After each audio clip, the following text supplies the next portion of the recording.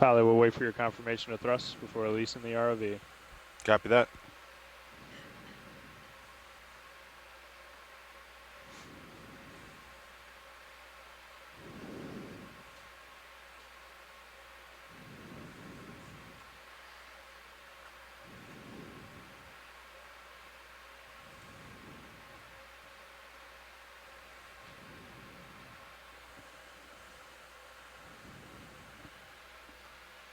Pilot has control. Pull the pin.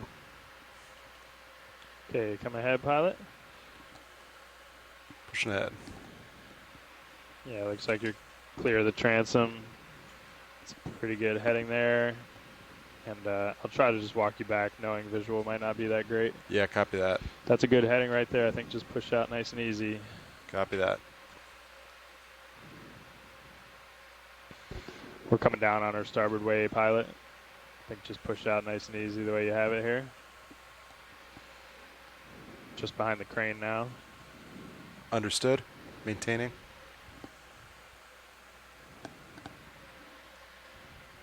And yeah, go ahead and start to straighten out, pilot. Copy that. And, straightening out. Let me know if you get visual. You're not quite center line, but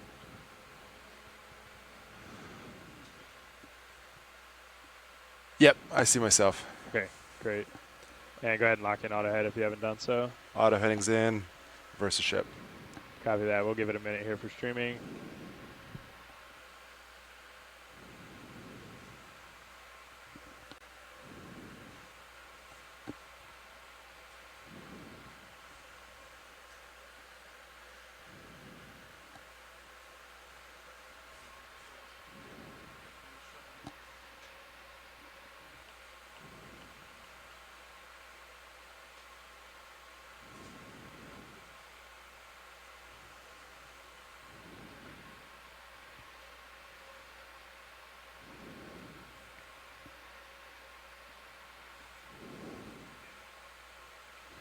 Okay, deck streaming looks good.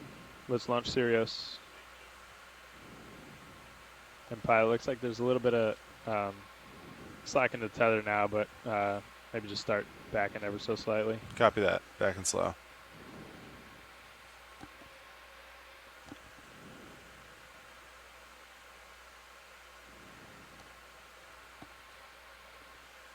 It's about 5-0 backing.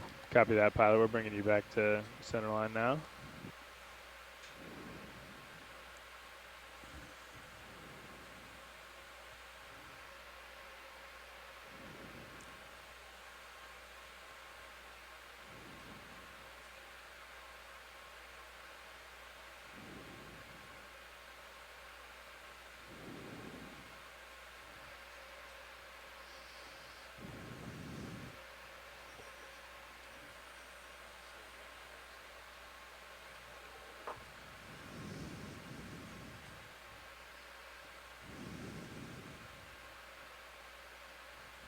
Looks good, pilot. Let's maintain what you have here.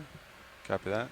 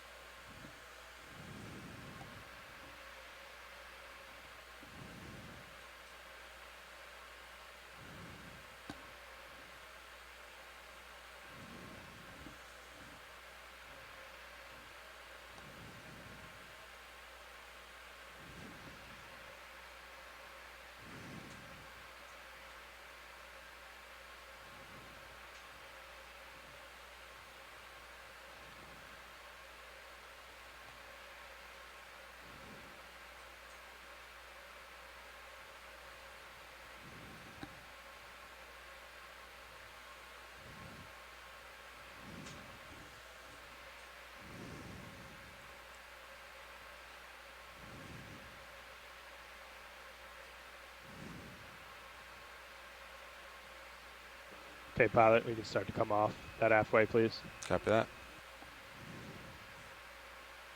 Off stick at this time. Copy that. Yeah, let's stay off. It's hard to see slack. Yeah, understood.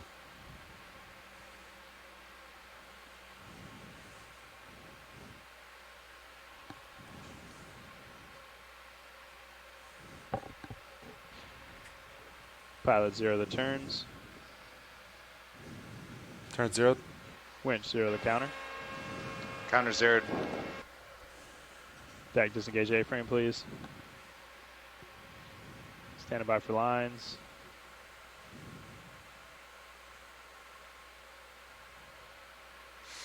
Okay, pilot, are you ready to descend? Yes, sir. Okay, let's go down to 50 meters and hold at 15 meters a minute. Winch will do the same. Copy that. Heading down.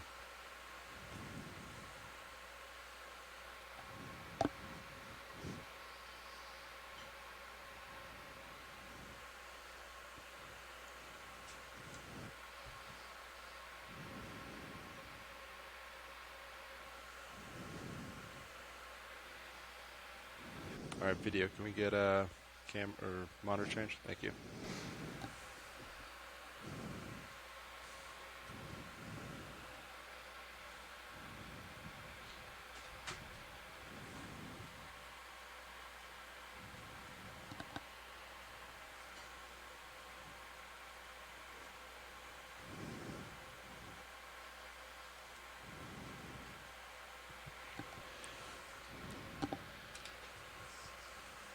One 0 meters, wire out.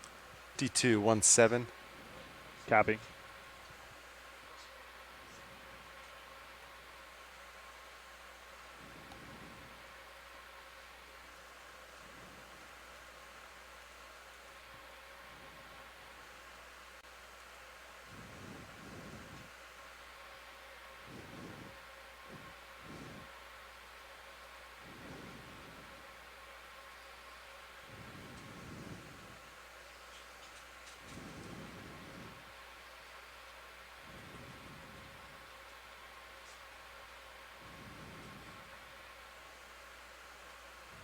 Two 0 meters, wire out. D229.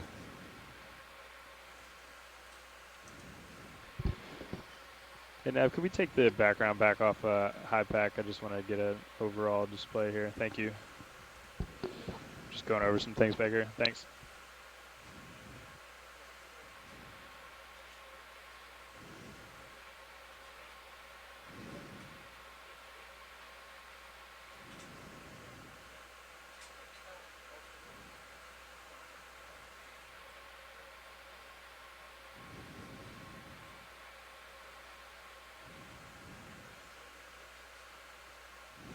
Three 0 meters, wire out. D236 meters. 3-6 I.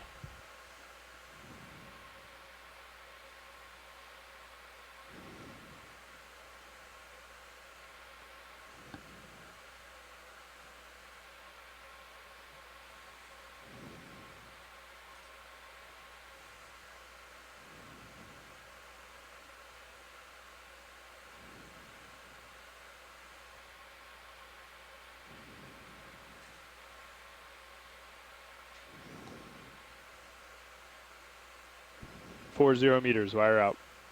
D247.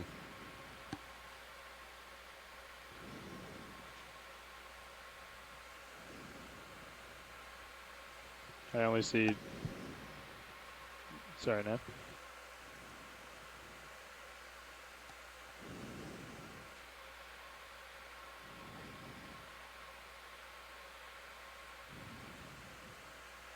All right, D2 stopping just below 50 meters. Copy, pilot.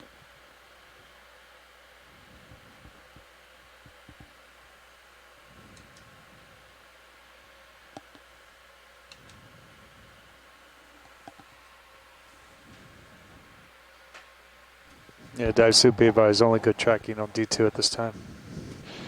Copy, only on D2. We'll hold at 50 then until we get good tracking. It looks like the winch is all stop at 50 meters.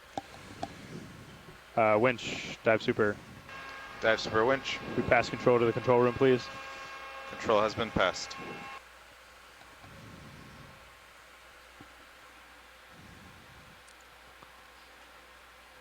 I'm gonna cycle a wake up here. Co-pilot has control. Copy, co-pilot. Nav, dive super. Good, dive suit. Hey, I'd like to pass control back up. Looks like we're close to waypoint 1. I'd like to pass ship control back up to the bridge while we're troubleshooting the USBLs. How's that sound? Yeah, good copy, dive soup. Okay, we'll call up now. I'm going to cycle USBL pilots. Copy that. Stop tracking both vehicles. Power off, power back on. Run another wake up on Sirius. Is there a reason we're still running lights at 85%? As opposed to what? 100?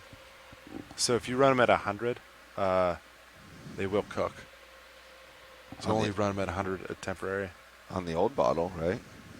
Now, this cruise, if you look at individual things, and you have them at 100%, you leave them, they will get 50C and above. I think you got Oops. Deck A on. Sorry, Dive Super. That's all right. It was interesting.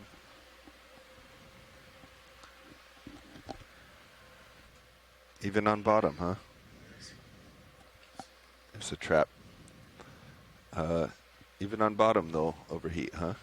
It was on bottom because I left them. I know this because I left them on from white balancing. Lower swing arms. Left them at 100. On the way down, got to bottom. Once we're at bottom, and then I'm doing all my lights. Dive Super. 50C plus. Good, dive soup. Hey, we have pass Yeah. control up to the bridge. I'd like to give comms back to you so we can come in auto position. Good copy. RV nav will take comms. Roger, Nav has comms. Thank you. So that's why I typically go. That last 10%, it's much brighter. Bridge.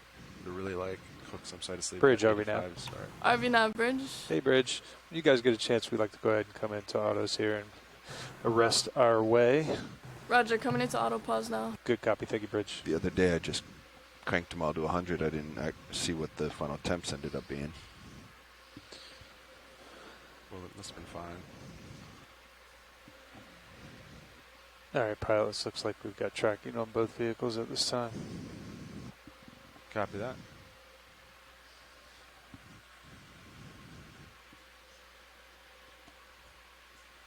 Well, when we get on bottom, I might do that. I might turn them all up and see what our temperatures are, because we need to know that for engineering. Yeah.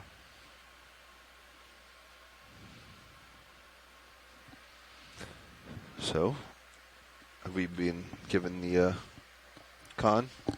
Yes, we have the con. You guys are free to descend at this time. Understood. I have control. Okay. Let me get some Z-bias in.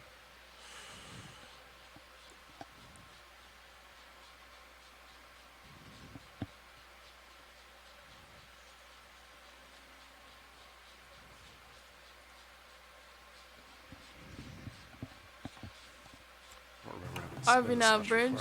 Go ahead, Bridge. We are currently in full auto and would like to punch in port prop and port rudder at this time. That sounds good. Thank you, Bridge. Roger. All right. Copilot, I'm going to come out of auto depth, and I'm going to kick in Z-bias down. You ready? All right, paying out. Auto depth's out. Z-bias is in. I'm heading down. Delta 3. I'm going to leave in 27 forward. As Copilot said, we have a little westward current. Nav winch. Go ahead, Bunch. Yeah, winch is all set. Fans are back on, and I'm going off comms. Good copy, all. Thank you, Winch. Thank you, Nav. Dialing in to 30. Winch is at 30. Copy that.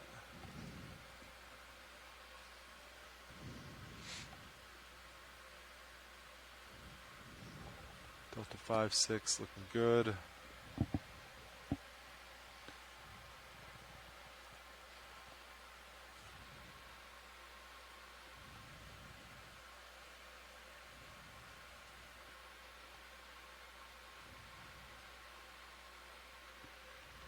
Let's see. Are we just holding station right now? Nav? Yeah, we are right over top of waypoint 1. Copy that. Waypoint was waypoint 1. Oh, nice mark. It was so close I didn't even think to look there. Perfect drift test this morning.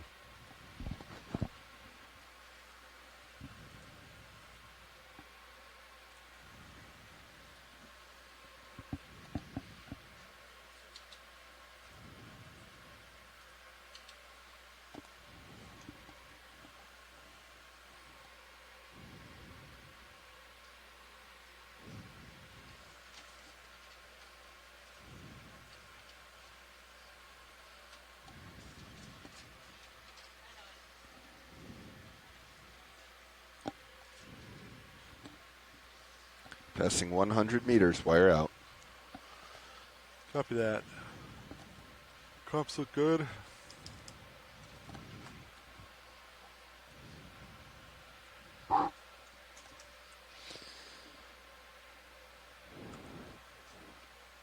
Fiber values look good.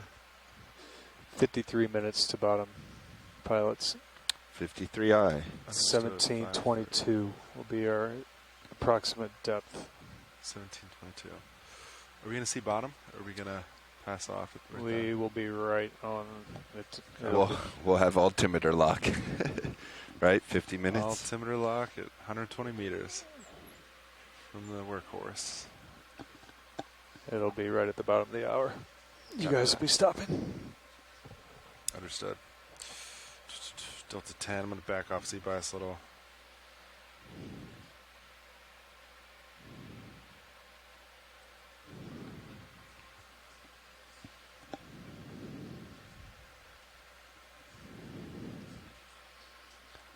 Trilab, this is Nav. Anybody out?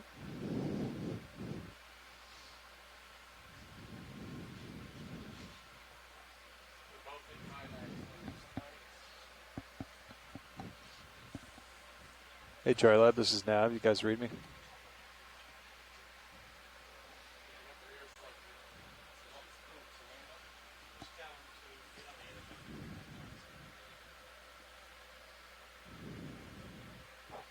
Thanks, Ro.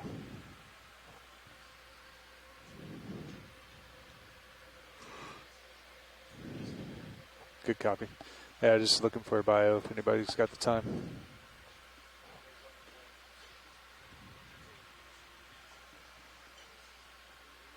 Yeah, I think Fernando's got me. Thanks, Workshop.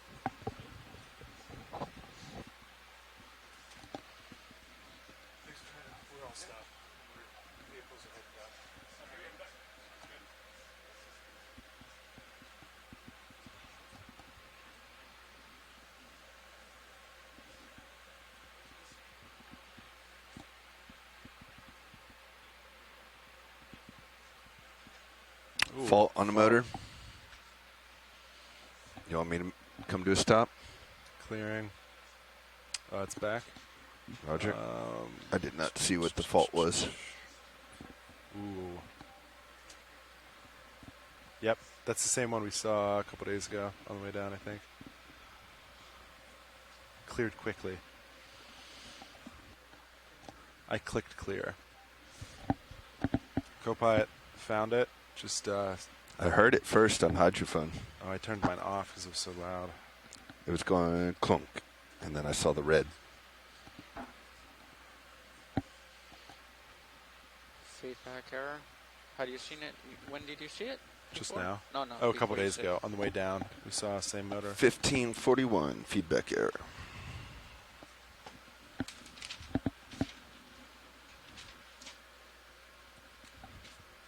Yeah, probably. Yeah, I'm thinking that's that one that has that slow weep. Oh, right, you are. Yeah. Ooh. And 1542 FlexLink cameras are down. Approximate depth 218. Down, flickering. Okay, we're flickering. Down. Well, they'll come back. Oh, those are serious. These are down, right? I would call this down. Yeah, those are down. Those aren't coming back quite yet. Oh, another fault. Clearing. Port vert. FlexLink is back. 1542. It's been like the exact depth every day, right around 225. Said two back-to-back faults. What was the fault that time? Same thing? I just cleared it. What was it the first time? I forget the exact words. Levi knows. Levi, are you still on comms? Feedback error.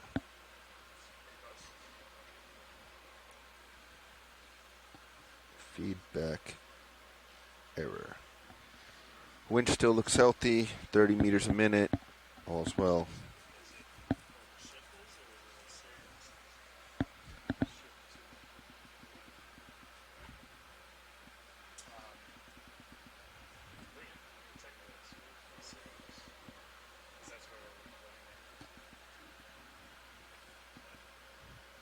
Understood.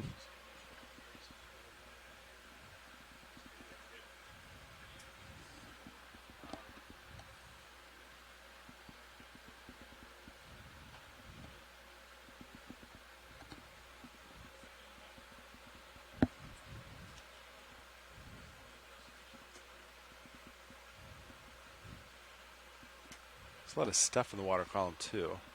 See a ton of jelly. Could it be a coincidence that It could be that we are Jelly's catching just getting something there. in there, especially if it's something with a little more of a skeleton. I forget what they call that, but the gelatinous, think squid. phantom Squid have that harder, exoskeleton? yeah. Is it called a skeleton? I don't think so. It's not, but it's that harder body. That could certainly cause a problem on the thruster.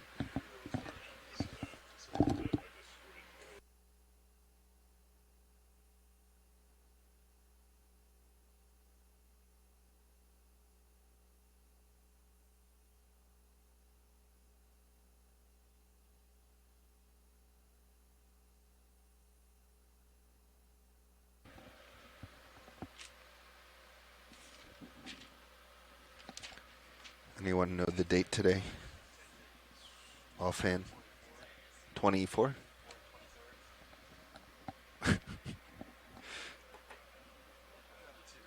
'24th. You got it.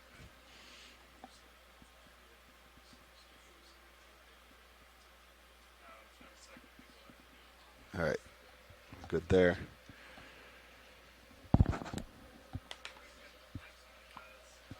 Workshop, if you're listening, be advised we have 600 k ohms on Sirius motors. I don't remember seeing that one previously. Was it? Okay. So we got motor problems everywhere.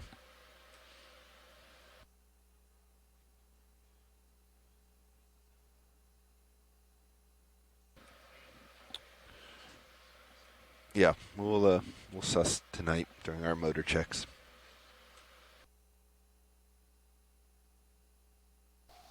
Pilots, we clear for the general announcement? Yeah, I think we're good.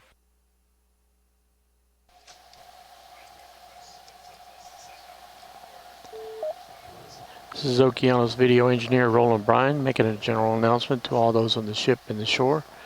This is a reminder that all audio associated with this dive will be recorded with our archive video, as well as being streamed ashore via the satellite and the internet. Keep that in mind as we proceed with the dive today, and enjoy the dive. Thank you.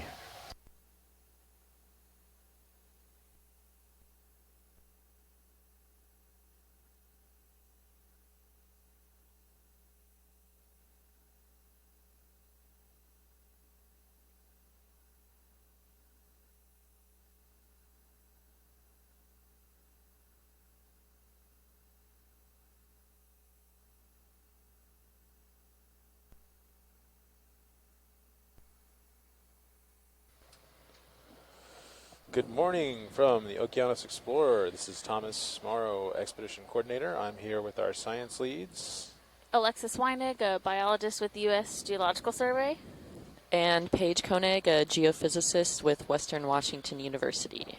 We've heard one person join us on the pre-dive brief call. Just wondering who's out there. This is Meredith. I'm here, and I can stay on until 9, and then I have to jump off for a quick coral call. But Great. Thanks, Awesome. Meredith. Great to hear from you. All right, pilots. Great. So 4 or 5 minutes to if bottom. you're on camera 3, 45 Meredith, you minutes to should bottom. Copy that. 4, be able to see overview of where we'll be diving today. We are going to be diving in Quinault Canyon? Quinault Canyon. Quinault Canyon. Quinault Canyon. One N. Apologies for Quinault the... Canyon, yeah. Quinault Canyon. Yeah. We did a dive on the Cascadia Deformation Front yesterday, which I don't know if you had a chance to see. It was pretty sedimented, but we did have some relief, so we had some consolidated mudstone. We saw one black coral, and we collected a corallimorph. So we wanted to come closer into one of these canyons and see if we might have a little bit more hard bottom, less sedimentation in this area. So That was the thought process behind picking this dive site, and we went for a south-facing wall, which worked with, I guess, slope. Let's not call it a wall. That works with the weather as well, so the currents allow us to dive on this wall today. Yeah, so Thomas has the bathymetry up. Yeah, Meredith, go ahead. Oh, I was going to say, we've done a few dives further north and west, or north and east in this canyon, and you should expect some pretty heavy sedimentation still, but you should also get some really good exposed rock in areas. Okay, awesome. Yeah, I think we saw some of where the dive sites were kind of in a different canyon channel, so we stayed a little further out to stay a little deeper. Delta 7 looking Yeah. good. Comps look good. great. Sonars are clear. We're heading down. So I think So we're seeing this dive site is the steepest slope that we acoustic can interference find, on our altitude scale. along this canyon. I'm hesitant, though, to secure the idea that steeper slopes should yield altimeter more biodiversity. since we have a new DVL. And we were wondering, Meredith, if there's anything in particular And we I'm should be also on the lookout hesitant for to secure while we're down here. DVL Can you tell her our depths? in case Oh, yeah. We're, the we're going altimeter's not from, quite about ready. 1,700 meters catch-22. up to Yeah. Where are you seeing? about How are you? 1,400 When meters. you say you think you see interference? Just the way it's jumping all I over would the place. expect you're going to see some really good paragorgia. That seems to be in terms the of targets symptoms for of collection, acoustic if you interference. see anything in the Acanthogorgia family, Okay. and out here Ever they since will we all be replaced bright Sirius yellow. altimeter, We it's, have a big either distribution gap Generally, it's between either Monterey no and then they bottom pick lock up again in the Canadian or very seamount. solid And so we're bottom hoping lock. we can find a spot that's kind of that where we find them in I between. think that's we because haven't it's seen them in between new at all. frequency and just Okay. being a And new then unit. I would look for anything in the much better. bamboos and the Doesn't get all Pronoas. this noise, Okay. false readings. Okay, yeah. We will keep an eye out for all of those. Yeah, we're going to 261 do, we have a km couple engineering on the objectives main still to accomplish, DC so it'll kind of be connector a on hybrid dive D2. again. But Yes, we it's should have squeezed some out. clearance to do Yeah, some I think collection. we're going to So if we replace it see tonight. any of those regardless. species, I will request those from our Primary, pilots. primary is going to be motor Fantastic. VAC. Thank you. We're going Yeah, to debug that. thanks in for the calling in, transformer. Meredith. Yeah, thank you. But then if we have extra hands, we'll open up the plenum and replace that If bulkhead. there's anything else, feel free to. The teleconference line is going to be open today, so if you want to call in or you're available, feel free. And then also, the chat is always open. So, yeah, let us know if you're able to watch and be here. Yep, I'm going to have it on in the background kind of all day as I'm working along. And if you get into some really cool stuff, I will join the teleconference. And otherwise, I should be on the chat all day. Awesome. Thanks so much. Have fun on your coral call. Yeah. Thanks.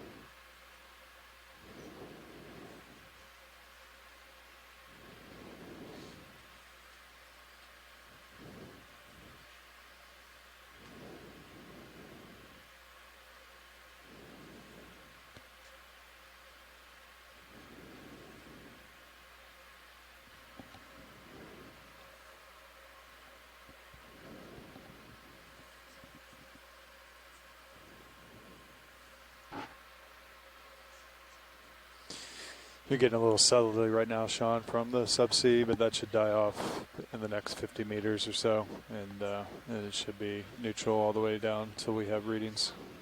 Copy that. Shooting's looking pretty good. Let's see, what's the plan for today?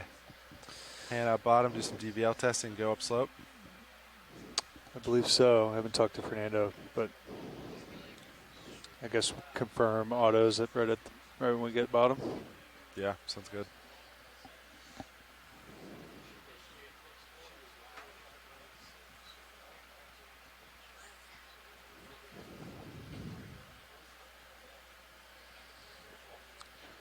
Be advised, Bobby, looks like your shilling is on the drawer.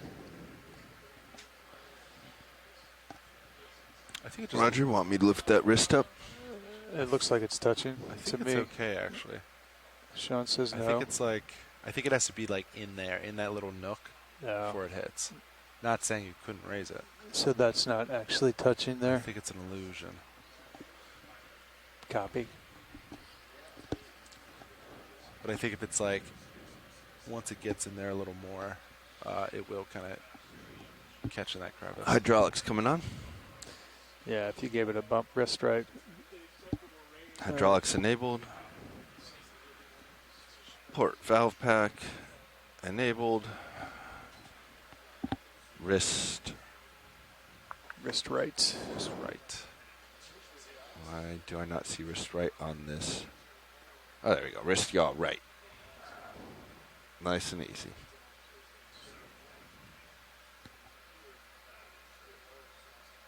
Creeping up. Starting to see a little feedback. I can't see it through my eyes. I see zero movement. It has not moved. Creeping up. I'm getting flickers of the green feedback.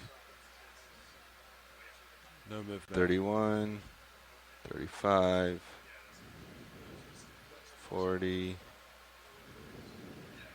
I see nothing, really. 43. No, hasn't moved. I'm pretty low on RPM. I don't 56. think you should need a lot. Oh, it's moving. There you There go. you go. That looks good there. Disabling valve pack. And HPU. Disabled. Good copy. Thank you, gentlemen. Thank you much. It's a neat cephalnophore, or a midwater creature.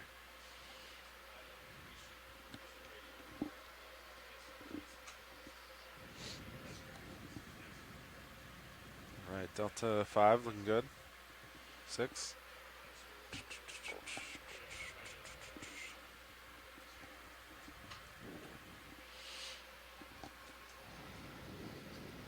What's the steepest slope today? Similar to yesterday, Similar to yesterday. 36 degrees. Copy that.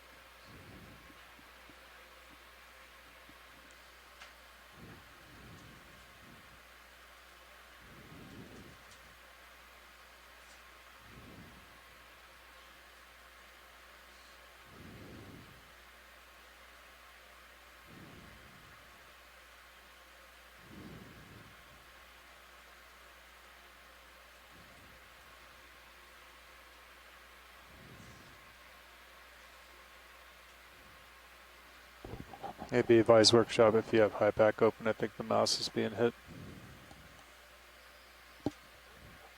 Somebody keeps right clicking the mouse on high pack left.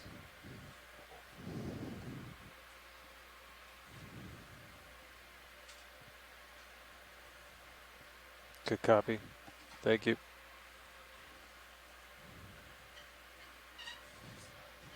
Nope.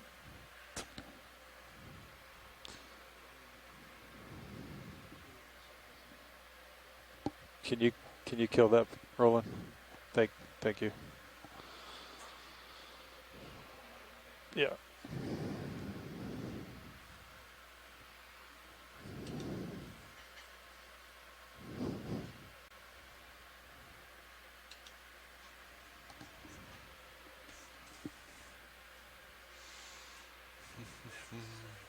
Right, D2 just past 734 meters heading down. Good, survey. Good.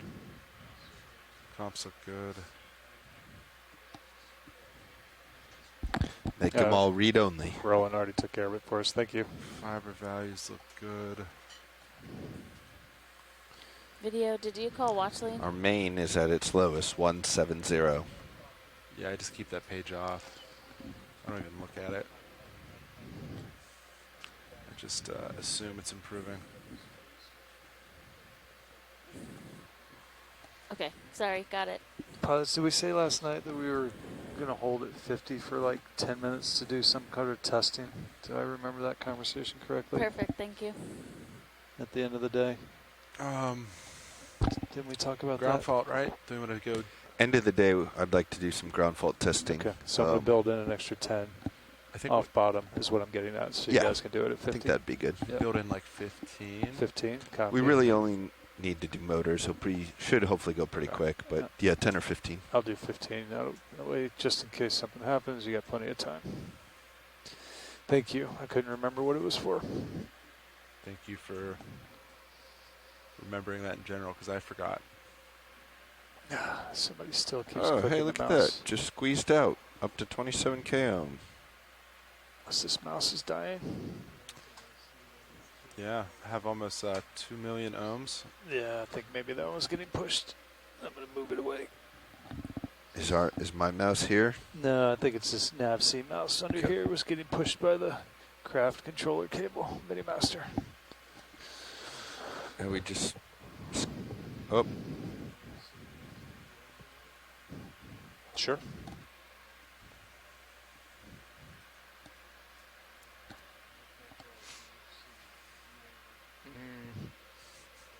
No, give me back my right nav-C. It drops me out completely. If you don't mind. Undo that. Thank you. Delta 6 looking good. Oh, good Lord. No. Just leave it all rolling, I think. I've lost everything now. What's going on? Okay, you just put the EX high pack on my screen instead of ROV high pack.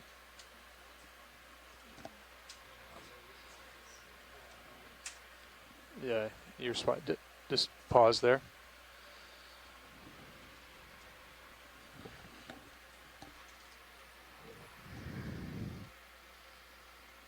We're ROV high pack. I think it's just high pack. Does it say RV? It just says high pack. Should say ROV.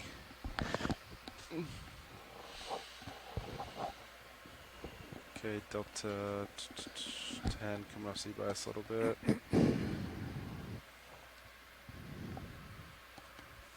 Just nice jelly just past us. So do we still have the camera on the vehicle? Is it on the router panel for the suction hose? Levi has to go in the rack room and swap some stuff. Okay, so we've got the jar cam back permanently for now. Correct. Okay. Yeah. No. I think last night they said that all cameras were available. So I saw the jar cam was back. Didn't see how to get back to the suction hose cam.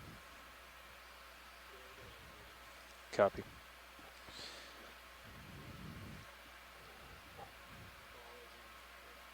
Understood.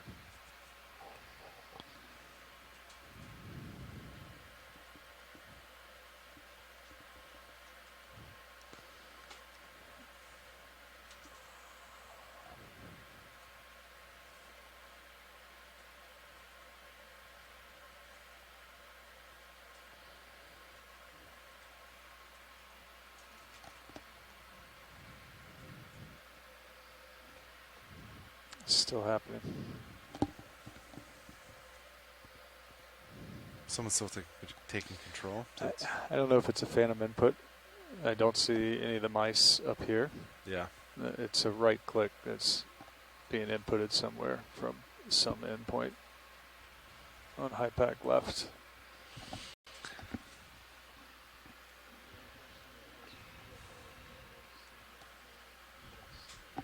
Yeah, that mouse. I think it might be this mouse over here, wedged under. Is it? Okay.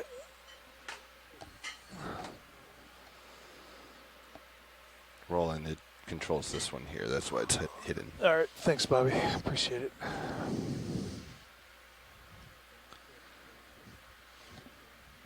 No, just don't touch anything. We've got it all figured out.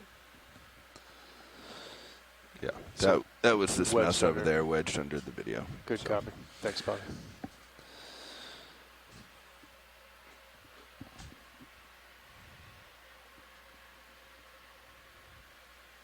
All right, the mystery of the mysterious mouse click has been solved. Come down Z-Bias a little more. Delta 11, 12.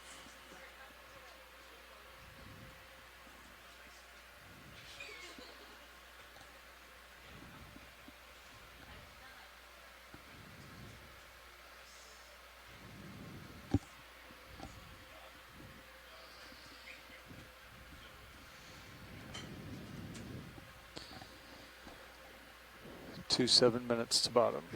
27 pilot copies. 27 minutes. 27. We are heading down.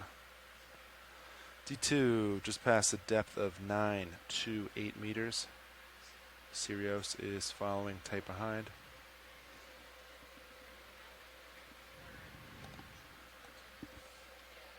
Tension on the winch looks good.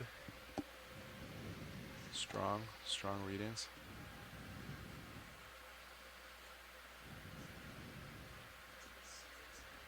Sirius bottle looks dry. 8% humidity, nice and dry. D2, pretty close, 12%, still pretty dry.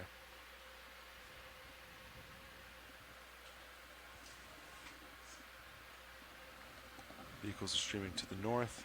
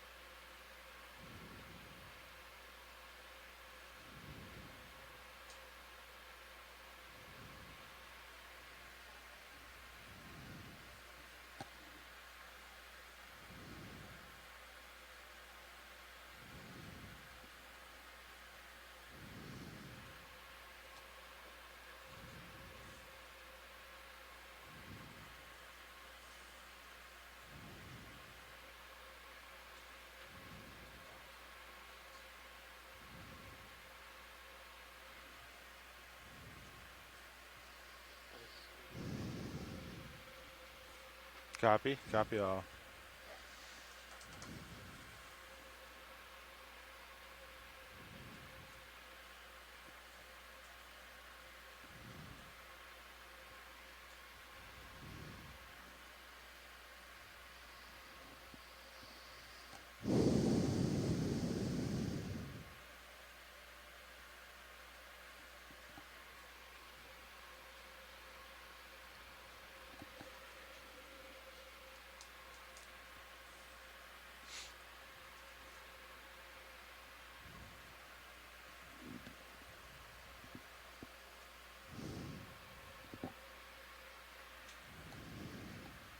All right, just past 1,000 meters.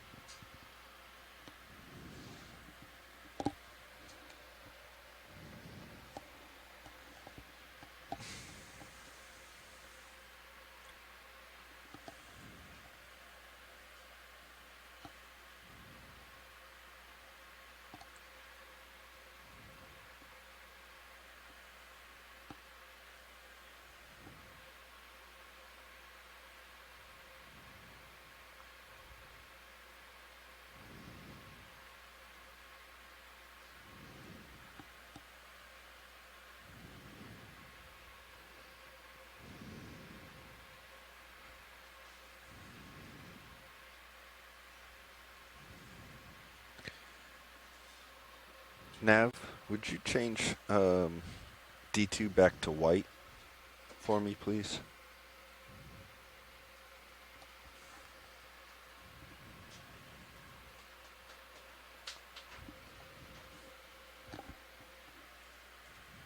Perfect, thanks.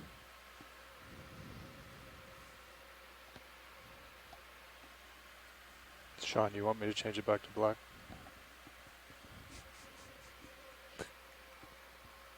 White's fine. Did you request black? No. Oh, I thought that was left over was. from when we were on white backgrounds. Could be. There's no way to know. No,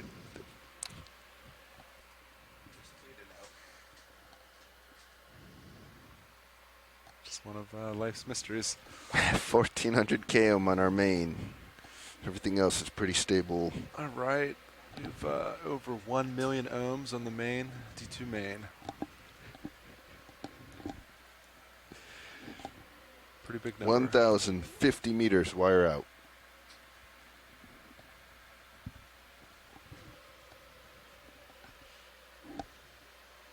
Let's see.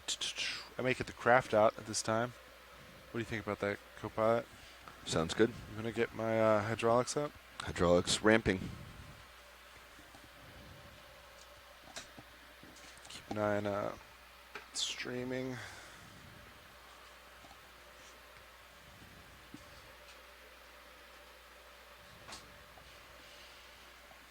I think I can hear it. Did you hear the change? Mm-hmm. Okay, so I'm not going crazy. That higher pitch sound is the okay. HPU.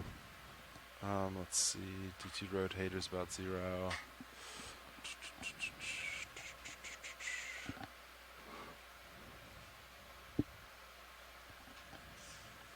All right, arm is coming live. 3, 2, 1. Arm is hot. You want me to follow you, or you already have it? You can follow me if you want.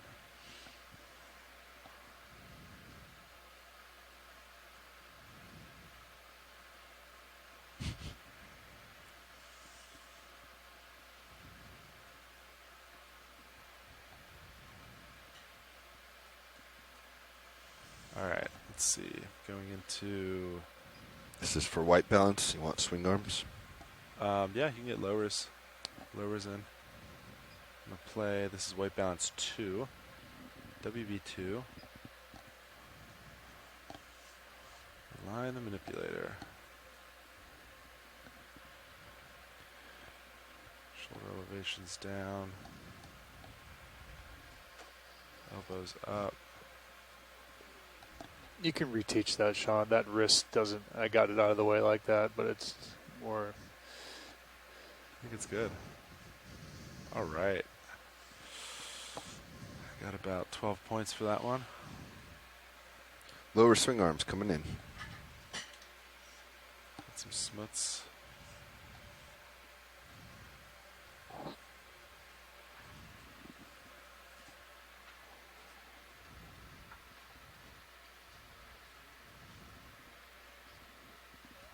You can zoom. It's out. We're getting lights on it.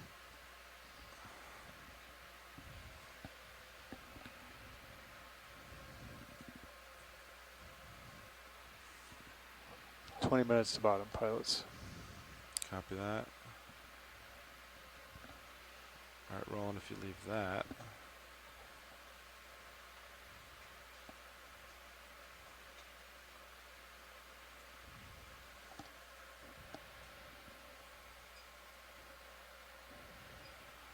So let's see, I just need to...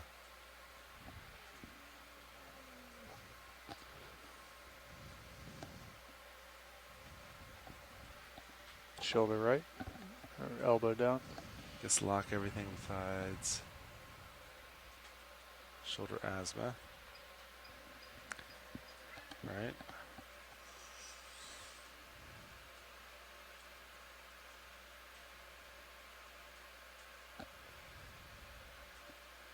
Bingo. That joint lock is really sweet. So, yeah. It helps to focus on one joint as opposed to all of them.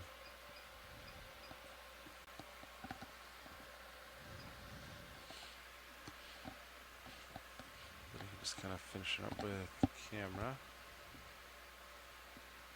Oh.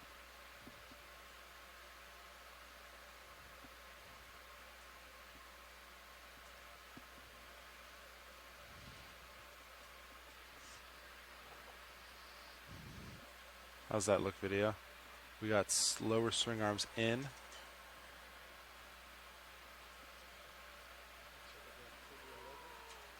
Copy that. We got sufficient levels. Co-pilot, nice work.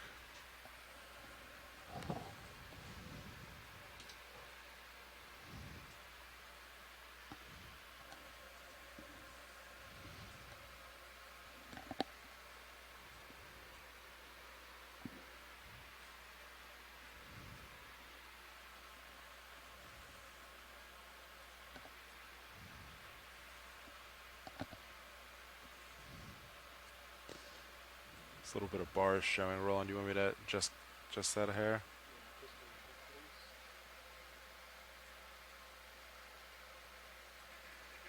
Okay, all done.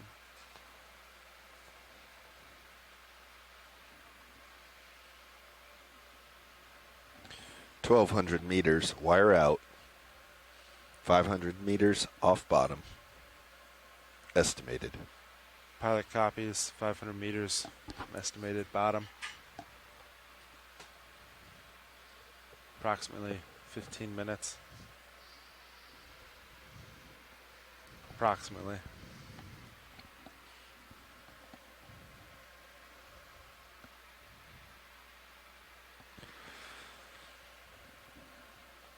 Vehicle streaming to the north.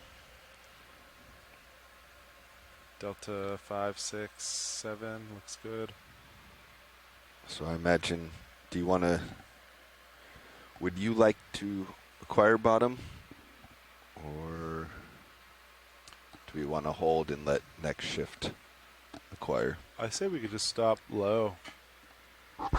If we get good lock with DVO and just hand off like that. Like stop at 50 meters or something. Yeah. Should be a pretty easy setup. I'm just going to probably come to starboard. Yeah. Come to starboard half 180 and already facing uphill.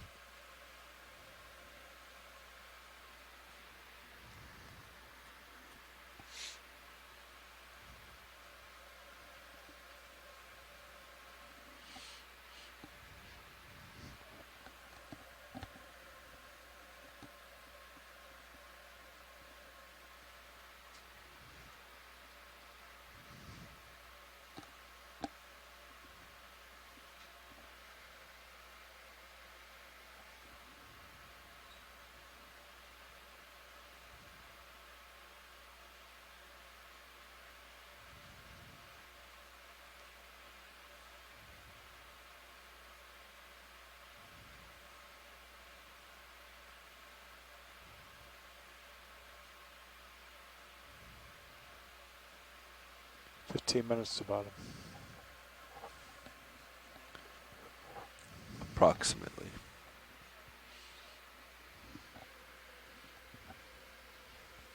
Winch tension looking good.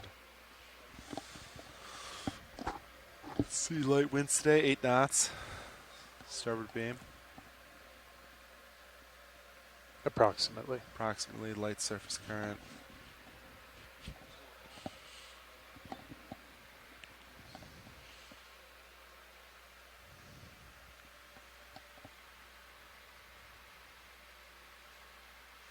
KHD1 is good. I'm going to check the colors. Looks like you got a floater in jar 6. Copy that.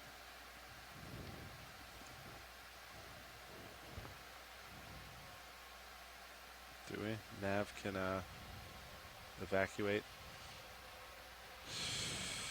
Evacuate substance encroaching our territory. Rotate for yeah, rotate it just to make sure it's Ready for in 6. HD2. Copy that. All right, Roland, when you want to zoom in on you, I will You fire up the lights a little bit.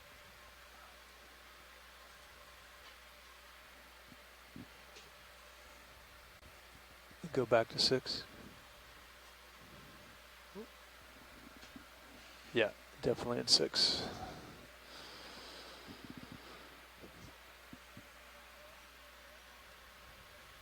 Approximately.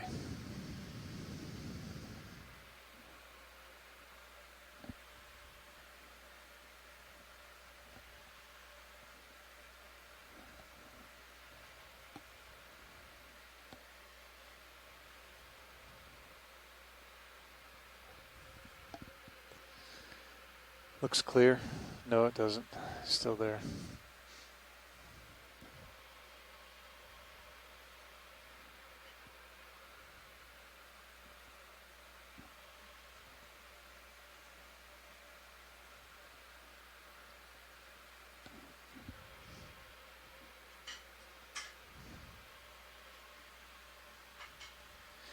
You rotate to 1, Bobby.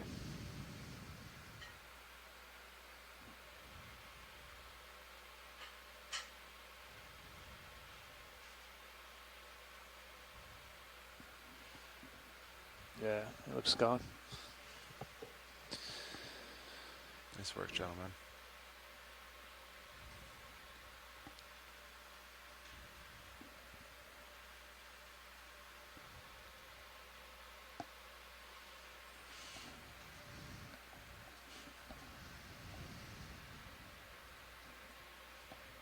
Jelly, serious cam. It's a neat looking one.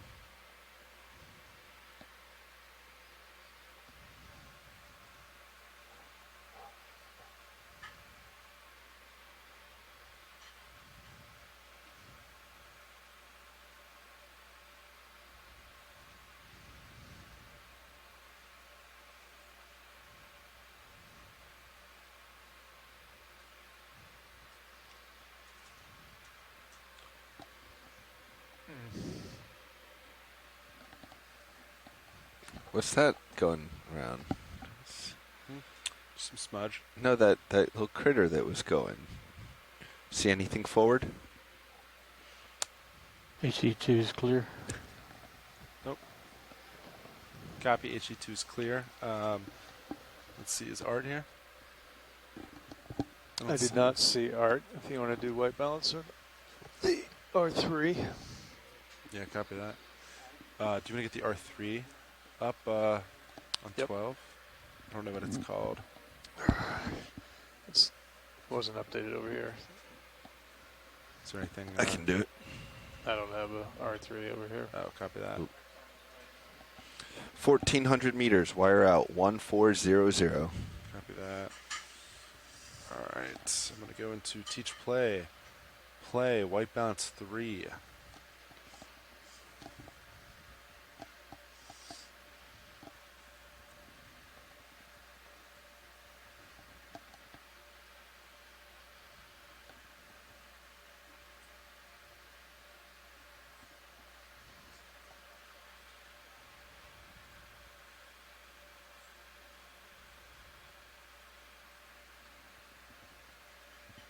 This one always makes me nervous. I know it doesn't hit. I've done it.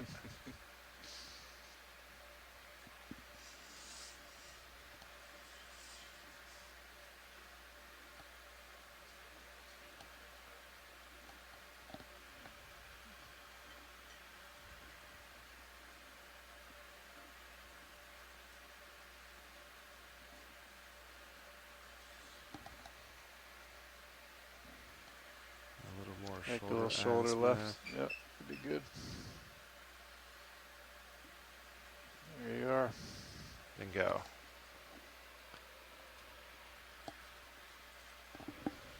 Yep, I see Art. He's there.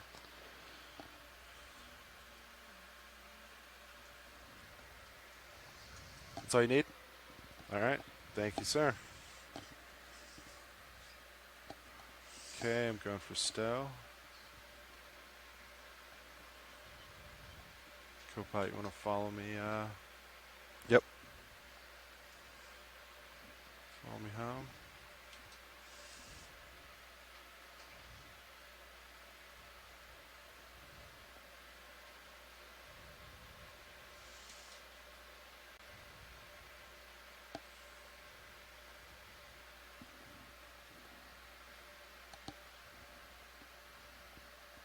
Okay. Arm is off. Nice work, everyone. Is that some schmutz in the starboard rock box?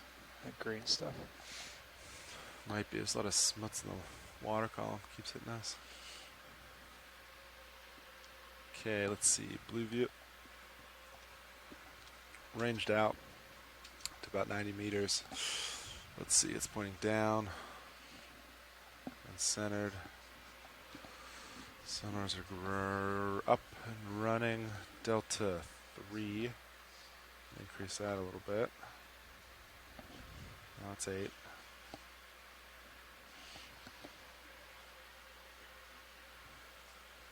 Streaming north, D2 just about to pass 1,500 meters. Drawer still out. Drawer is out. Are swing arms back out? Copy. Swing arms are outboard, but haven't done any of the other bottom functions, stowing, drawer, etc. Copy. You can do that if you want or not. Passing 1500 meters, wire out. Wire out. 1,500. Approximately 200 meters off bottom.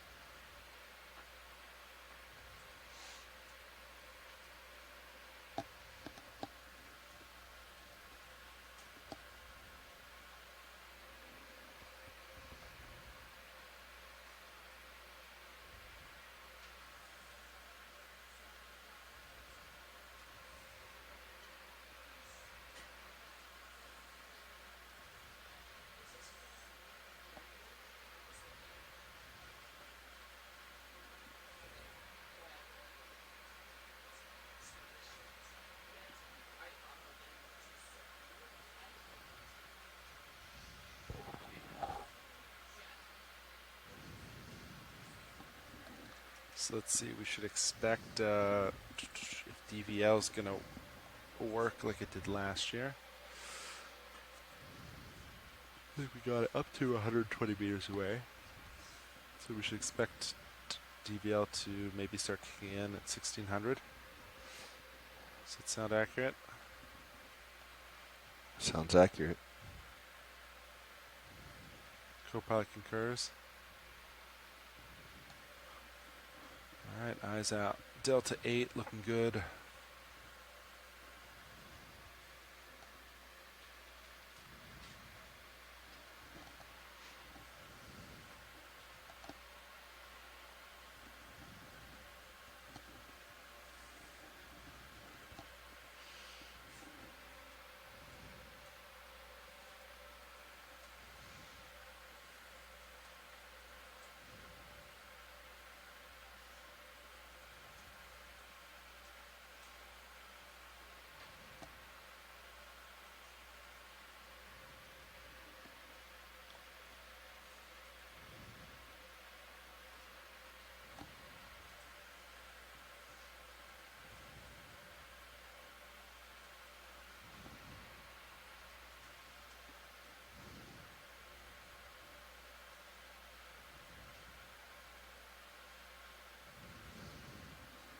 Okay, just past 1600 meters.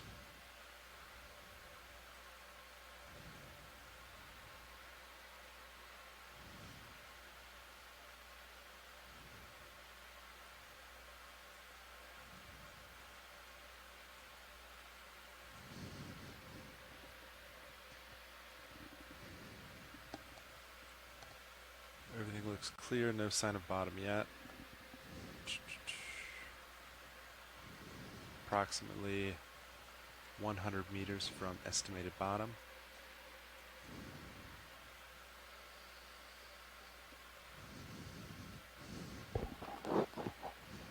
No sign of second shift. Ooh. 85, 85 's I'd believe for that. grazing. 85 meters. Looks like it's just over 1,700. It's trying. It's trying to get lock. 78. Solid at 78. 1710 estimated bottom.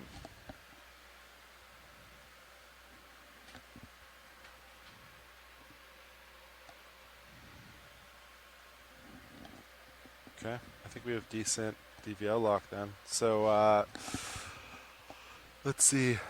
I can come to. I could have D2 stop at 25 meters altitude. How's that sound? You could stop 15. Sounds safe to me. You're pointing uphill. Good altitude lock.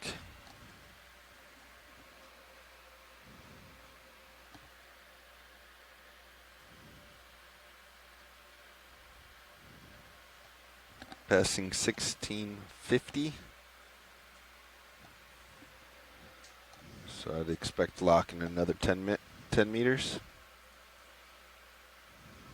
Looks like altimeter also has good bottom lock now too. Makes sense, about 50 meters. Might be picking up something real soft on blue view 50 meters out. Yep, it's there at the 50, yep. And I should be getting bottom lock any second. Nice jelly. Yeah. I have it. Copy that. 48 meters off bottom. I'm going to stop at about 10 meters. Copy.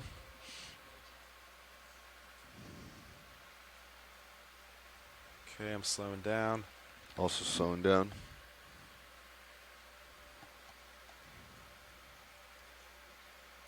Winch is coming, I'll stop.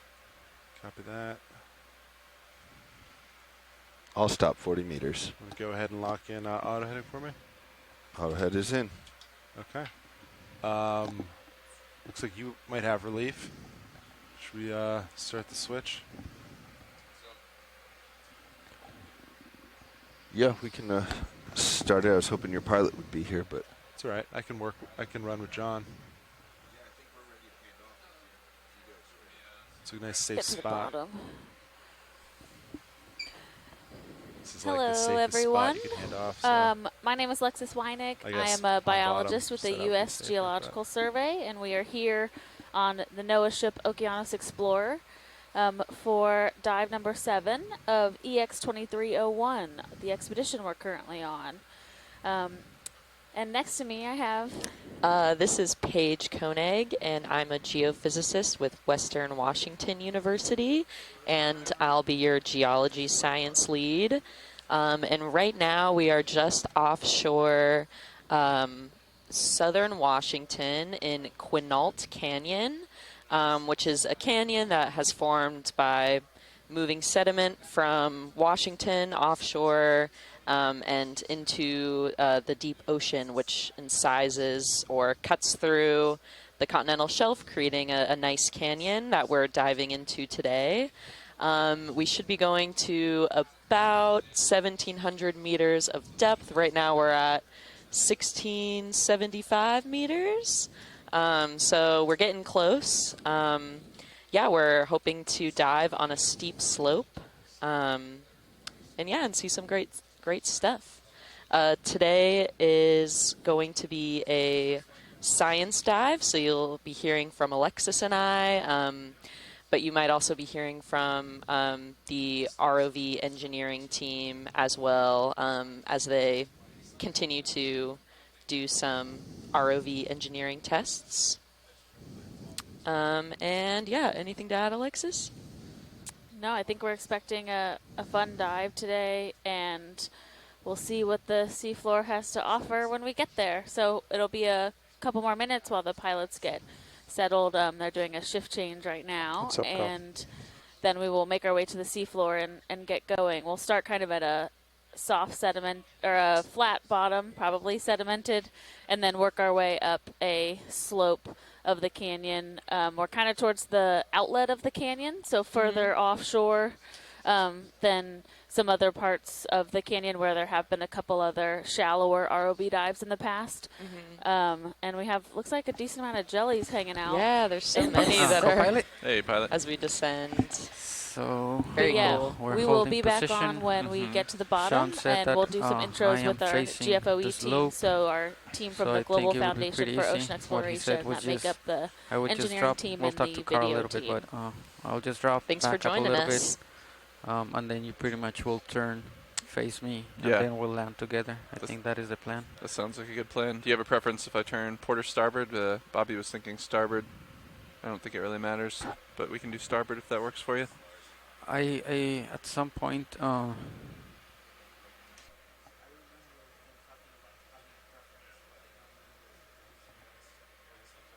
Okay. We can keep an eye on tether. If there's any kind of current, we may want to just keep that in mind. Let it kind of blow off to one side or the other.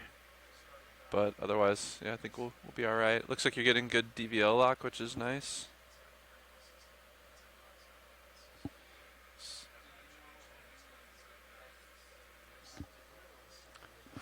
I think it's your show.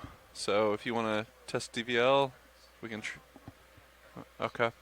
We can check with Navigator and see what our objectives are remaining. And then if we're good there, we can also check in with science. So it's kind of, I think, dealer's choice.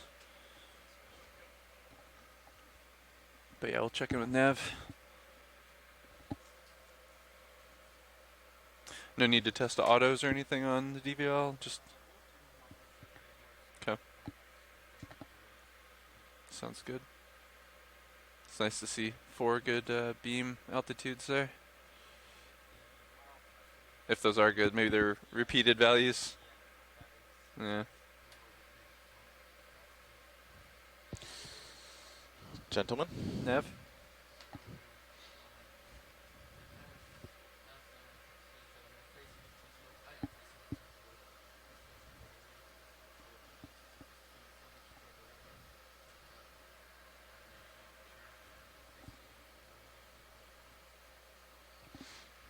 Yeah. So you're going down and backing up now? Yeah. Right now we already have a delta of 10. I'd say you can come down another 5 or 10 meters and start backing. Yeah, I think delta 20 is the safe. Yeah, he doesn't need to get completely under me though, I don't think, for this turn. So, yeah, probably shoot for 20 and we'll go from there. A lot of biology in the water here. And then once we get set up on the bottom nav, we can, Fernando was asking if we had any major objectives. Maybe we can look through our list. Ooh, yeah.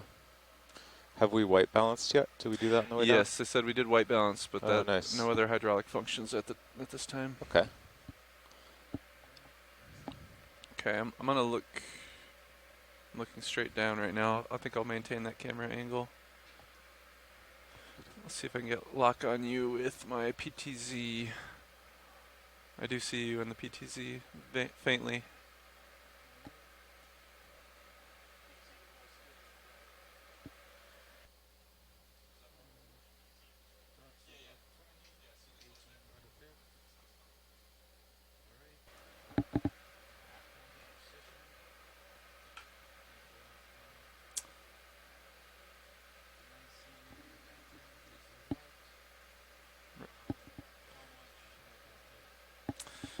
I would say maybe back a little bit more. Yeah, I could turn on the fisheye. I do have you on my PTZ, so I can keep an eye on you with that. We're still pretty stretched out. The tracking is pretty good too. What's our distance apart right now? Not.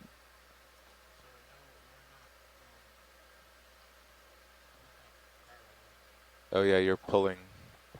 I think so. If you back up, you're pulling his auto head off. So just keep backing. Yep. Thank you. I think I'm going to pull that up actually on the monitor 7. Stand by. Not seeing anything in that camera. But yeah, why don't you back up a little bit more?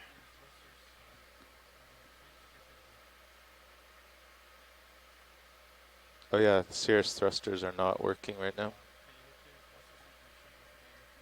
Yeah, stand by. Wonder if they turn them off. They are disabled. That will help.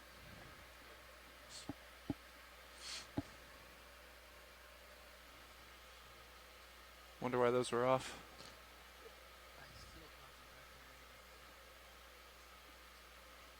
No problem. We got it sorted.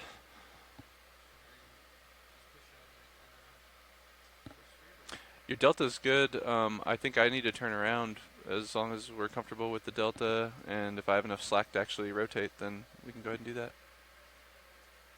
Yeah, I do see you on my downward camera now, so I can go ahead and turn to port or starboard if you're ready for me. Yeah. Okay. Keep it. We've got visual on a couple cameras. Roger that. Turning now. Oh, there you're in the main HD now. Nice and slow. I can see the tether. Looks good. A lot of turbidity here.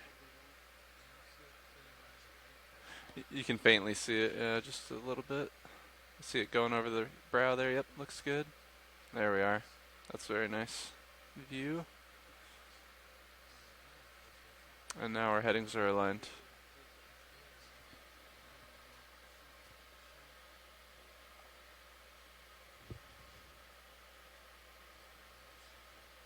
Looks like tether's wanting to blow off to the port side actually here.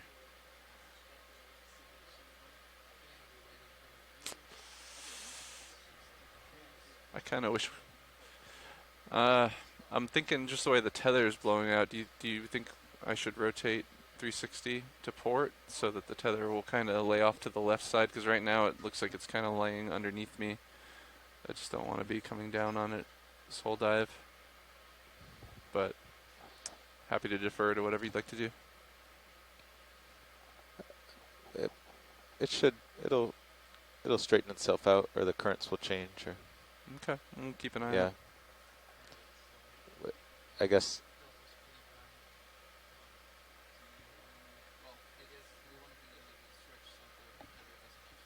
Yep. Yeah, somewhere between 15, maybe 15 and 20. It's your call, though. Yep. I feel comfortable acquiring bottom at this orientation, yep. Copy that. Easing on winch, downward.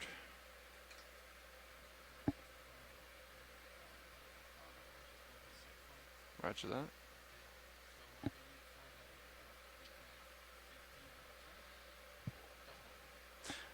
Whatever pilot's choice, whatever you're comfortable with. But that works for me. Coming down.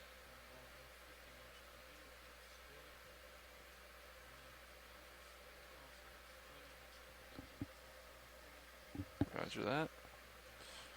Oh.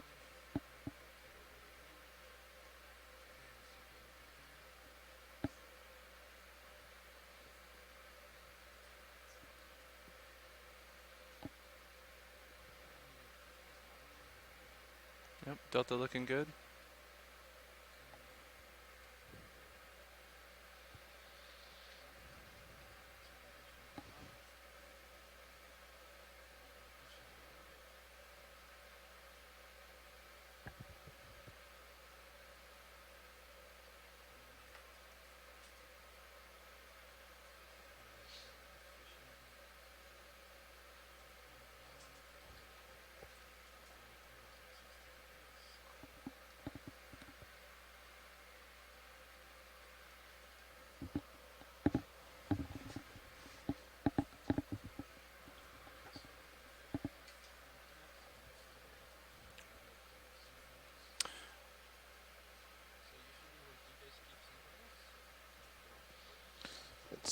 It's a little different. We have the workhorse, probably around 20 to start, yeah.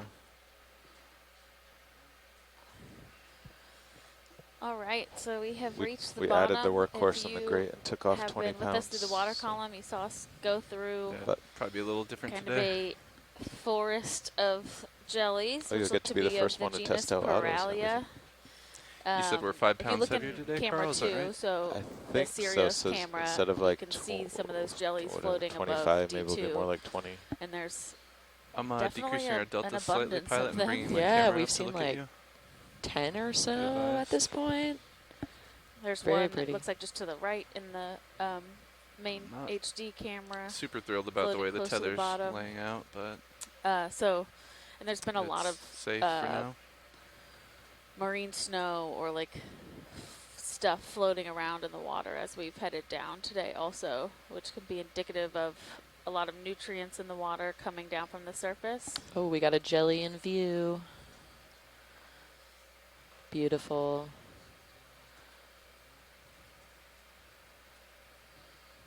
I don't know what is right in front of us, but once we are set up, we will try to take a look.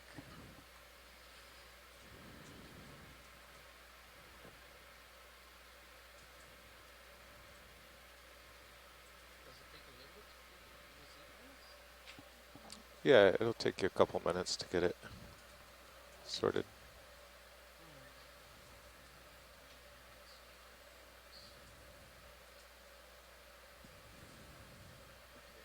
Got a little hermit crab right there. Yeah, seeing some trails in the bottom. Wonder what those are from. Roger that. In work.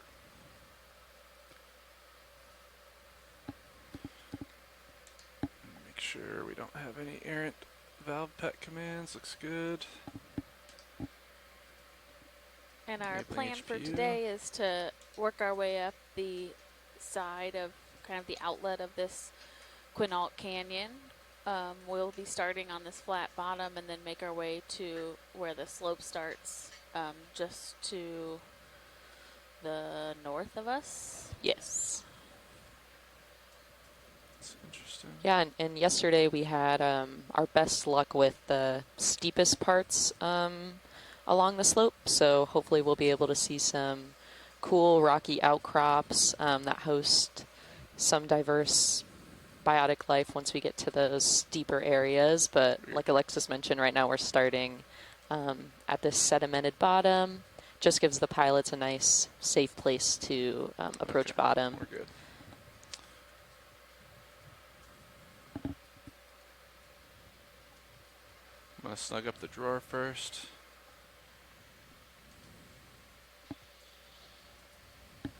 Drawer is snugged.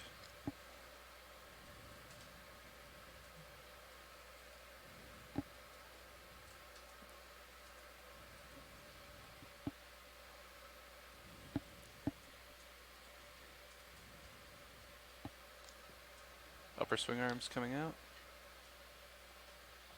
Playing with your autos.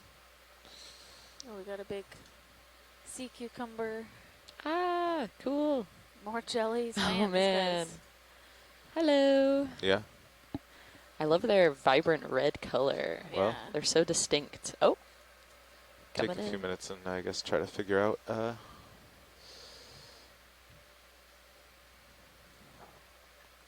We're at a depth of Is auto altitude working? 1,713 meters. And we started seeing these jellies pretty close to the bottom. So Yeah, I is would say that- in the last like 50 meters. Is that pretty typical or I don't no? know. Interesting. Yeah, we'll have to have Swing arms are deployed. someone let us pilot. know. I'll also mention that right now we're just downslope of the Quinault Canyon Olympic Coast National Marine Sanctuary, which protects just the upper slope of Quinault Canyon.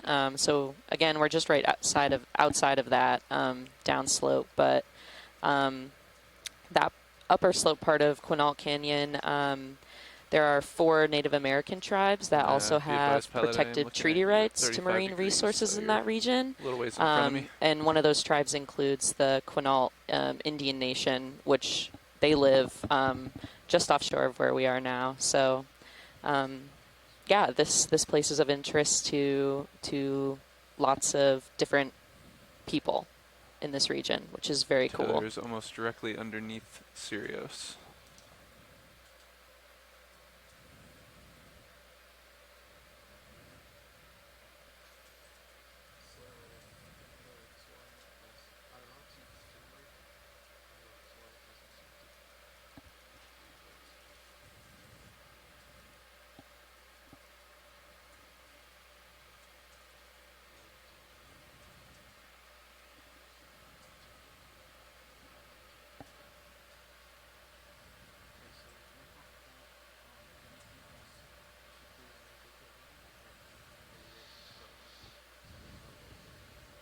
Yeah, if you're Little happy white with your fish, Z too. bias, Be- and we've already done white balance. Curious what those Yeah.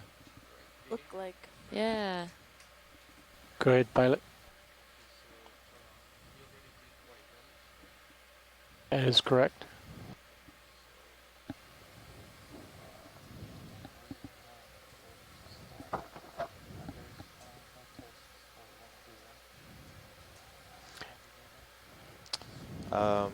Yeah, I'll look through that. I think we could start some zooms and ship moves, and then obviously we'll try to get Auto XY working later. Video would like to do some slow zoom checks to see if we still have that stutter at the end, and also an iris check. You want to give me a bright object, either floating fish or something on the sediment?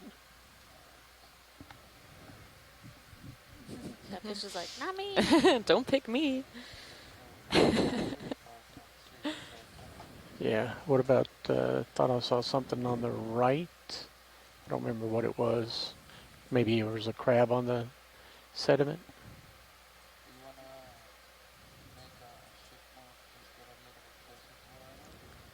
Works for me. Yeah, we could do that. You're Maybe. facing 355. Yeah, I'm looking 345. I can turn to pilot setting now. Okay.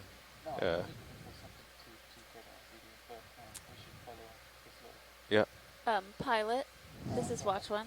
If you are just looking to practice zoom, that thing to the port side that has kind of the white spikes. I don't know. Yeah, those like branches. That would be really interesting for us. Okay. Okay. Oh.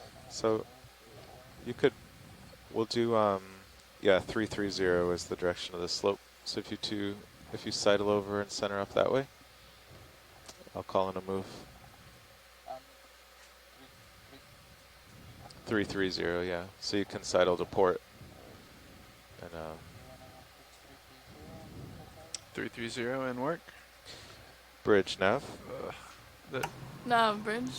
We have a ship move, 30 meters, bearing 330, speed 0.2 knots. Roger, can I confirm first that we're on bottom, and if you'd like us to shift to the A-frame at this time? Yeah, Bridge, ROVs are on bottom. You can shift to A-frame, and bailout will be 150. Roger, 150. Be advised, my tether is not laying out properly. It's trying to get on top of Sirius, so I think I'd really be comfortable if we could rotate Sirius 360 the other direction. Yeah, why don't you come up, get that delta up right now. Roger that, coming up. And Nice and Fernando, slow. you lock in your altitude down at the bottom. RV nav, bridge. Hold on. Go ahead, Bridge. Alright, our rotation center is A-frame, and just to confirm, our move is range of 30 meters, bearing 330. Hold that move, Bridge. Roger. Yep, can we get this sorted, please? Yep. So it is on top of Sirius right now. And we need to get it to come off to the starboard side. Yeah. So yeah, you turn to port, co-pilot. Turning to port slightly. Yeah. I don't want to lose view of the pilot. And then slowly winch up. It's trying to continue over Sirius. And yeah, I think it's come over entirely.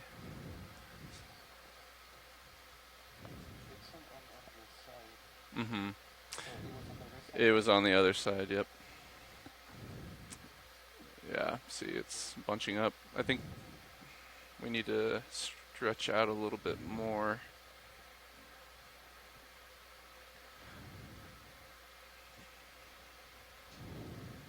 That might actually... It's still staying on my starboard side, which is... Yeah, that's where it was, right? Yeah, which is good.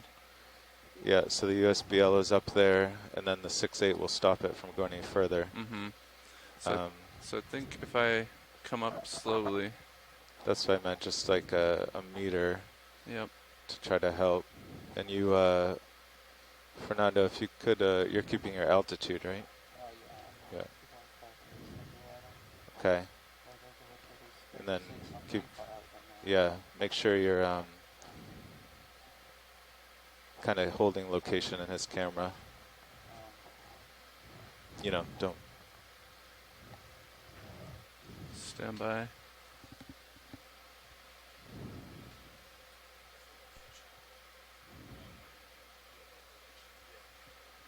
Okay, it looks like it's come off to the side now, Sirius.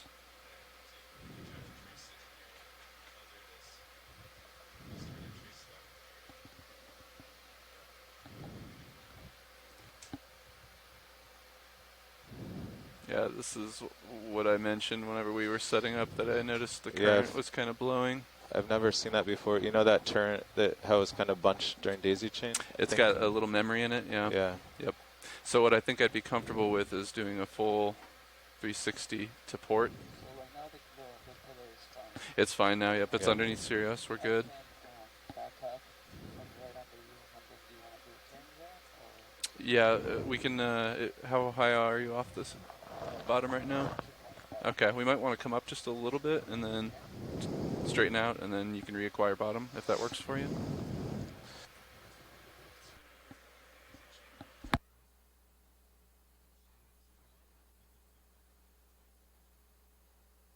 We can maintain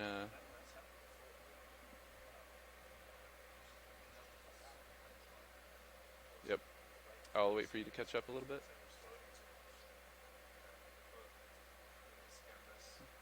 We'll try to maintain the 20 delta. It's looking real good.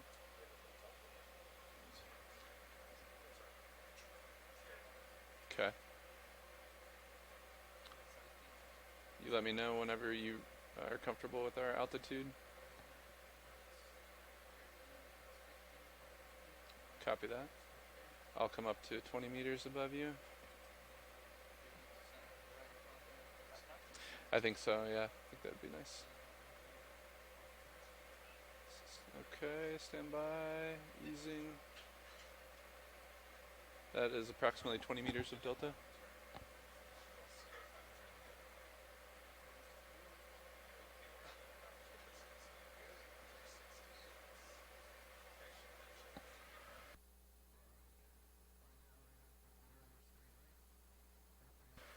Yeah, that looks pretty good. If you just want to back up slowly.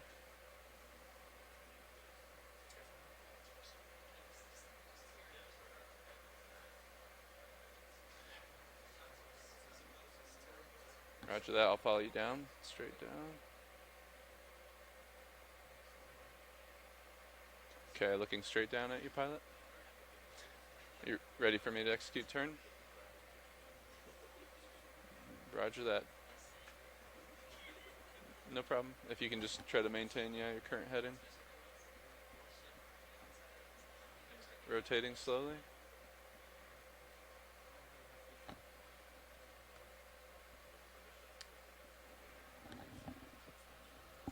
Right. We can catch, I can see it going over the top of you right now.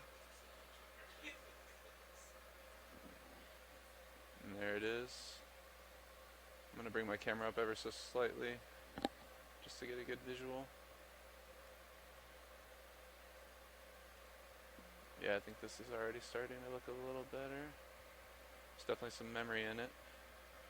Yeah, you're halfway there. If you want to Yeah, I guess you're fine for now. Looks like you're a little behind me, if anything.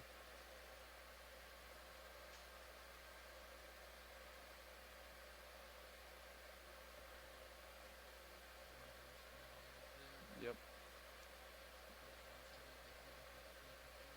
I'm looking straight down right now, so if you want to begin pushing ahead, yep.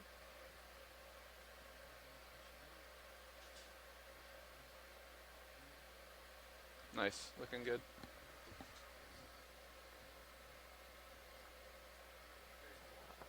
Good visual.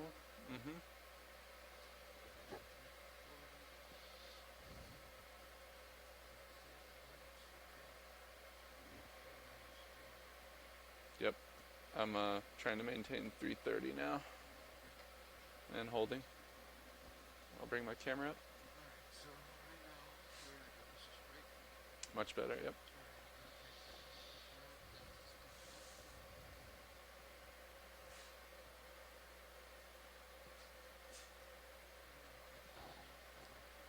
Roger that.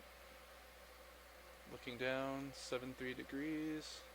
Continuing to bring it up. And I'll come down as you stretch out a little bit. Yep. Roger that. Yeah, I'm much happier with the tether in this config. It's already sweeping off to port.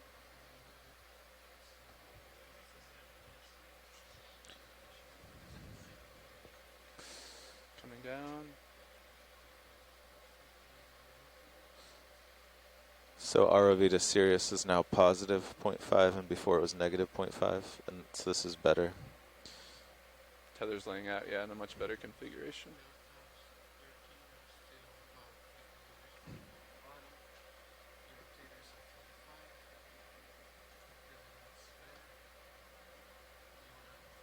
Ready when you are, pilot.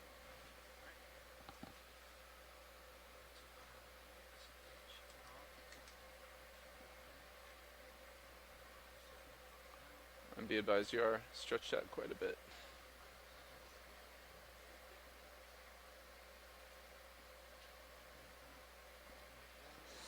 Some big jellies. Copy that. Maintaining about 15-meter delta.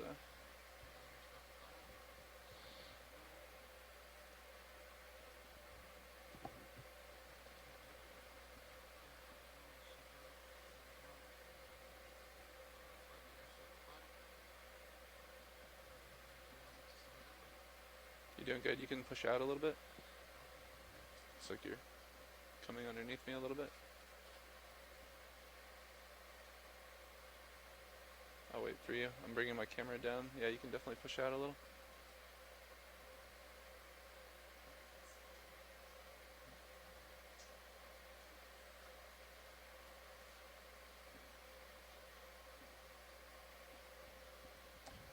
If you want to give it some axial forward. I'll wait for you to push ahead. Okay, your Z-bias is still dialed in. So once you're settled, I think we could do that move to get out of this all this sediment, and hopefully we'll have clearer water.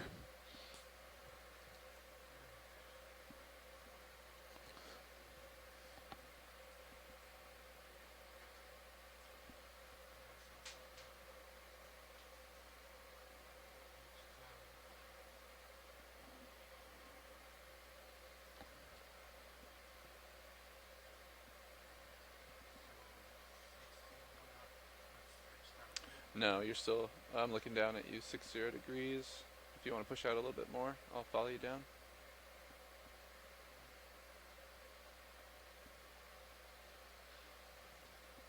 Tether's definitely got some memory in it.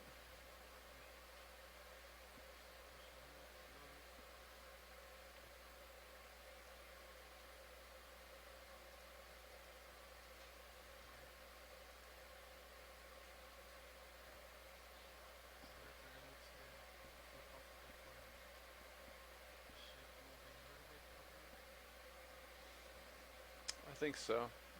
I have good visual of tether. Let me just check the whole tether real quick.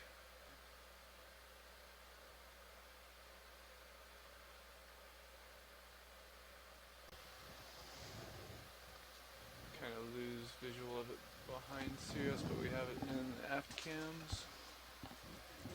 Small white crab directly Yeah. below.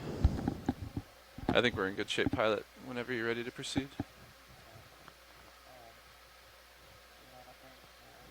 Yep.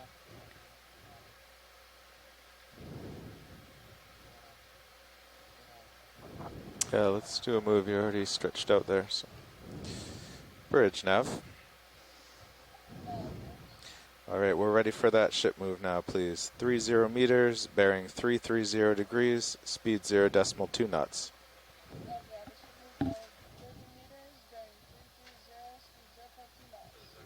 Good copy, Bridge.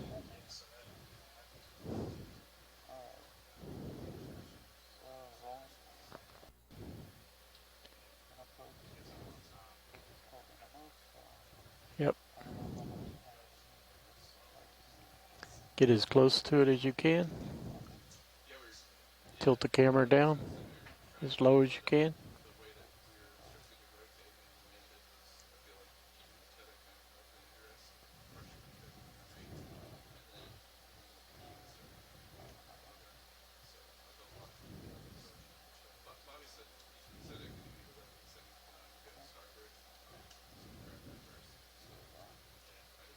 A little bit further back. It's not quite centered.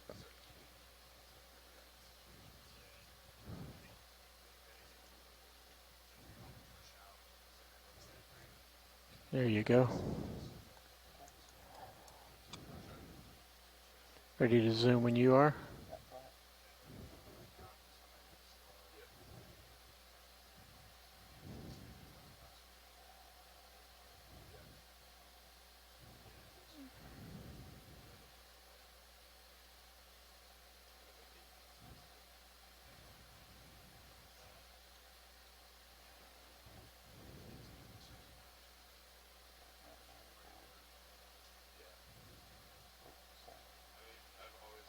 Holding.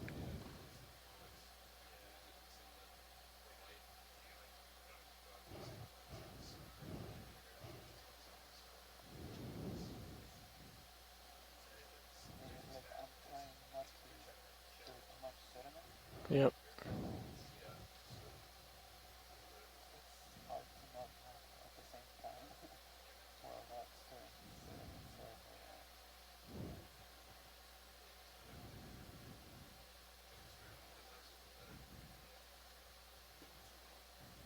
I'll need a cleaner target for my focus zoom test.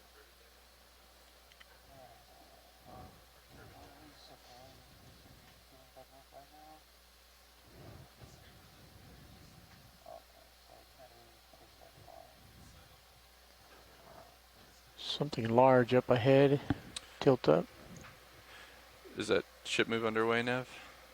Should take a look at that. I think you're on mute, Nav. Yeah, the ship is underway. Can we snap to see what it is in advance?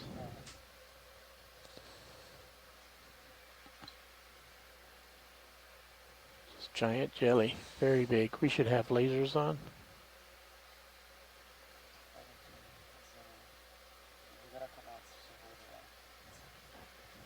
They're coming from the top down.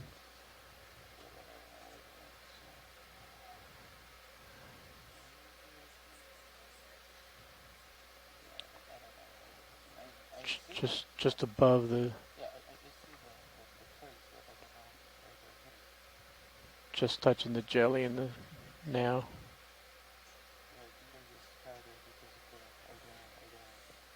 So we're on the bottom. The video Can you get engineers any and closer? pilots are working to get the cameras ready, and we have a very large I object don't think in front that of much us. yet. I'm not quite Yeah, sure it'll be a couple minutes. what it is. When we did a quick snap zoom, it looked like We it might was just be kind getting of to rolling. be feeling the move. So when we have a chance to get a little closer, we'll take a closer look. And what was the range of that move, Nav? Was it 20 meters? I did 30. 30, copy. Yeah.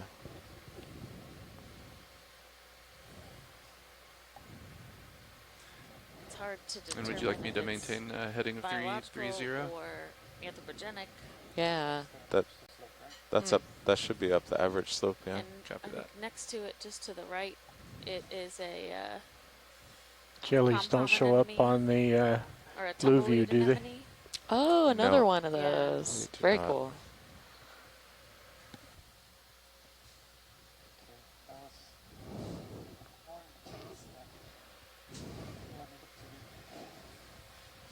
It happens. Hey, Yeah. you, No, you can handled it actively well. like see it making moves. Yeah. Thank you. You as well. Huh. Bump into the. Oh, maybe we'll get to see the tumbleweed roll. That would be exciting.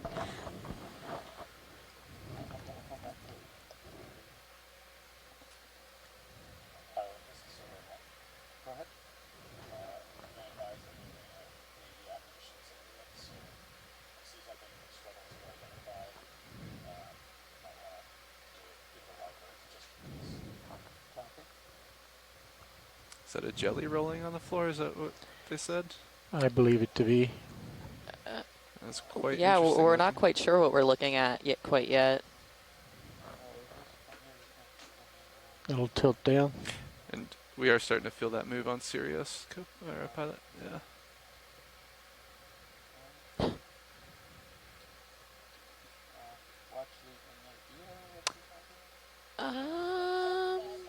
I think this is just a bag. Bridge nav. This is Yeah, not a jelly. yeah, you can see the like Fibers. Copy that, fibers thank of you, the Bridge. bag. So I think this is just something that was discarded. Yeah.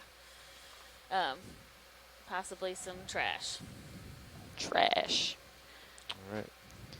So Sirius is on its way. If you sidle to your port, you'll get centered up.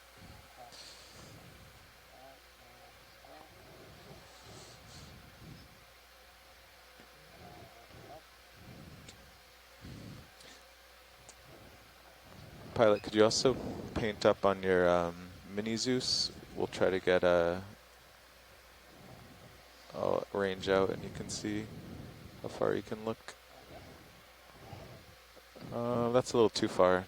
If you watch your blue view sonar, you can see when it comes in nicely. That looks better. Yeah. Yeah. No, back up. So you want to paint out, yeah, like there. Now we can see the bottom out to 30 meters.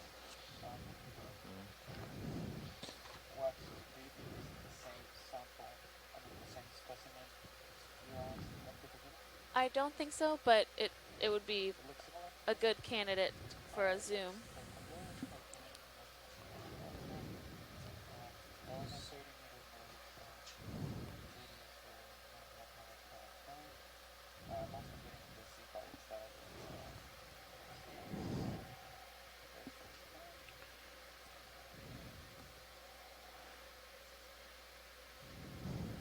Actually, Pilot, I think you're right. This is what we were considering earlier, so great. Yeah, I didn't want that much.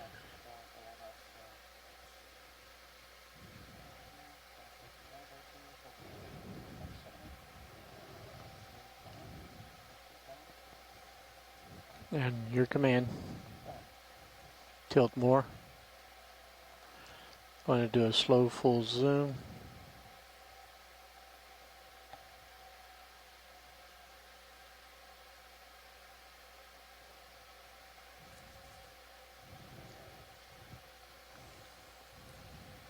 This is looking like an anemone that's on the bottom, but one that we haven't seen yet. So we've seen a number of different types of anemones over the last couple dives, but this one has pretty distinct tentacles. Roger that. Where I have I'm coming pink a little colored closer towards to the you, center but and white I have a at healthy the delta. tips, but not in the way Seeing that a thruster shroud one is with the oscillations in balls the on image. end. So I'm gonna spend some time looking at our guide and see if I can spot an ID for this one. Slight tilt down.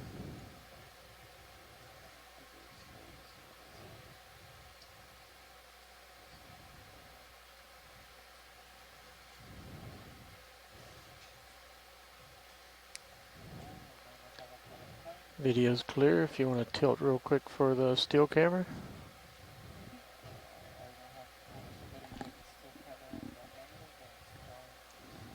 Which monitor do you want? Monitor 12, still cam. Yep.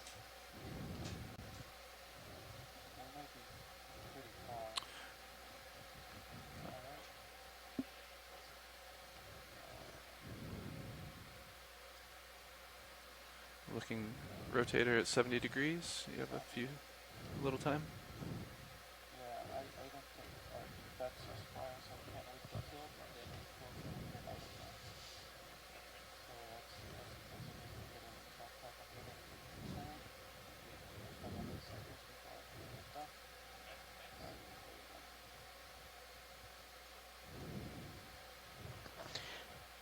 Art, did you want it with the fog lights on? We're gonna take off.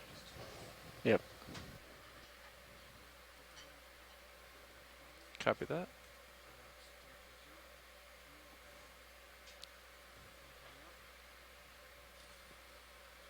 Looking good.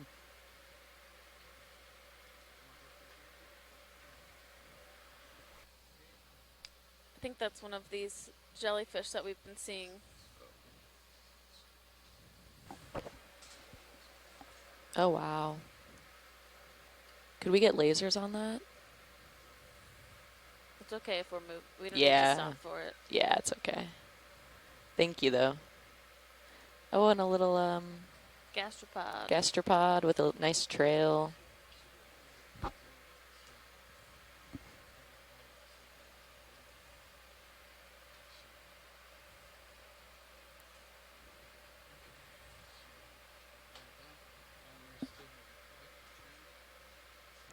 It looks like the ship is stopping, but Sirius has a couple more minutes. Maybe you can find something right around here to zoom on, because you have a minute.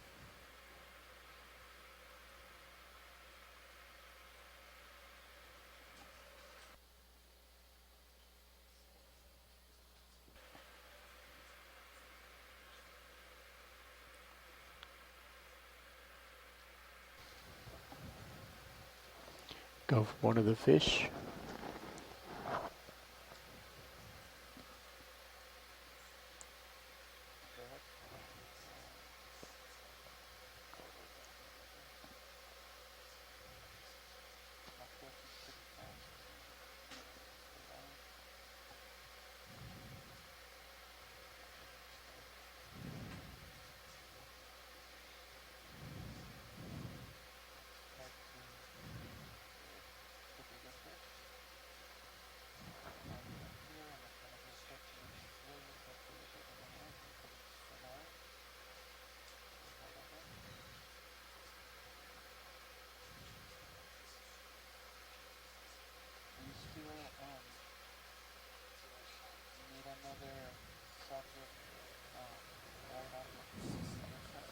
Yes.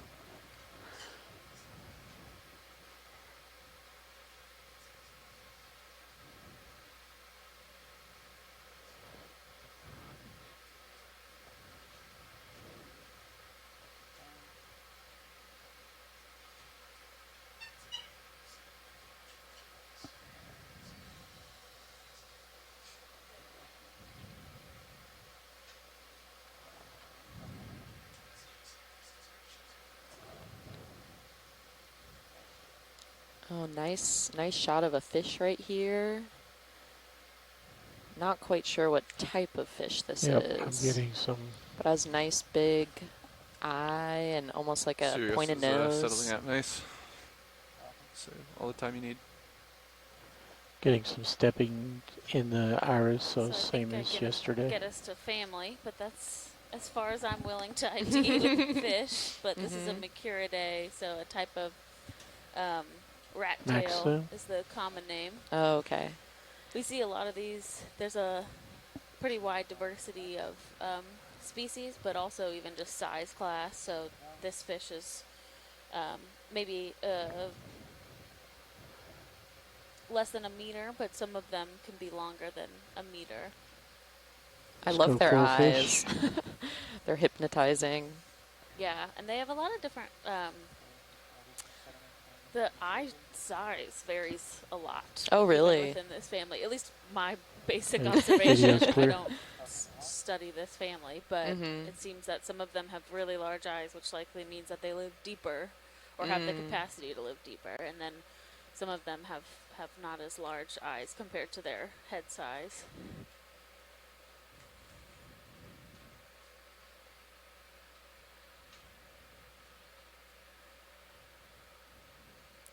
And like we mentioned earlier, right now we're inside of a canyon, Quinault Canyon. And since that canyon transports a bunch of clays and silts off the coast of Washington, it makes sense that we're seeing a lot of pilot's discretion. sediment I'm and ready stuff when he kind of is. kicking There's a up. coral on the right. Or a little stick There's on the a right of little your screen. stalk, yeah.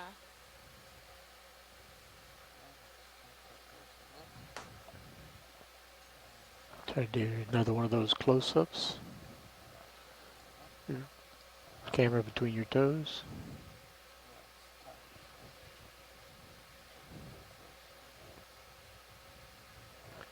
Let's go ahead and turn on the extra lights. Fog's coming on. That's 50 or 60. Okay, zooming in. Lights are good. Copy.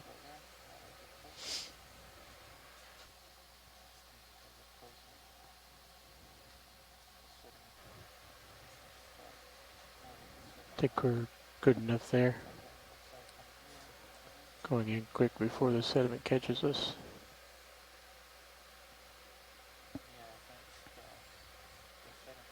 Yeah, too late.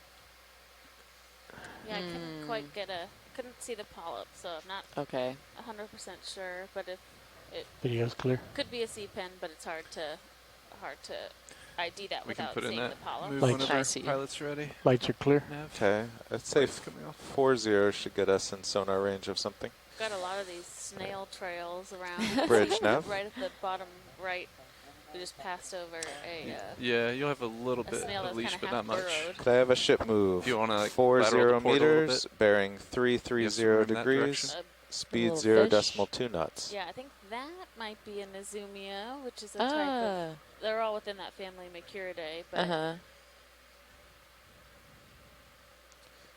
Good copy, another Bridge. one of those anemones. I couldn't find that in our guide, so might have to.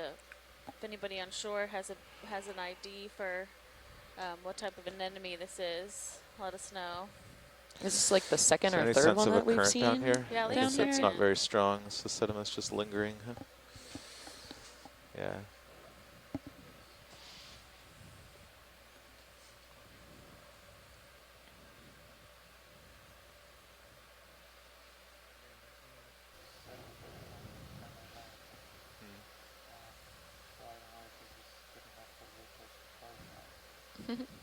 That's not even from you, that's just kind of sediment.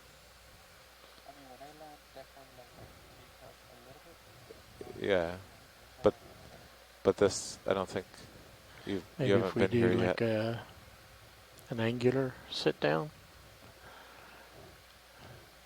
Sort of a port crawl.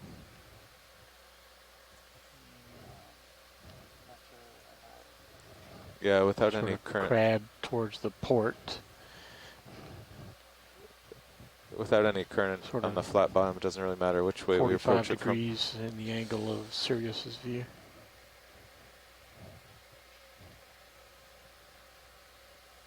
And maybe the current will blow it away from us.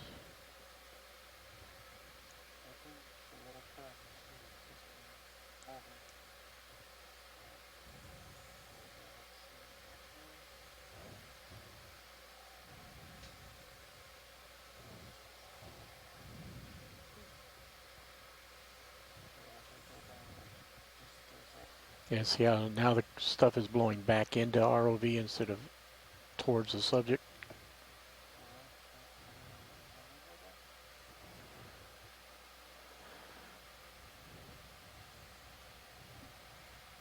Okay, I'm going to hold this speed.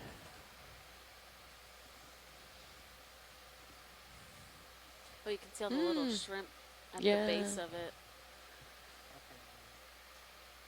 This little amphipod right on the tip of one of those tentacles. That was Wow. very smooth Wow. zoom that time. It didn't It's a dangerous stutter. place to hang out. Really? I mean, yeah, this easily It's a could nice get shot. eaten. Iris is still a little spotty. Wow, these zoom-ins will never cease to amaze me. They're so beautiful. Let's tilt down towards the base. Oh. Yep, somebody just got Oh, fed. yeah. Uh-oh. You can see little mysid shrimp right around the base. I wonder if they Go use ahead that and as tilt kind down of to like the a shrimp. hideout. Oh. Because the anemone has stinging cells, so other organisms might not try and come and eat the anemone, so it keeps those little shrimp kind of safe as long as they're not food for the anemone. Right, they seem to be like the perfect distance away. Yeah. That's smart. Okay, let's bring up the extra lights. Fog's coming on. Half. Yep, that's good.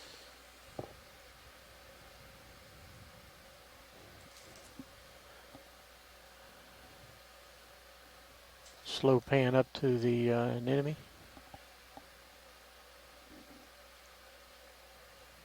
That's at max zoom.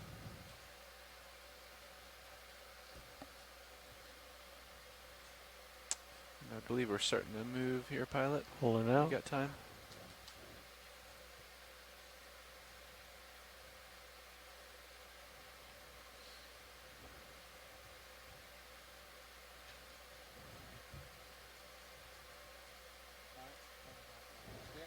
Okay, go ahead. Ooh, Oop, big we got shrimp. another shrimp. Let's All set right to the right. shot.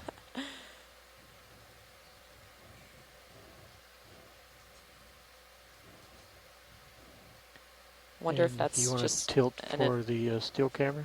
an adult shrimp, or if it's just like a different type of shrimp. So it's a different type of shrimp. Okay. Yeah. I Those was little like- ones don't get that big. Okay.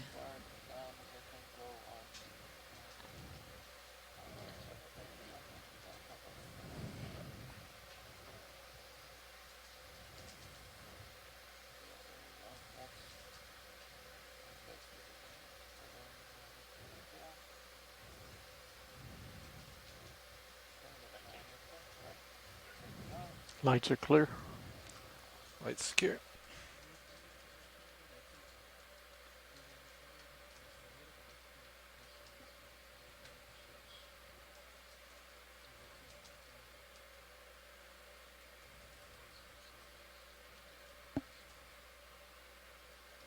Copy that. Nice shots.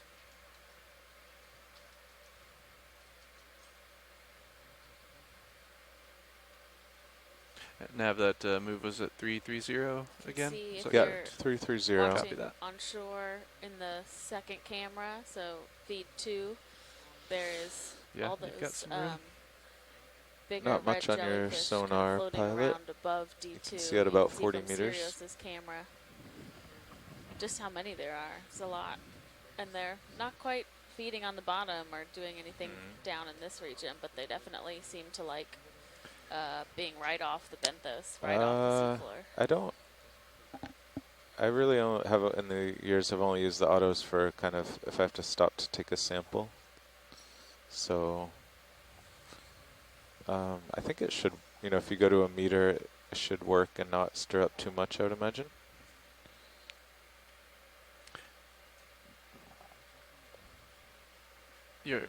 You're approaching the west side of my view, the port side.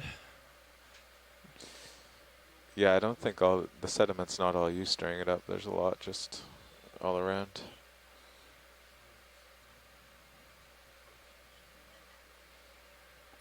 Ooh, big crab. Yeah, we saw a couple of these yesterday. I think they're within the king crab family, so lithodids. We saw one yesterday that only had 3 legs left. They're supposed to have 4 walking legs and 2 like pinchers, so he'd been through a tough time. But and we saw one that was like burrowing itself into the sediment. We weren't quite sure what that Tilt behavior meant or was for, whether it was trying to kind of hide itself Go from ahead, Rich. us. It's a possibility. Thank you, Rich. We have another one of those bucconid All right, the snails ship moves that stop. was right on Sears the will bottom swing for a of couple more our, minutes. Screen. All sonars are still clear. This one seems to have all of its legs. It does. This guy's looking a little healthier than Good the for one we you. saw yesterday. And not as Slow so zoom, just possibly focus more on the freshly eyes. like molted. So if crabs Oh. molt their outer jumpy carapace. This one looks like it has less sediment and like dirt on it, right, where things growing. Right, yeah, it looks very like orangey and Fresh. shiny. Yeah. So Is either it, are you it's slowly more active sinking and or moving slowly around rising? more. Might just this area might not be quite as sedimented Mm. as the 'Cause other when place you get we were it close, yesterday. usually Lots of you factors. just notice can as you're contribute. driving along that you Interesting. keep. Got a little amphipod on the side of his carapace and some hydroids. Man, those arthropods are everywhere. They really are. Slope pull out.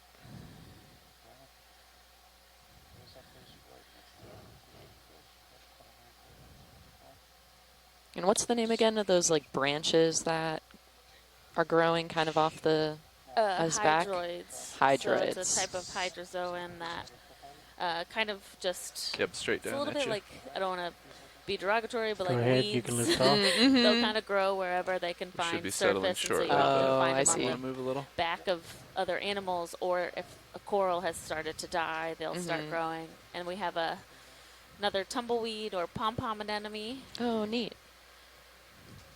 These guys we found out a couple dives ago.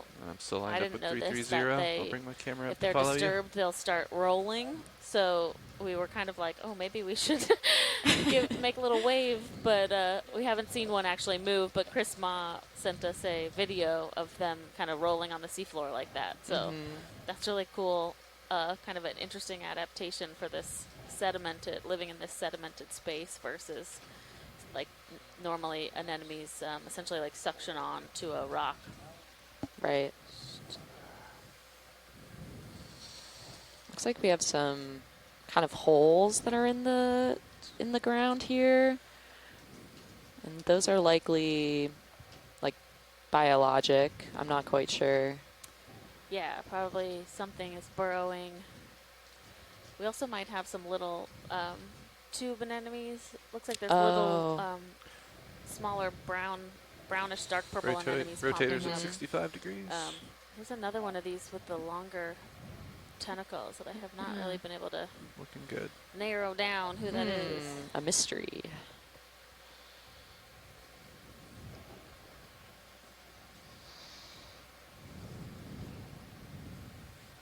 So we're currently, we landed on the bottom about an hour ago, and we've been working our way towards this sloped area in Quinault Canyon.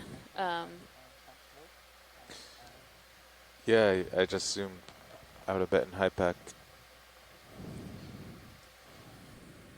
We started our dive at around 17 or 1,720 This is just a slope of 1 in 20. Yesterday we were up to 1 in 10. Working I our guess way the 1 up in to 10 is all the way up here. So it's going to start gradually. 1,500 It's still meters. only 1 in 15, So so it might trying not to- quite be as steep as To yesterday. navigate our way up about a But 200 meter relief. yeah, we should start seeing rocks within another move or two, I would expect. There's something right on the left, yeah. Oh, yeah. Yeah, it's weird it's not in your sonar per se, though. Yeah. Another fish. Yeah, we have another Nizumia fish. Nizumia. Guess we'll see. This doesn't look like a rock. Nope. I think it's a giant jelly. And I think that's what we saw before. Oh, this is, okay. Oh, this is maybe interesting. I am, yeah, let's take a zoom. Yeah. Huh. This is look like Try a to jelly. partial zoom Yeah, you before can it see like the rotates. tentacles on this one. Whoa. That's really cool. This is the more interesting side. Oh, wow. Wow. That's so cool. Turn on lasers for a sec.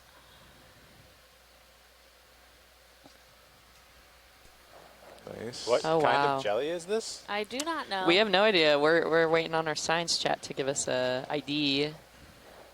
But can we have lasers at some yeah. point also, just so that we can get a size? We did get Oh, lasers thank on. you. Okay, Thank you. nice. Okay, so yeah, it's about 30, probably 30 centimeters in across. And so for those who are unfamiliar with some of our systems, those lasers show us like a nice measurement. And so those lasers are 10 centimeters across, so we're able to estimate. And it looks like, oh, this is super interesting. So it definitely has like been moving along the sediment. You can see the sediment kind of sticking to the sides of this, and it looks also like the tentacles might be like deteriorating. Yeah, or like it had weathered. Some There's type the cloud of coming. conflict with another organism that may have tried to eat it. Seems like, yeah, it seems like this jelly has stumped some of our scientists in the chat. Yeah, so even we have some people that are I think more we've settled here. in tune with water column, But and you are they're on the not right side of my sure. view. We have Just be advised. Meredith Everett, You and the who's jelly are kind of drifting away. Noah, also You can fly unsure. it with a So still camera this is point of view. a really cool If you'd sighting. like me to turn to face you, I wonder can what while that we're like settled. transparent sort of Roger. blob is at the center. Yeah. It looks like an organ or something, but I can't quite tell.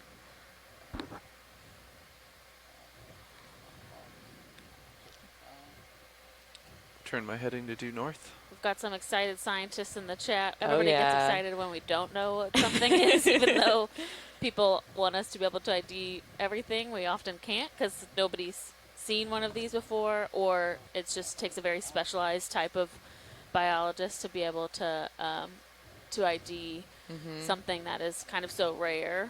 Yeah, and so large. This is Copy, will do. strange. Yep. Yeah, getting a zoom in on that surface would be great. Yeah, I would say that, so that Yeah, like white just stuff stay coming with the out still looks like camera. what would be like the inside, like membrane inside You're the a little stretched jellyfish. out. I'm So I trying think to it's come definitely down. been, it's either Yeah. been attempted to be You should. preyed upon, or Oh, it's just slowly kind of dying. so that's kind of like an injury. Yeah, it looks like what would be inside is starting to come outside. Oh, wow. It's probably about as low as I want to come for now with the heave.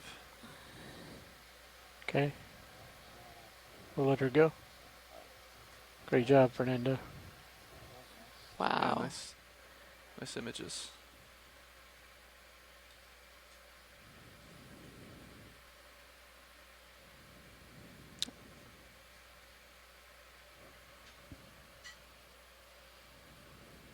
Wow. So I'd also be curious if one of the reasons we don't really see the, like we're barrel seeing one jelly? that looks pretty I think it starting was. to degrade, so not doing so hot. The It might top be that of it normally those had types those of two different jellyfish layers. aren't seen on the bottom. Okay, so Right. Copilot and came so if over it's 30 normally living degrees. up in the Yep, water if you want to column, lateral towards me, it would like you're be doing, much that more looks good. elusive to us being able to try then and we'll track it straighten our down. heading back out. But I'd be curious if Good. later on we hear from any people that study water column or Coming up a little. jellyfish, if they've seen any of those before, or if there's any of them in a museum somewhere. It's looking real good, pilot. Love I'll these keep you in the center discoveries, view you and know, rotate just to a fun 330. reminder of why we come out here, just as explorers. So much that we don't know. And once we get aligned, So Ashley probably Maranzino, think who's about with us putting in a from move. on ship from NOAA Ocean Exploration, thinks it might be a dead big red jelly, which is of the genus Tiburonia.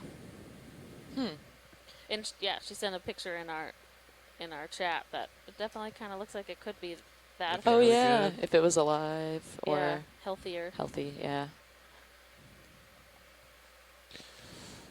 All right, my heading's back to 330, pilot. Oh, another jelly. There's a lot of these jellies floating around. If you swap over to camera 2 and take a look at the Sirius view, you can look down and see they keep floating by in the water column between Sirius and Deep Discovery. Nice job, pilot. I'd say whenever you're comfortable, we can. And for those at home who are kind of unfamiliar with our ROV setup, right now we have 2 ROVs that are deployed. So that main camera 1 view is the camera that's mounted on D2 or Deep Discover ROV. And then kind of that overhead view is the second ROV, which is called Sirius, that kind of has a look on to D2, and Sirius is connected to the ship. 330 so that's kind of the setup we're looking at now. 0.2 knots. Gives us a great look into the water column here. Good copy, Bridge.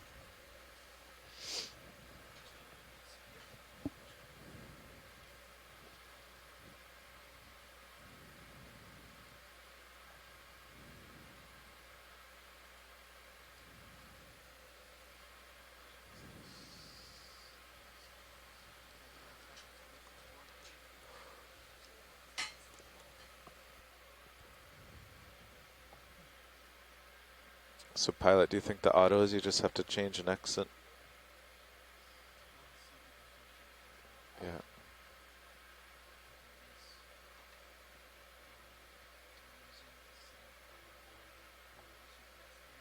Mm-hmm.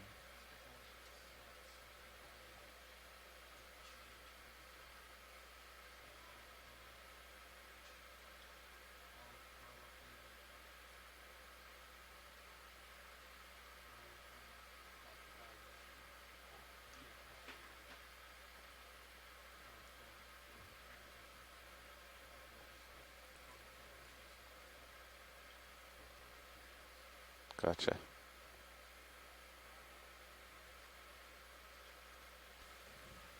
And so Bob Carney, who's a scientist in our science chat here on board, just sent us a cool link to what we think that giant jellyfish that we just saw was, called the big red jellyfish, which is an extraordinary animal that we don't know a lot about. We do know that it's big and red, and they can reach about 1 meter across and live in the deep ocean. And that red color is actually a really great camouflage because it appears black when it's in the surrounding darkness. But since we have like our light shining on it, we can see that it's red.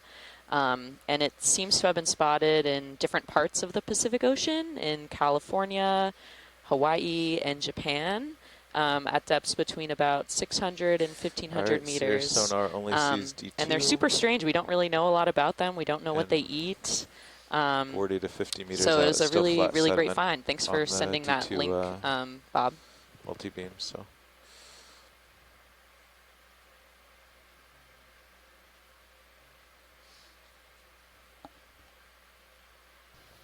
Want to try to peer inside of it?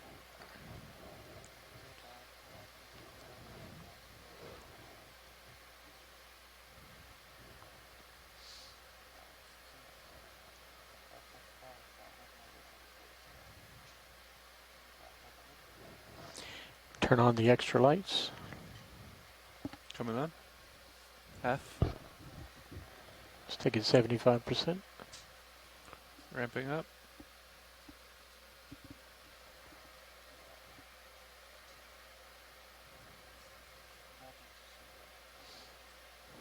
Lights are clear. Lights off.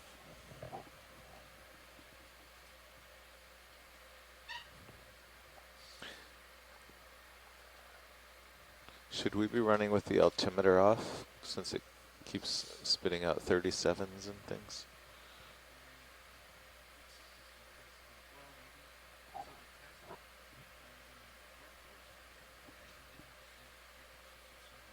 Yeah.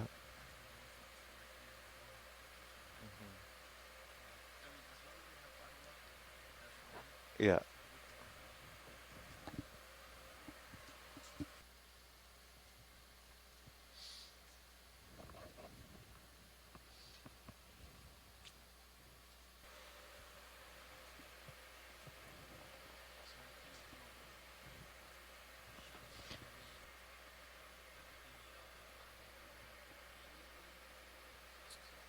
I heard 80, yeah, which is great. And it's been behaving really nicely, like you're flying around with 0.1 now.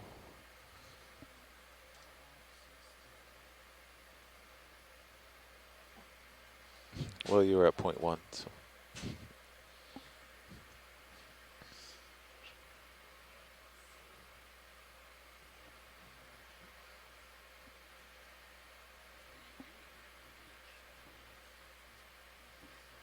It's too high, yeah.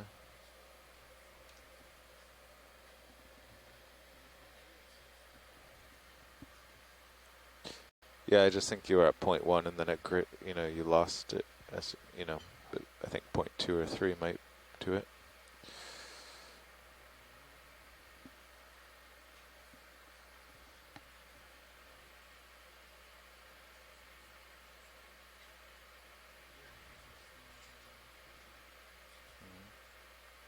Oh.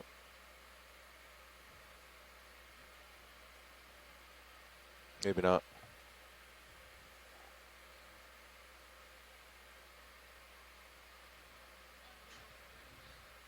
Bridge nav. Copy that, Bridge. Thank you.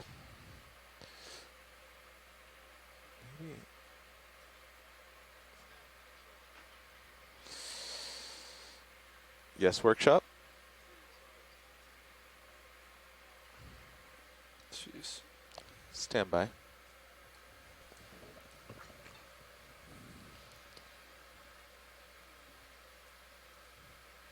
So we are still making our way over to where we should have a bit more of a sloped ascent. We've been seeing Workshop, we have a lot of 1 hour these, ascent, so we'll be off Paralia bottom at jellies up 3:30. in the water column. So if you have the view of from Sirius, which is camera 2, you can see them all kind of bobbing around D2. Yeah, if you want to come back to port a little bit and then we've too. seen a number of There's some, well, when we come back to anemones, port, but the way you're both, facing, there are a few holes. some Not of that the exciting. tumbleweed anemones, and then crab straight below. a couple types of other anemones. We saw a really large jellyfish that was kind of bopping along. Here we've got a little hermit crab. Interesting. His That house shell looks has too a big lot for of him. sediment on it. Yeah. Its house does look too big for him, yeah. Well, you know, he might have moved into a new place to grow a little bigger. So That's hermit fair. crabs don't grow their own shells. They move into shells that other organisms, so gastropods, have made.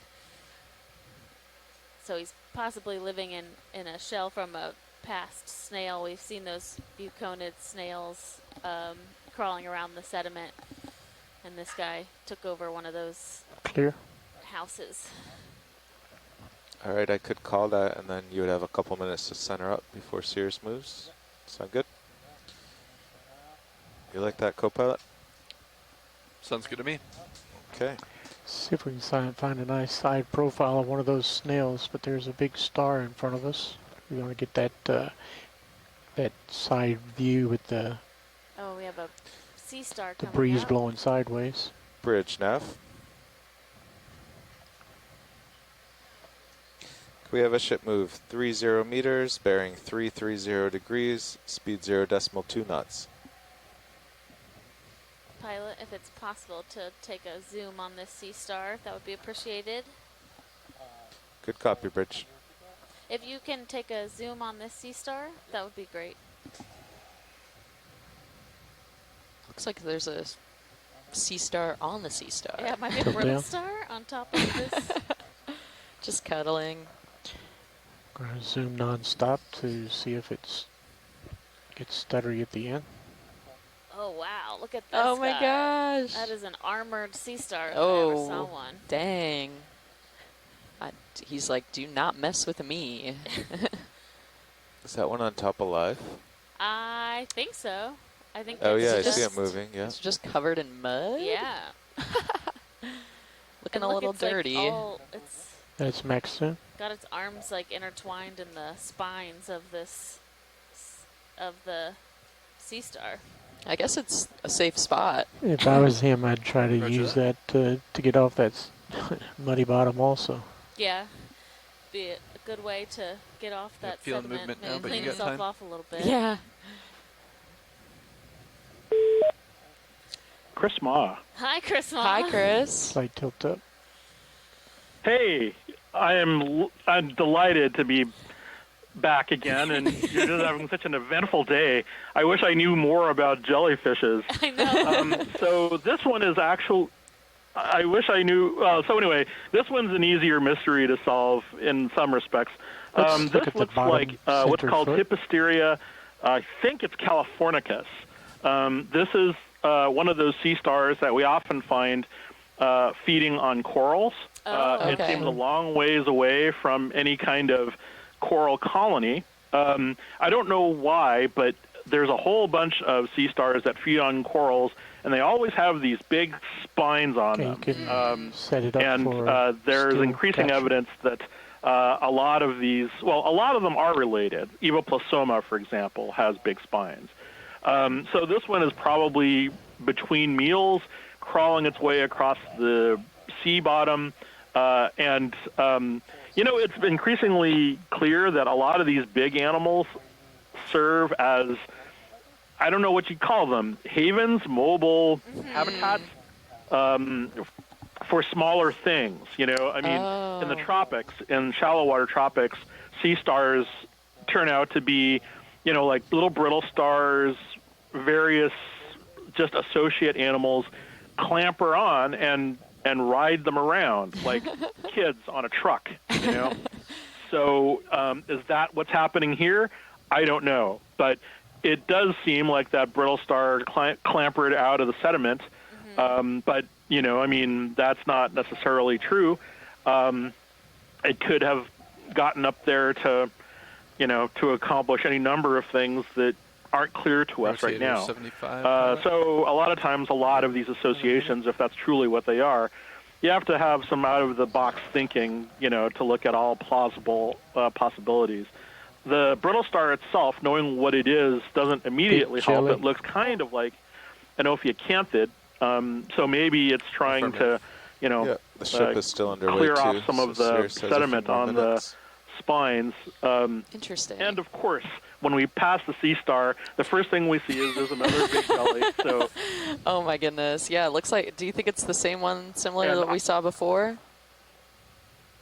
Oh, I hope so, because if Alan Collins is watching right now, he needs to see that thing. Cause definitely. That is the craziest thing I've seen in a while. And I've seen Tiburonia, so I don't know. I mean, why is it upside down? That's the what thing is about it doing? Look at it. Yeah. The arms are up.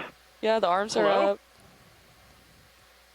I mean, it's like an upside down moving jellyfish. That's crazy. It's like But a hovercraft kind of. This one, it doesn't look the same. So I think this is another individual from what we saw before, and I think that it also looks like it's not doing so well. Yeah. So I'm really curious why there might be multiple that seem to be. Well, I mean, that might be the normal state of things for these animals. Interesting. We have look, it's weird. Jenna Hill said it looks like a Roomba. Let's turn on the extra fog. Oh my God! I mean, we only have a moment here. I don't even know what to call it. What is this? That is the craziest. I'm sorry. I just have to say this. That is the craziest shit I've ever seen. I know that's probably violating something. Clear. That is nuts. Yeah. That is wow. nuts. And I say that as an animal as a person that studies echinoderms. Oh, looks like we're approaching another ruling. Well, hopefully Alan will take a good look at that. Yeah. Yeah. Is that another? What's that? I think that's another type of jelly on the seafloor. Bridge I don't know nav? if that's the same one. Oh, that's one of those Ropalia things. Yeah. Yeah. Copy that. Still lined up at 330. That one looks like one of those benthopelagic, yeah. Too many things to look at. Anyway, I called to say my piece, and I did it, and whatever other damage I've done. So thank you so much. Welcome back. Thank you, Chris. It's good to hear your voices. Yeah, thanks, Chris. The Always great to hear the from ship you. did just stop. Chiming in Sirius again. has a little more to go. Good. Alan Collins says he will try to figure out what this big red jelly is, but we will keep zooming around while we wait in anticipation for that. Here's a group of anemones, so I think this might be a little rock underneath. Hooray! First rock sighting of the day. And very exciting. It is very well occupied. Yes. Meaning that it's occupied. Maybe Video's clear. Maybe there's some more life to be found as we start to move up this slope. Both D2 sonars are showing some kind of perked up rolling when Chris Moss sediment said that's ahead. a coral eating Maybe the beginning of terrain. sea star, because hopefully that About means that 15 we're not meters too far ahead. from where it might have been feeding. You never know. Still right, looking yeah. Straight down, pilot. Straight ahead for you. And Sirius should be settling shortly. I think we already are. We have another kind of sea star, different one on the sediment. And yeah, as a reminder, we're still at about 1,695 meters at depth in Quinault Canyon, which is offshore central Washington. We've already seen a lot of really interesting jellies that we're investigating. And right now we're just continuing on the bottom of this canyon, but soon we'll be heading upslope, and we'll hopefully look at some steeper faces.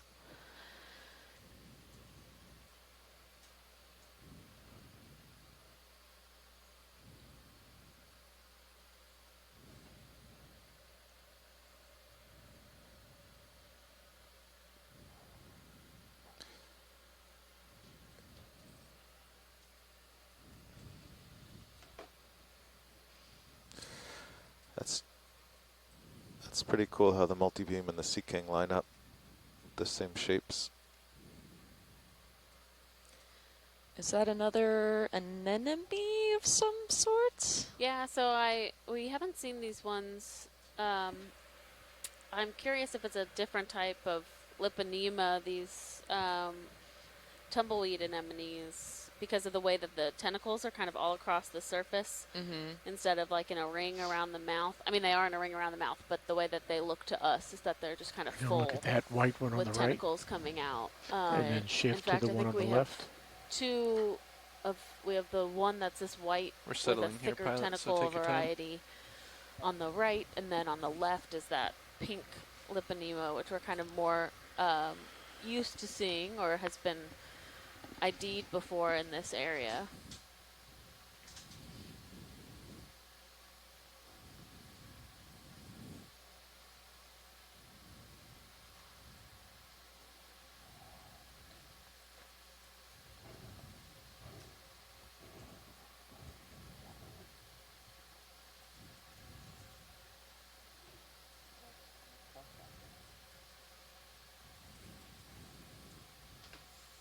And there definitely seems to be some color variation within the individuals of this type of anemone, because we've seen some that appear. Oh, there's a little crab! Do you think this one's hiding out for protection? Probably.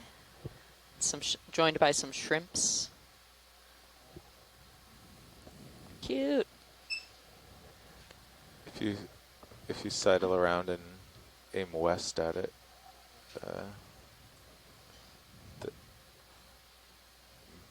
there's a bottom current from west to east.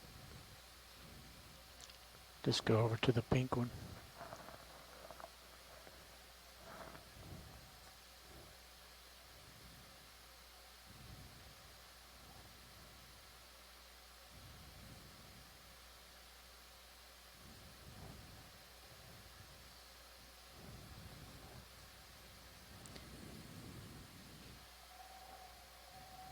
Looks like we're kind of entering a little bit of a steeper slope region, which you can kind of see in the camera view. So is that that's the tumbleweed variety? Yeah, so this is a Liponema, which is a genus of anemone that has the ability to roll on the seafloor. So they don't attach in the same way that other anemones do to rocks, like the ones we just saw that were all attached to that rock. These don't seem to do that, or they don't need to. Maybe they have the ability to, but they don't have to do that. And then I think like the little anemones coming out of the ground, or the little tentacles might be tube anemones, so a different group, but also where they feed with their tentacles and the stinging cells, and the mouth is in the center of the organism.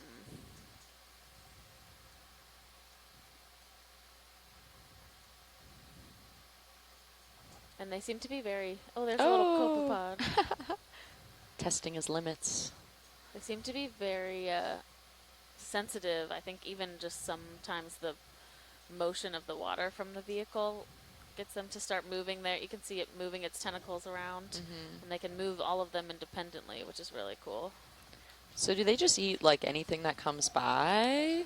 I mean, yes, but probably mostly like small crustaceans that are in the water. Okay. But I would also say, oh, there's a little shrimp. Oh, hello. I would also say there's probably not a ton of information about the specifics of what these anemones eat, just because they're really deep and it's hard to study that. Right.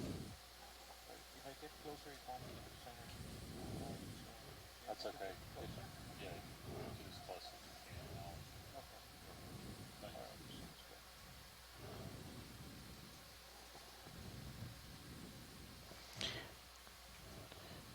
Art, do you want the extra lights on? See, you're at 8,000 ISO.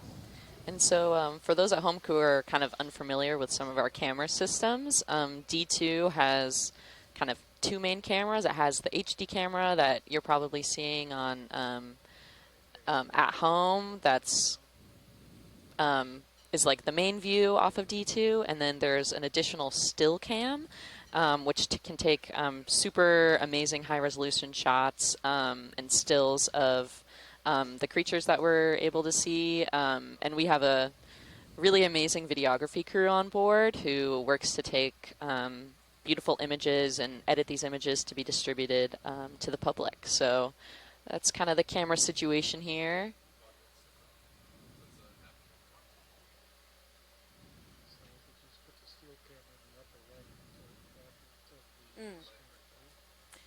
So if you're watching, you can go to stream 3 and you can see the Do you need more light than that, still Art? camera is in the Full. right quadrant Copy. of that view.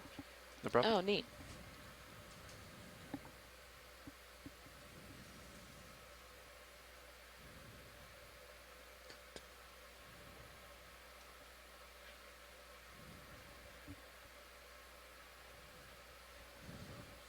Lights coming off.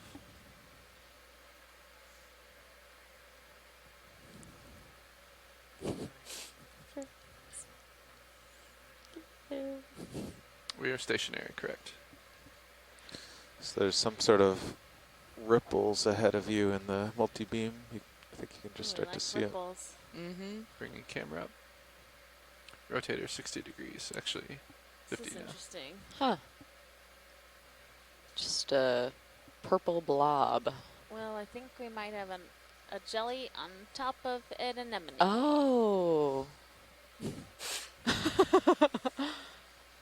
Interesting.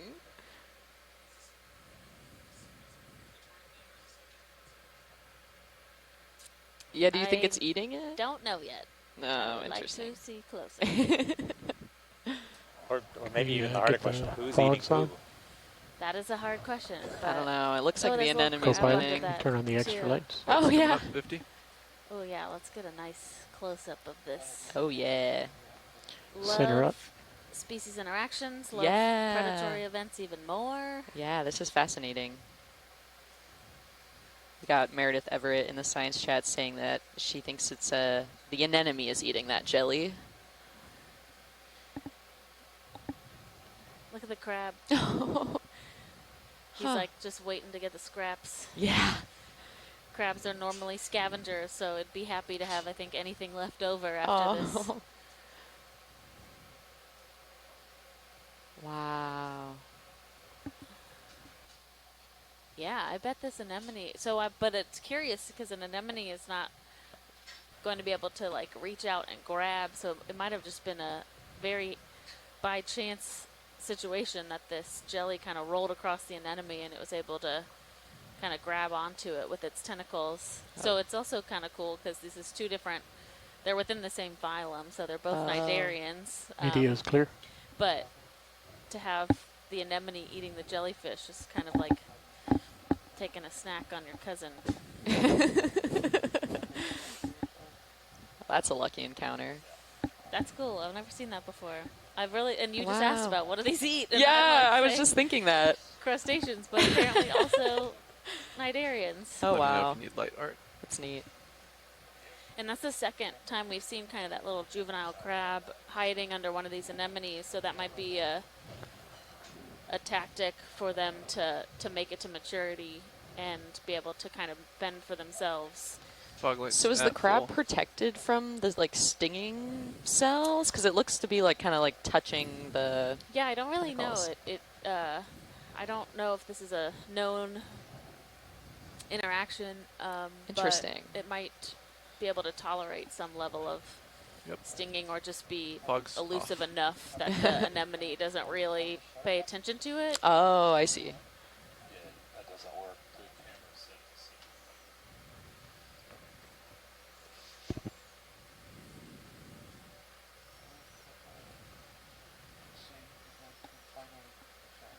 There's some slope for us. Yeah. Sounds good. Let's see, we're starting to head Should be uphill. a small downhill.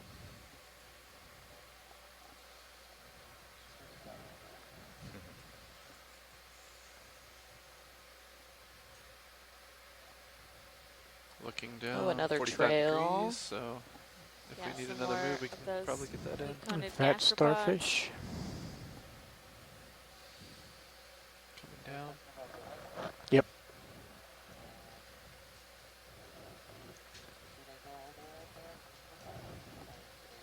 The starfish, I can come down a little bit and give you room to get there. Yeah.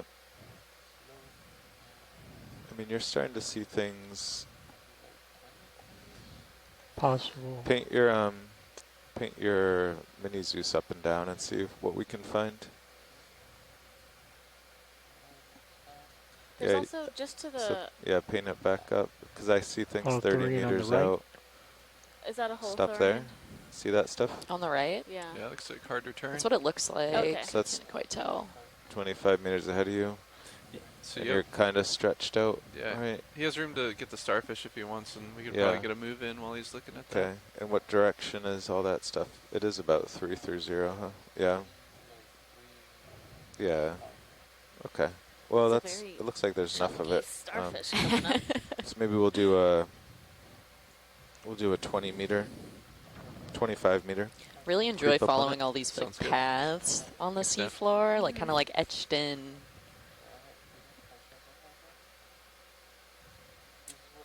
Ooh. Yeah, we'll just take a Yes. quick snap zoom on this. Bridge so nav. it's one of these sea pigs, Oh. but it's different than the ones we were seeing yesterday. Could we have a ship move 25 meters, bearing 330 degrees, speed 0.2 knots?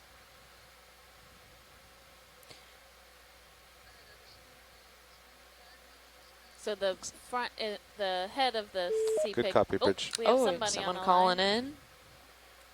It's me. Okay. I'm just waiting for the starfish. Okay. Let's look at the front. But We will- Down at the bottom. But yes, this is an elasiopod sea cucumber, Okay. similar to the ones we've been seeing. So I was saying Panicia, but Dr. Carey thinks that there's also the possibility that this is another genus known as late Megon or some such thing. And they are very similar. Mbari has been calling this Panicia moseley. Okay. And I am not a sea cucumber expert. So I will leave that to the sea cucumber people to fight it out. But it is Let's try to it look is at that good definitely angle. more of a sediment feeding detritivore type of thing. And I know that in the California coast we see a lot of similar looking deep sea cucumbers. And now we come to the main event. This is definitely new for us on this expedition. We Yeah. have not seen this sea star. Laser's It clear. looks to be about a little over 10 centimeters in length.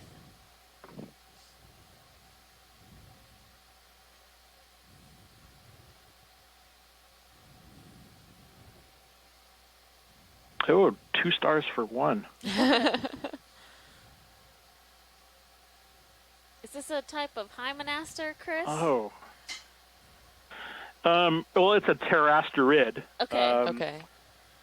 Probably pteraster itself. So this is what is called a slime star. It is the family of sea stars that I would call slime stars. So these are weird because, I mean, compared to other sea stars, because what you're seeing is not actually the actual surface. What you're seeing is a separate membrane or kind of extra skin that covers the top. This is called the supradorsal membrane, and there is that little peak right in the center of the disc. That's called the osculum, and that's basically a hole that permits water in and out of the chamber created by the interior between this top membrane and the surface of the animal. So the surface of the animal itself is where all the papula, all the gills, all of the structural elements that hold up the membrane, or if you will, the circus tent in between it. They're called slime stars because if we collected this, you would have the unfortunate duty of having to pick this out of the collection drawer amidst probably a godly amount of slime and mucus created by the stress of creation, of having brought this animal up. I've done this with several taxa. Not every group I've seen necessarily does that, but you would be the experimental evidence to determine whether or not this particular species, whatever it happens to be, is actually an efficient producer of mucus, which we're not going to test, I think, for your benefit.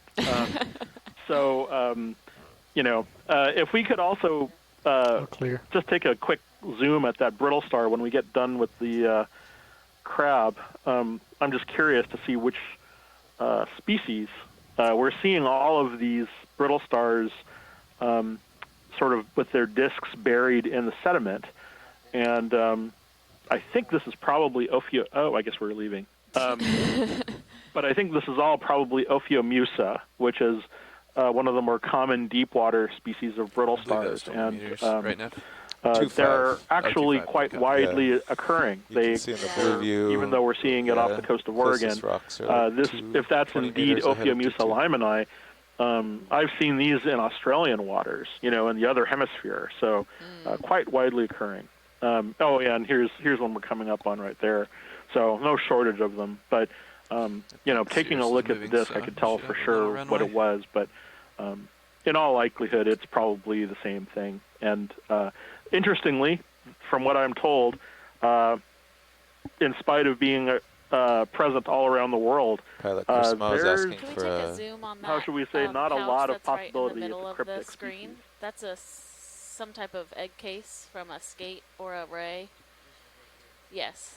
Sorry, Chris.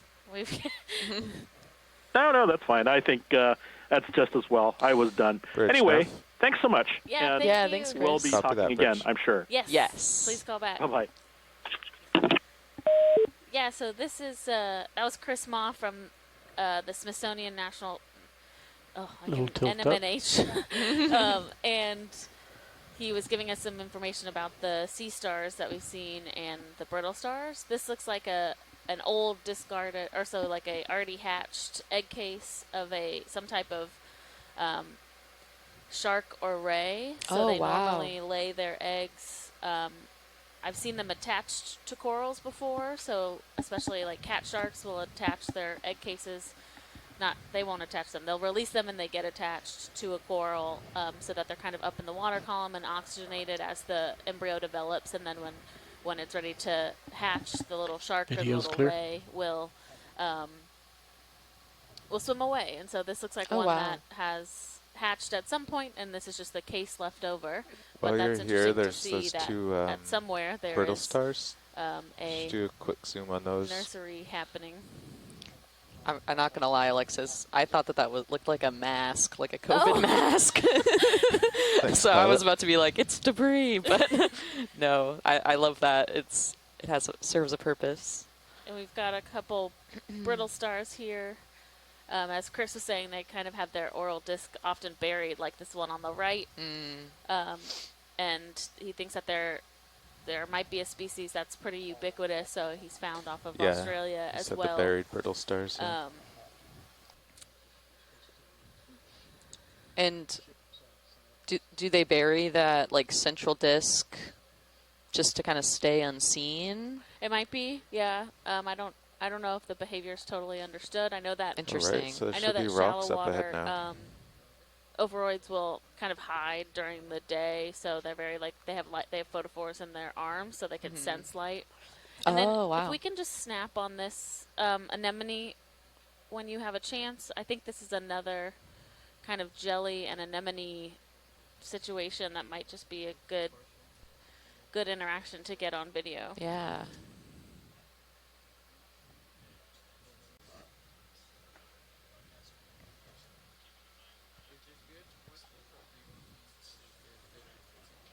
I think this is good. There's another one of those juvenile crabs hiding under that anemone also. I know. And so Alan Collins from the Smithsonian shared with us that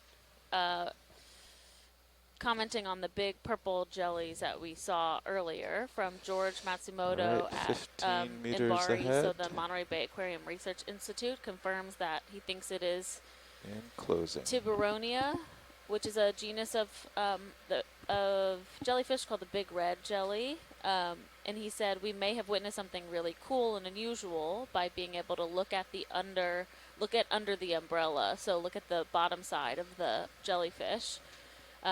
Through the pits in the sub-umbrella, some white balls are visible. Those may be brooded juveniles, which are suspected of Tiburonia, but never confirmed, which I'll is zoom really in cool. your So that means Sea that King so you can see the that's slope how they're better. brooding their new. The juveniles are like babies, and so when I thought maybe it was like the inside of the of the jelly coming out, it might be that's or 8. essentially going through the process of reproduction.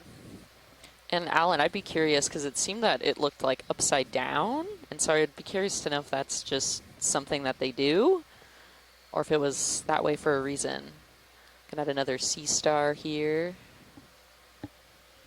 We do want to work our way to continue to move up the slope, just so that we can try and get to the top by the end of the day today. So that's something to keep in mind as we're going. We'll take some zooms, but we are gonna, So Colin thinks that the purple jellyfish was dying, so going through senescence, which is we talked about with octopus also, and they kind of just start to look. Ooh, ooh, some rocks. I was trying to get you to skip Getting this excited with some life on them. This is not 330, but here you are. So we definitely have some outcropping here. Yeah, looks like there's a lot of sediment that has settled on the top of it. You can see a little bit of Sirius is totally stopped, so you can a little bit of foliation, which are those linear lines. But we have a sponge just hanging out, waiting for you, pilot. right here. That is a probably a type of glass sponge. So very sedimented on the outside, but you can see the inside is really pristine, and so it's filtering water from the outside through to the inside. Pilots, is this something that we might be able to do a collection at? Like snip a part of the the sponge off? Yeah.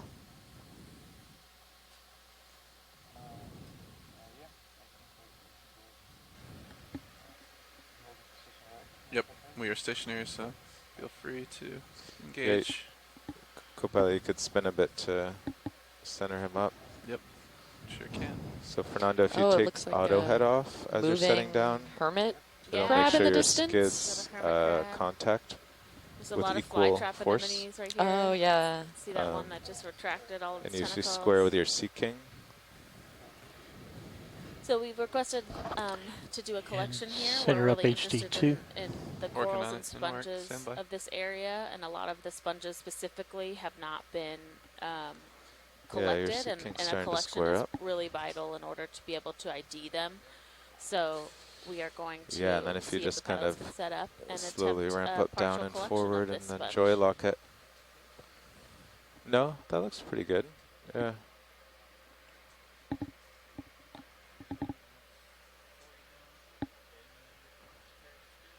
Yeah. I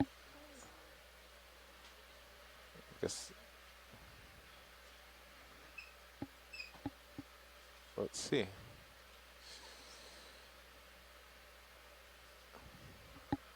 Seems pretty stable. The mud is slippery. No, I think it's good. I just mean if you do big arm movements, you might slip, but there's nothing to hit the arm on here, so you can reset. I have your I have D2 centered up in Sirius Cam. I have your hydraulics spun up for you, and I can follow you with Mini Zeus.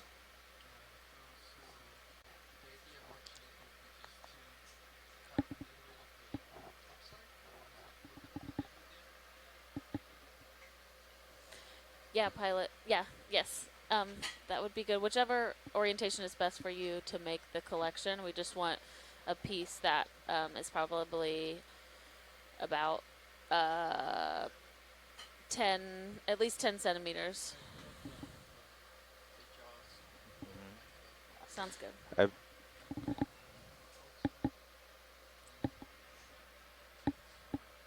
Did we get a shot of this with lasers on?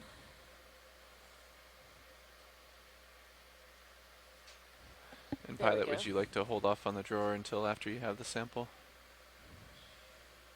Copy that.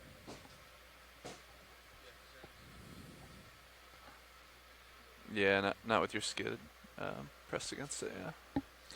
So I think maybe, does video want to do a zoom first? Always. So I think, see how the top of the sponge is like that? I think it's actually pretty small when you get the jaws there, and you'll be able to like kind of bury the scissors. Lasers on? That's my thought. Now if the base is weak, it'll break off, which will be unfortunate. But that's always the risk. But it's only 10 centimeters wide, you know. Yeah, I know. But yeah, if you get kind of the before the jaws contact, and Yeah, but not quite this tight now that we're down and close. yeah, it's just giving you time to think it through. So if you close, you might push it over. So if you close the jaws before you push it over, hopefully the base won't break. Oh, let's look at the top. You'll get like the top third of it or something. Hold there.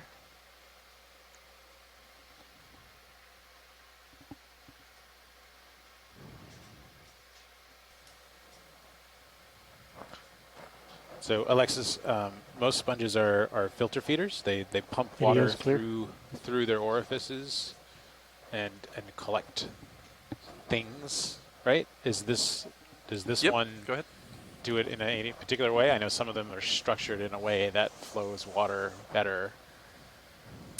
They do that, so they're filter feeders. There are certain sponges that are considered carnivorous, and this is not one of those. So all of those little openings in the, when we were really close zoomed in, that's where the water would be filtering through. And so it's pulling essentially the water from the outside where it looks really you like have force mucky feedback on. That's about all you can do from here. And it's filtering out whatever is in there that it can use as nutrients, and then it's releasing that water. So if you were to put like a dye on the outside, you would likely see it flow through because of the way that the water is flowing through the sponge. I think you want. Okay, and so that's why it looks dirty on the outside, because that's the intake. I would think, yeah. It'll be kind of fast, and that likely isn't very.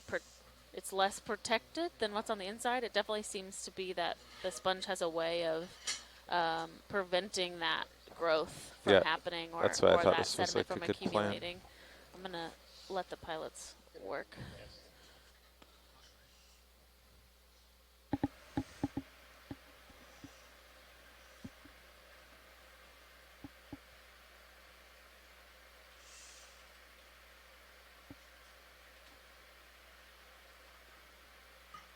Is that a good angle for you, Pilot?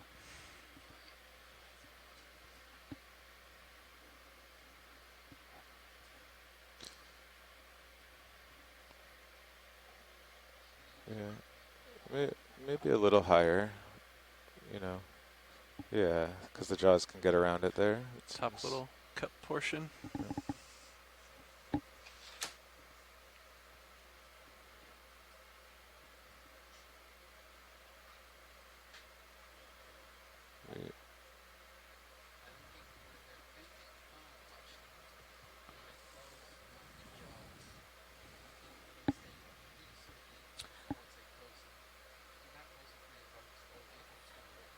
I think it's going to be pretty brittle, so it's not going to be squishy. So if you want to close them kind of slowly, we can see how it starts to break.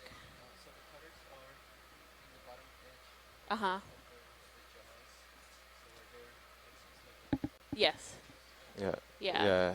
It'll probably also just break from the contact, so the cutters might not even be that necessary for this collection. Okay. Yeah.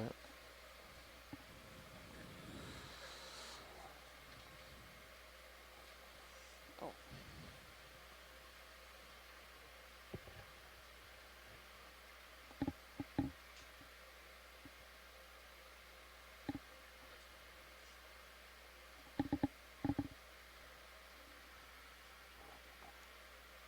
Yes, maybe push in slowly as you squeeze to make sure you get it all.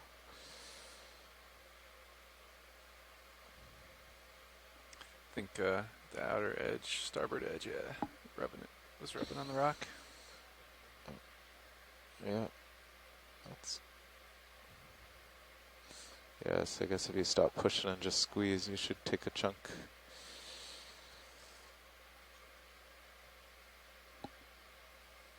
Give it a little twist.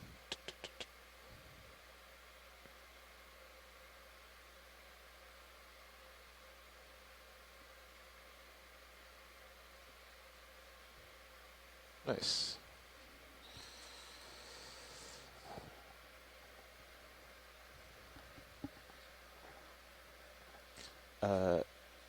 Yep, on the left. Yep. There you go. Nice.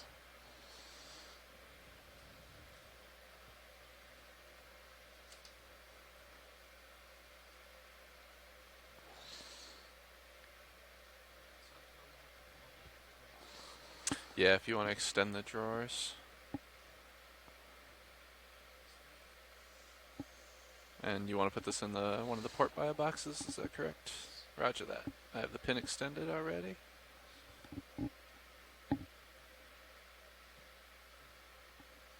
There's no autos, right? Can you could lock in auto depth if you get high enough, right? If you I think I did that the other day and it worked okay. yeah, definitely auto depth, and then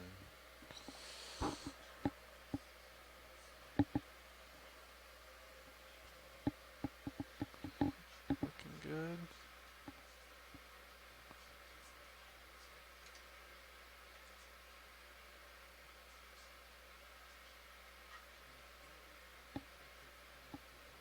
Roger that.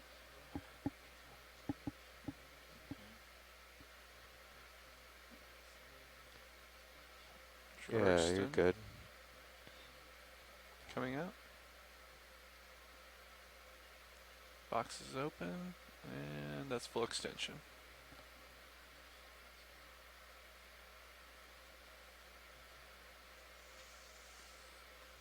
That's weird, the drawer jolted there at the end. Now it's full extension.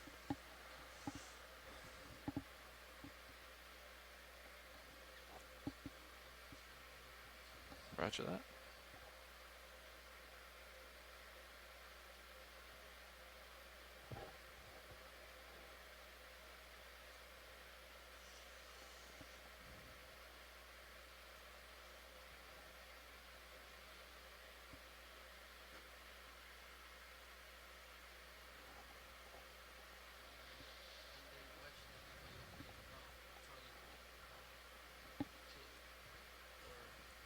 It might be a little floaty, so I would try it, see how much you can get the arm into the box before you open your claw. I can up your, as you open the jaws, I can up your auto depth of 0.5 meter to get a little flow downward.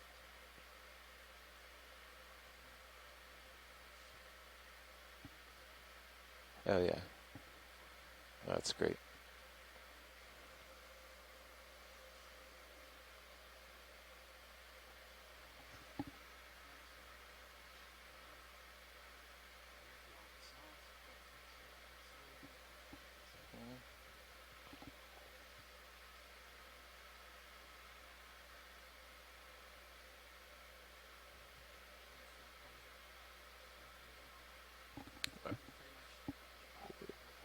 Slowly open the trigger, yep.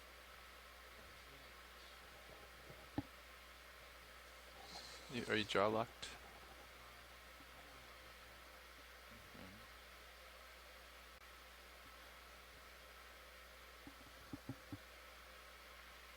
There you go. That's open.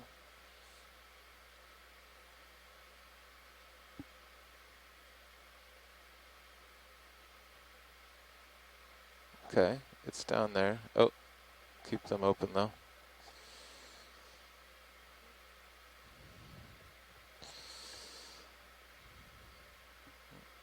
Just open them, yeah. Okay. Mm-hmm.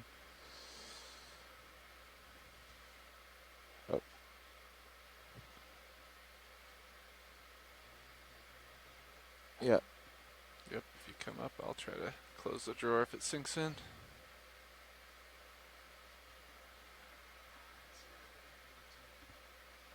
Okay, well, with the jaws closed, just give it a little poke down.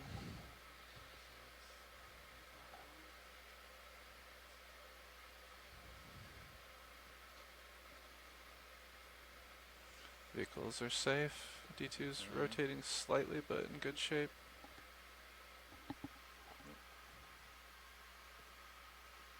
There you go. Ready for drawer in? Yeah. Coming in. Watch claw. Yep, we're clear. Nicely Nice job. done.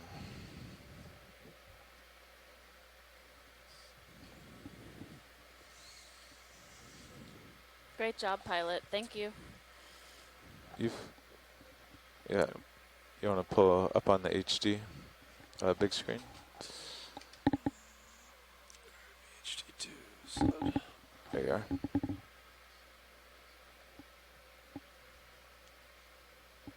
Yep, Delta's healthy.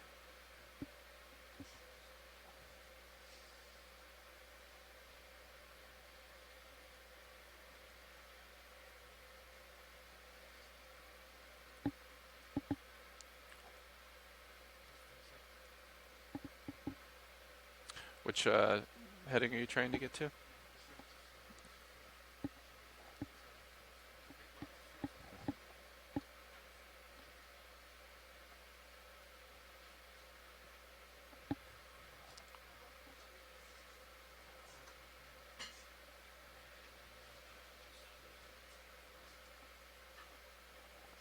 Roger that.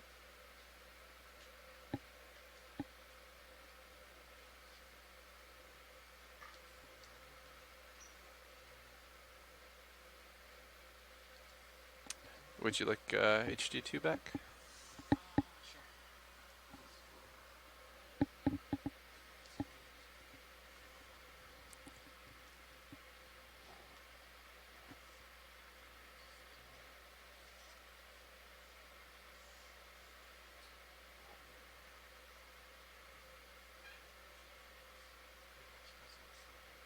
Yeah.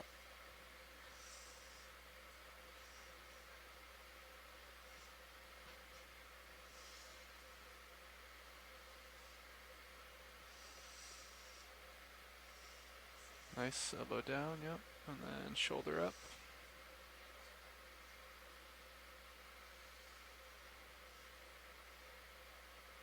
Nice.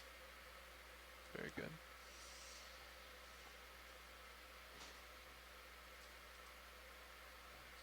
And then right over the box. So you can give the shoulder a little twist to the left. Yeah, right over the box like that. Looks good. Nice job.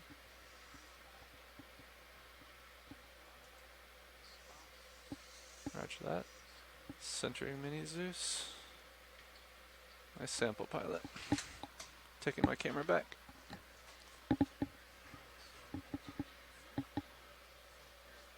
I had turned to face you while you did your sample. HP secure. So we can come back to...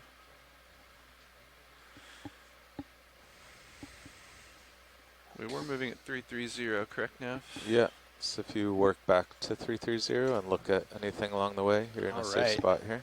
We're doing a few lunge changes out here in the back row. So now we have me, Thomas Morrow. Looking down at your rotator, 90 degrees. I'm Ashley Maranzino. I am there's some a fairly benthic steep biologist rocks working you can with see in NOAA here. Ocean Exploration. So I'm relieving Alexis right now while she gets some lunch. I'll bring my heading to 330. And Paige just appeared in the background, so I can go eat too. Have fun, Ashley. Thanks. Well, Paige will be able to fill us in on all this great geology we're seeing in a second. Unfortunately, that is not my area of expertise, so I will not be able to fill you all in on that. But we are seeing some great anemones. They look like possibly some fly trap anemones. We've been seeing a lot of these little cusk eels, it looks like, these little white fish. 330. Pardon the heave. But now Paige is back. Hello, everybody. Yep, you can push out. Paige Koenig here. I'm a geophysicist at Western Washington University. Yeah, you're right under me, and so I I'm wanna the maintain geology a science 20 lead, so I meter might be able delta. to fill in those geologic gaps. Yep. And it looks like right now we're at about Nice. 1,678 meters depth. Yeah. And we're in it's Quinault very useful. Canyon, just offshore of central Washington. And we're kind of near the mouth of the canyon, so a ways offshore. Tilt up and your we're heading up minis, we'll check the out canyon slope. So we started kind of at the base, and now we've gone several meters. There we go. Up. Up a little bit more. See. Looks like we have is the that an rocks eel right there. pout in view? I think this is a cusk They're eel. still about lined Cusk up. eel. 330. Yes. Got it. Lots of fish down here look very similar, and they all have. Most of them have some sort of eel in the name. They are not true eels. Serious rotator They can at be 4 or 5 confusing. degrees. Why do they have the eel prefix? Is that just the way that they look? Yeah, it's kind of like how seahorses aren't really horses, I think. It's just like a common name issue that people look at them and they're like, they swim and look like eels. Therefore, we will call them an eel something. So that's one of the hazards of using common names, unfortunately. Right. Yeah, 5 meters ahead, there's more rocks. You should have tether to look at them before the next move. I'm curious, there seems to be like several dark blobs on the ocean floor. I'm not quite sure if those are like plants or... Yeah, it probably... So there won't be any plants, could especially move, down this steep because... do like there's a no 20-meter move to get Sirius right here. But my guess, we've been seeing these kind That'd of be the good. entire dive. They're just these really small 20, you say? little Or guys. 15? My guess is Yeah, there's some probably sort 15 of or so. possibly an anemone. Definitely some sort of cnidarian. I'm just not sure what they are. Oh, except maybe one of them just popped in, which would make it more of Bridge a nav. worm. Oh, yeah. So they could be worms. Could I have a sticking their, 1.5-meter move bearing some of 330 their, like, degrees, filter feeding speed apparatuses 0.2 out knots? of the sediment and kind of catching all this particulate. And we're seeing a ton of marine snow at this site. Yeah. Which makes sense Good why we're copy, seeing Bridge. all these great filter feeders, like all these sponges that we're now seeing on this new rock formation. And we just got word that from Alexis at lunch, she said that those are tube anemones. Thank you for the correction. Perfect. Thank you, Alexis. And just as we kind of expected, as we kind of head up these steeper canyon slopes, we're seeing some larger rock protrusions. This kind of looks similar to Tube anemones, I think they said. the kind of rocks that we were middle seeing there, yesterday. What's that white thing in the water above north of Astoria top center? Canyon, along the Cascadia Deformation Zone. These kind of seem to be like laminated. You are and pretty have stretched some, out here, pilot. Got to zoom in on some. So this looks like another... Oh. Yep, I think it's another cusk eel. I'm not exactly sure why, but I've noticed that some of these guys and some eel pouts will kind of take on this very curled, like coiled form when they're in the midwater. Yeah, I don't have a good explanation. Meredith is saying eel pout. This one looks very similar to some of the cusk eels too. So yeah, and Chris Ma is also saying eel pout. Interesting. Keep an eye on Delta. You're okay? Thanks for the zoom on that guy. Yeah.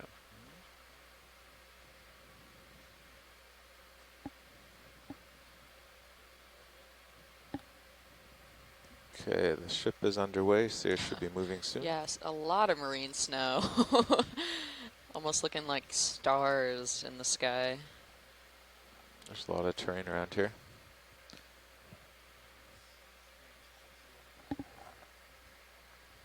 And again, just some great rock outcrops. Can't quite tell what they are from right here, but likely just some lithified sediment, meaning sediment that's just kind of undergone high temperature, high pressure conditions and kind of formed into the solid rock that we're able to see it here. And we often refer to this as kind of like a harder substrate where animals can kind of latch onto. Yeah, and if we could get a zoom in on that sea star, I think they're going in on that. Chris Ma is kind of curious about what this could be. Yeah, so Chris Ma says that this might be a solastrid, but once we get a Brian, zoom when in, you I'm get sure a he'll be chance, able to could we get just provide a little a more bit more brightness clarity on on that Sirius too. HD? Looks kind of fuzzy from where we are. Yeah, I'll so have those to- are probably, so we can see Standing it's by, 2 thanks. feet extended out on some of the arms. But yeah, it does look That's even, good, thank you. yeah, fuzzy is a great descriptor on the top as well. Yeah, and kind of as we zoom into Bridge nav. the rocky outcrop, you can see how Copy that, how Bridge. much sediment has just kind of piled up on top of it, indicating that it's likely been this way for a while, because the sediment has just been able to suspend on top of it. Yeah, very, very neat. Yeah, and you can also, you can see a ton of life as we zoom in. We'll probably see even smaller things that aren't as obvious right now. So. Oh, sounds like we got a call in. Is this Chris again? Hi, Chris. Of course, it's me. Can you tell us about this, what we're seeing here? I would love to. I just didn't want to bore you. Oh, never. So, this is a solastrid, and I'm thinking that. Too. But the ship is Wow. moving. Okay, so I'm seeing the zoom now. It looks like a crow. I'm kind of surprised because it looks like a genus of solastrid called Crowsaster, which shouldn't occur this far south. But it's really pronounced. So the genus is distinguished by having this really kind of, well, like as you said, this sort of really fuzzy surface. The what's called the pexilla or the spinelets cover the. Oh wow, yeah. So that, yeah. Cool. So that looks like Crowsaster or something. That's really weird. Why is it down here? Okay, yeah. So this is a genus of solastrids. Solastrids are predators. The ones that we've been seeing all have multiple arms, and typically they feed on either sea cucumbers, brittle stars, or other kinds of echinoderms, or just other fleshy or other kinds of edible animals that happen to be nearby. Echinoderms, for some reason, fit that bill more so than usual, but a lot of them Sirius feed is on. just catching up with you. You You're in know, a really good but a spot lot of now. sea stars, a lot of other sea stars end up being food for solastrids. And so, you Maybe know, look a little side to side this one is probably while on its Sirius way settles. to eating something, or is possibly eating something right now.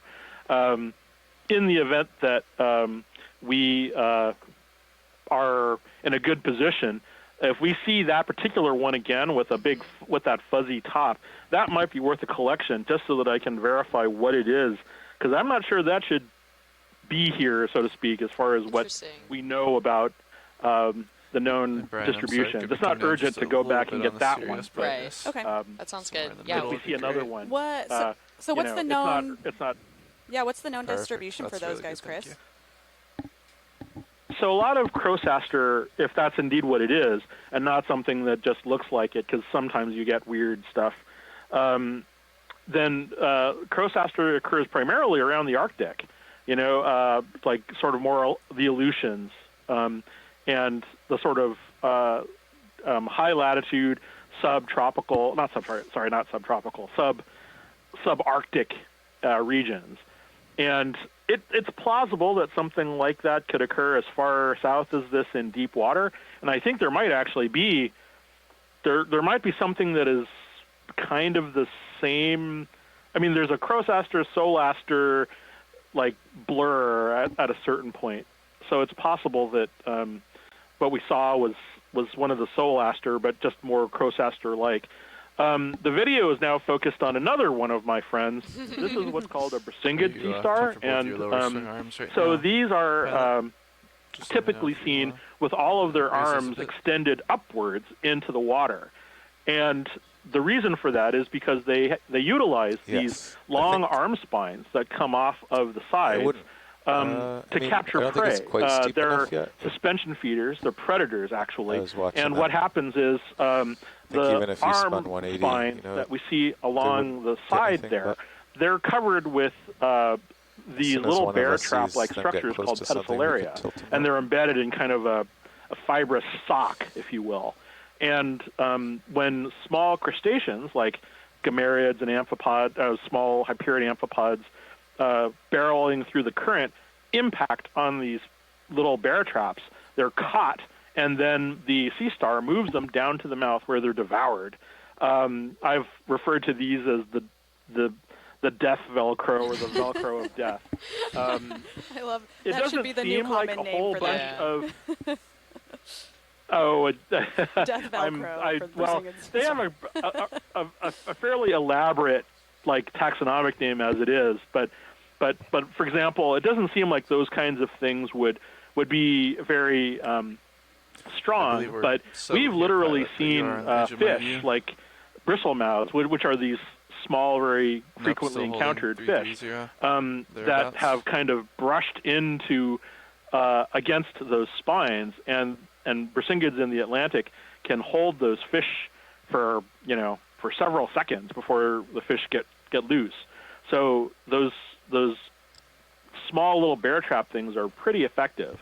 I mean, if you want to talk about something that is more sort of related the to current's still coming from the west. So. Something that perhaps people have experienced, if you're in an aquarium on the west coast and you get one of these large Peisaster type sea stars, and you have one affixed to a very hirsute arm, pulling one of those off is very rude, because those little pedicularia are also on some of these shallow water sea stars, and they'll grab onto all of those hairs on your arm, and it'll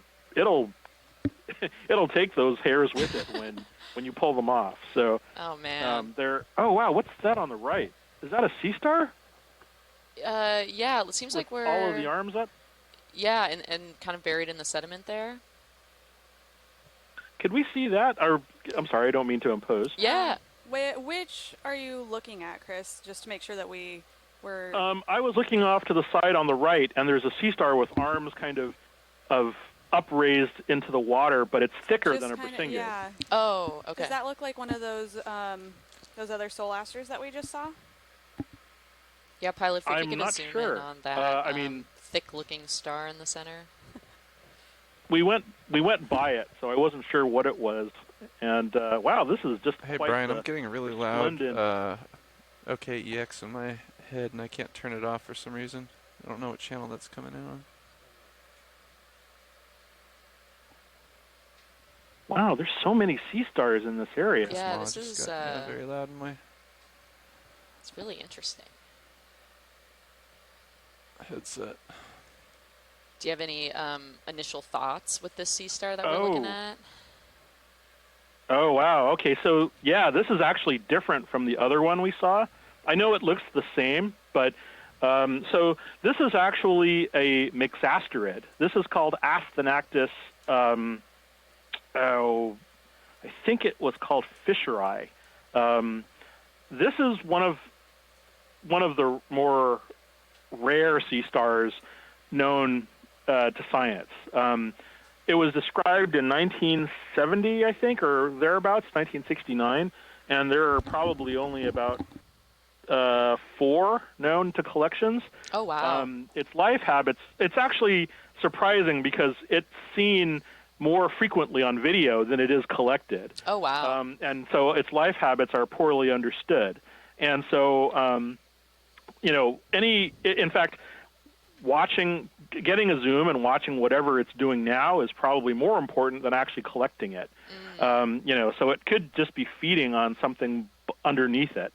But almost all of the sea stars in this area are, conceivably, unusual or rarely seen. It's hard to say exactly how to define any of that. Yeah, but, we can see if we can try to get a zoom in.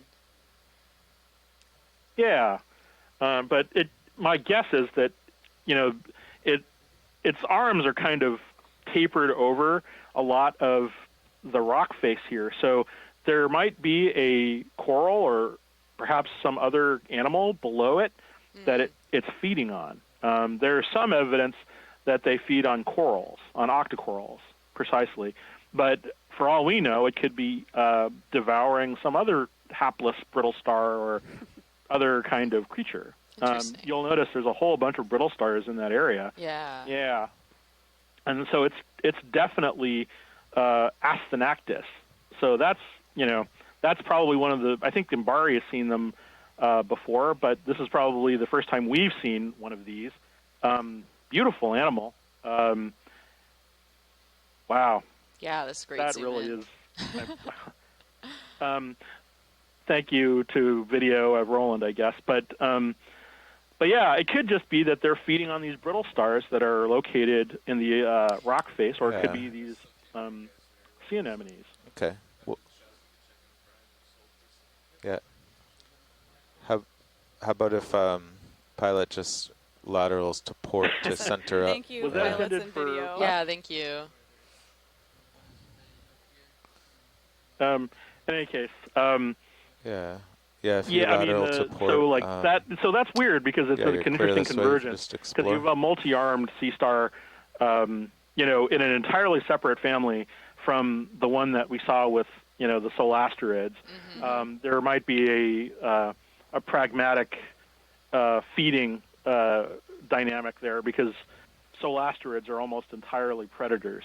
That's a different thing from what we're seeing with brisinghids because holding up their arms into the water is a function of suspension feeding, of filter feeding the water. So, and so, wow, there's just all kinds of sea stars here. Every one of them looking a lot of unique. has a story, probably.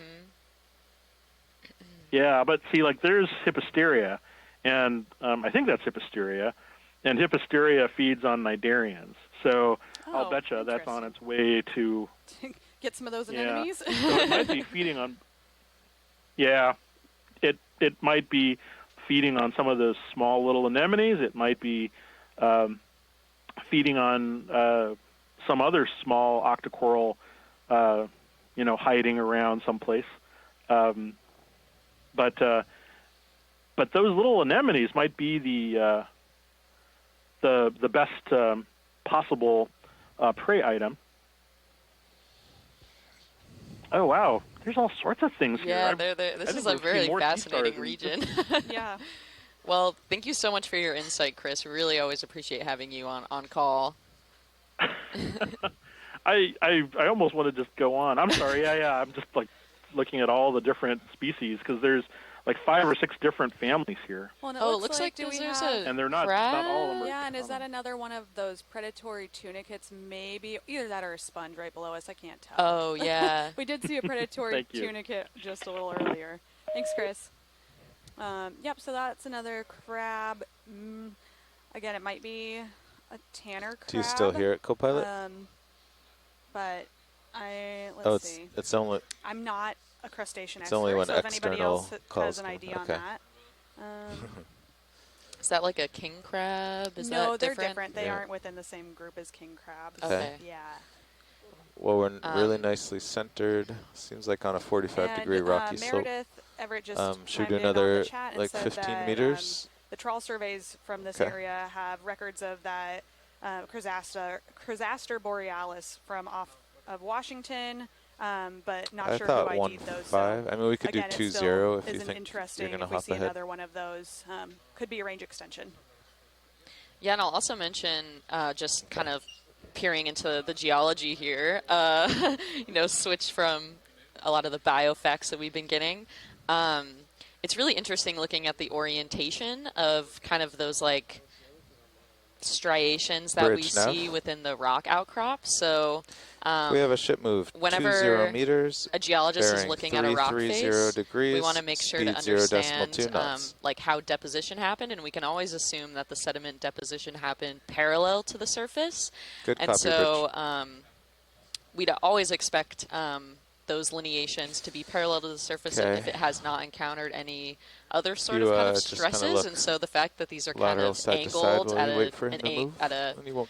about 70 degrees, I would say, means that these rock layers have been uplifted through likely tectonic activity since we're so close to the Cascadia margin. And so it's really, really cool to see as we kind of travel horizontally, seeing these rock layers that are kind of almost vertical. it's really, really, really beautiful.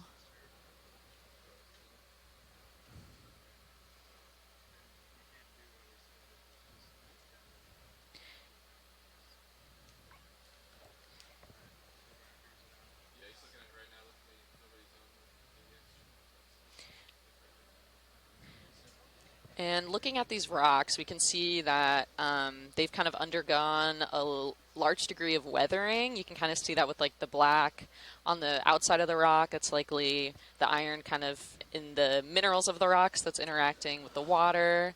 And it's further evident by the amount of sedimentation that's kind of settled on there, that likely these rocks have just been chilling here for a while.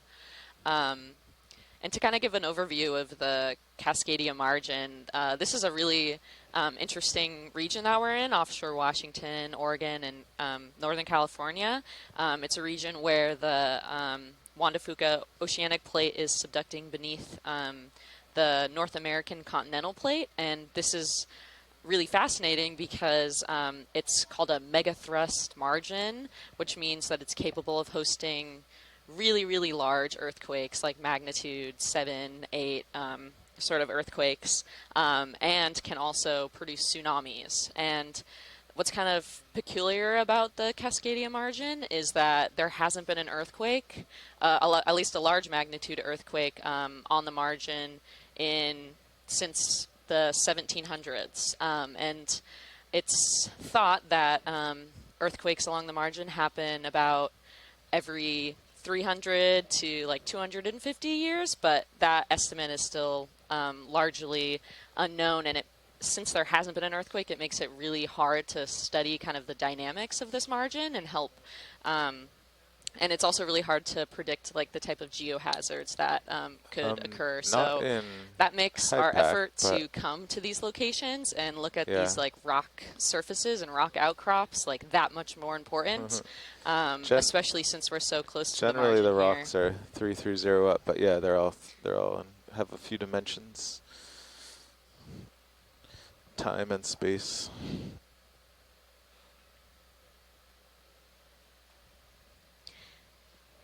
And yeah, once again, we're at about 1,668 meters of depth in Quinault Canyon, which is a canyon that's kind of incising through or cutting through the continental shelf offshore Washington.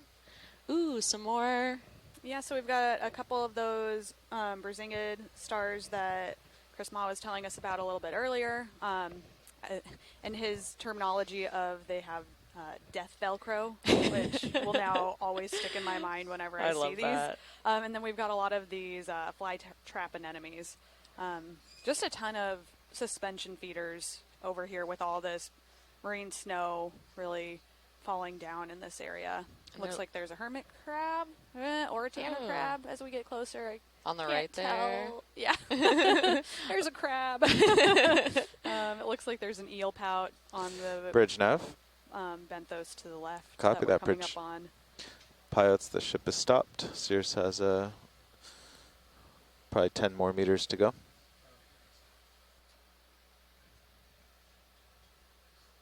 Interesting that there's a large cluster of those fly traps and then just a singular one. Yeah. Just right over there on the rock. King of the rock over yes. there. Yes. This is my zone.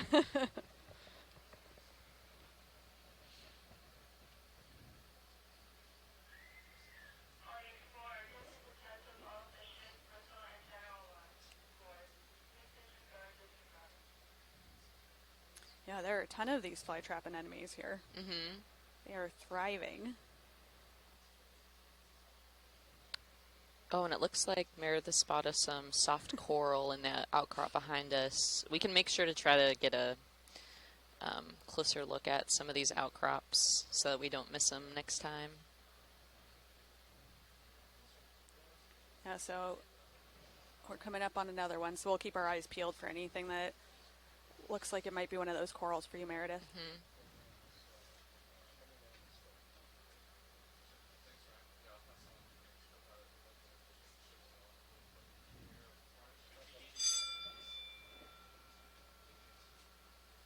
We got some more of those rock lineations with a heavy sediment cover that seems to be supporting a lot of like sea star life, a lot of anemones. We're starting to see some more of those sponges over here. Looks like maybe some other sponges. I'm curious what, well. There's like a white sort of thing I think that on might the be left. a sponge, and then there's another sea star on top of it, it looks like. Mm-hmm. But yeah, that weird, that's definitely, if it is, yeah, it looks like a sponge, but it's different than the one we collected. Co-pilot, it's Interesting, yeah. I'd love to kind of go steepening up here in over Delta's there. 10. And then I want to come up a bit. Meredith says there's a coral in the upper right. I'm having a hard time seeing where that might be, but maybe we just... Okay, we can look at the sponge and then we'll travel back up for you, that Meredith. Sounds great. Thank you. Yeah, and I think we're gonna get a zoom on the sponge, but perfect. Okay.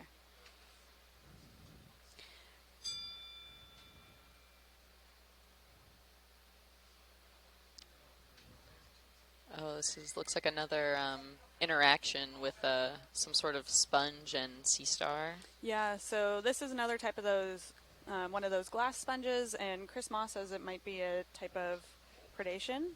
And looks like we just got Alexis back, so she'll be able to help us spot those corals. And Chris Moss says that's a Henricia feeding on the sponge. Yeah, we really appreciate you calling these out, Meredith. It takes many years of watching video to be able to spot these guys from a distance. Right. So we have a type of octocoral coming up. There you We'll go, get a pilot. closer look at it to see what family or genus it might be. It's our first pretty big or larger octocoral for this dive. We might have had a couple sea pens so far, but nothing that's branching like this.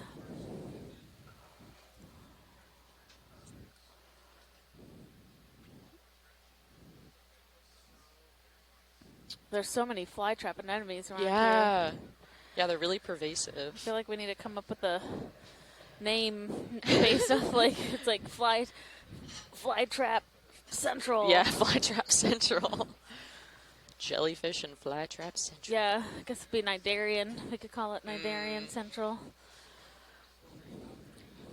Yeah, and so much marine snow that's just raining down from the water column. Our pilot's doing a really good job of getting us some good shots outside of the sediment, but I know it's probably really difficult in this canyon where there's a lot of motion and turbulence. Yeah, so they're doing a pilot change in the front row with the GFOE team. So once we are set back up, we will work towards that Primnoid octocoral.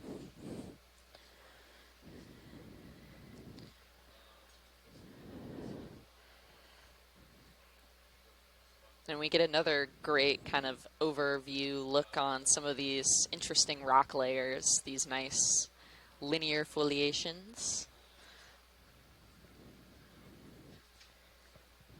Seem to be pretty cemented in there, though, into the slope. Oh, we got a jelly. Yeah, another.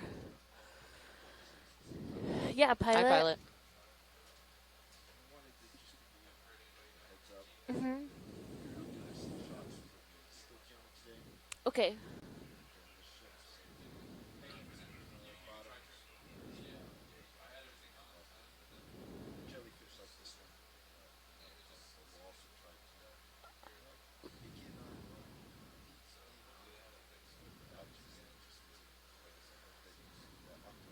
Yes, please. Awesome. Thank you. Thanks.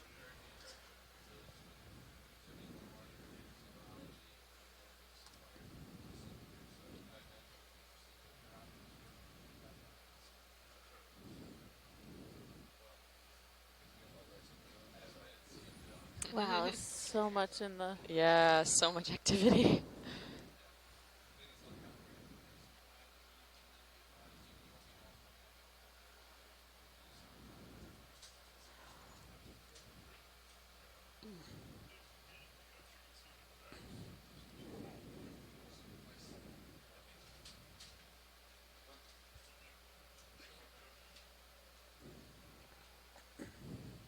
Got no back there.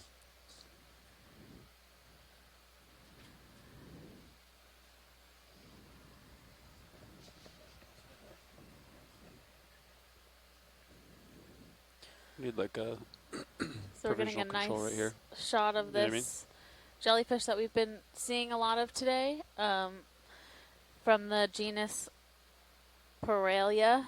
Honestly, Copilot could do it. Right? Our pilot communicated us that they are going to try and get some water column shots with the still cam today. A lot of marine snow here, right? That's what we're trying to achieve, and then we'll maybe head back down and be able to image that coral.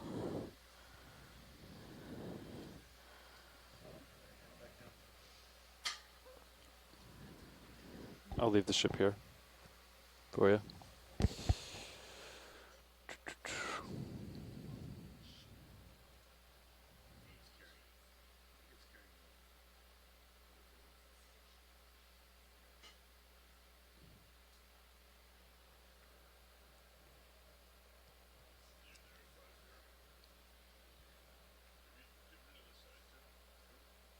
On EX30.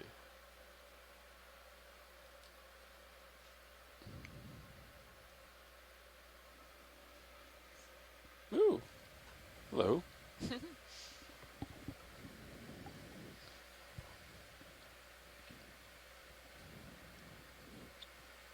Bridge is RVNav. Yeah, you just confirming I got bailout at 150 degrees. Do you guys have the same? Good copy, Captain. Thanks.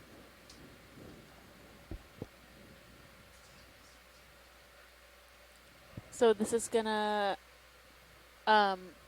this is a primnoid octocoral, so from the family Primnoidae, and if we get a closer look, we might be able to narrow it down to genus. There's also some ophoroids that are living on the coral, which is pretty common for this family.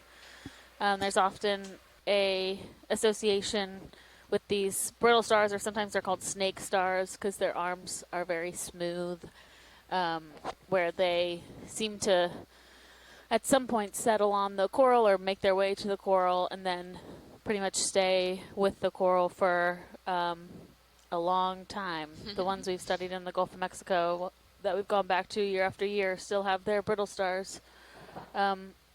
So it doesn't seem like the brittle stars eat the coral. It seems like they use it as a substrate to get off of the sediment to possibly be feeding.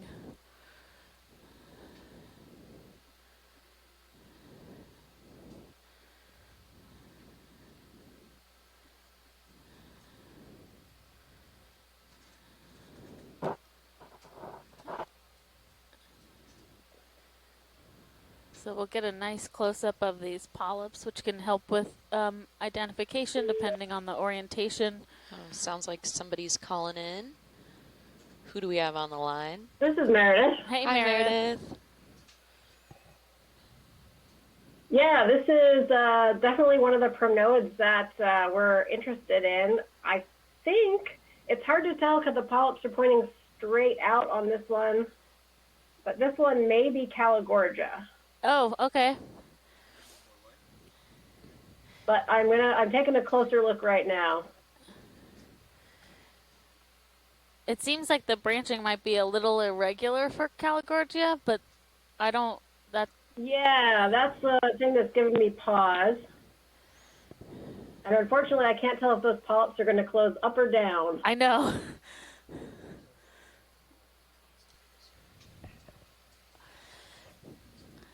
Yeah, Meredith, would this be another possibility of interest to sample while we're here, if that's possible? Yes, this would absolutely be of interest to sample if that's possible. All right, give us a second. This type of primnoid is really underrepresented in collections from this area. Awesome, okay. Hey, pilot, this is Watch That's what I One. heard. Thought that was a thruster. Sweet. If it's possible, could we sample a piece of this coral? That would be great. Hydraulics are ramped up, pilot. Port outer is utilized. You have all the other boxes. And we got a double vote to sample from Chris That'll also Ma. give us a really good view of which direction those polyps point.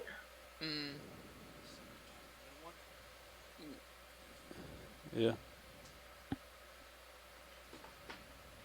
Yeah, so Steve Oskovich is in our chat also, who's at Boston University, and says he hasn't seen this one before. It's pretty far down so there, but the craft if we've got shoulder Meredith and Steve elevation stumped, switch then down that means 100 that watts. this is probably a very good candidate for a collection to help with narrowing down species ID. Hydraulics are already on. Copy. Yeah, we do get Calyptophora in this area too, and there are Calogorgia that are north in Canada and Alaska, and they are a little more irregular than the ones you find in like the Gulf. And so I'm going through some other Which images box right would you now, like? seeing what I can see. Copy.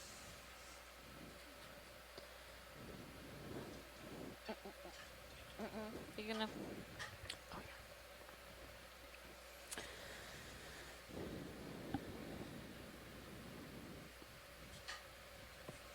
Yeah, pilot, we're just going to kind of give it a haircut. So maybe 10 to 20 inches off the top would be great.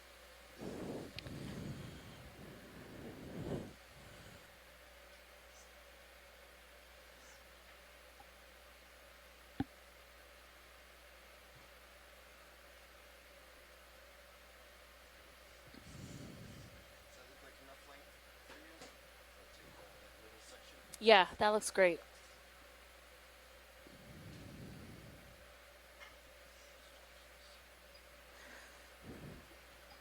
And these ones snip pretty easily, so it's not going to give you trouble if you just twist your jaws.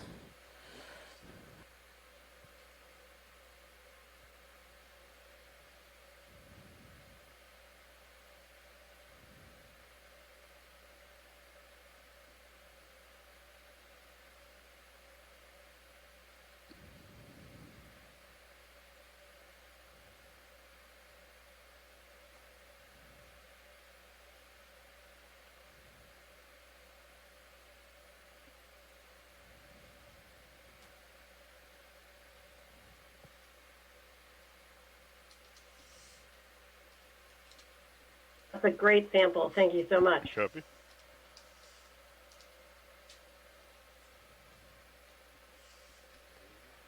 Okay, drawers coming out.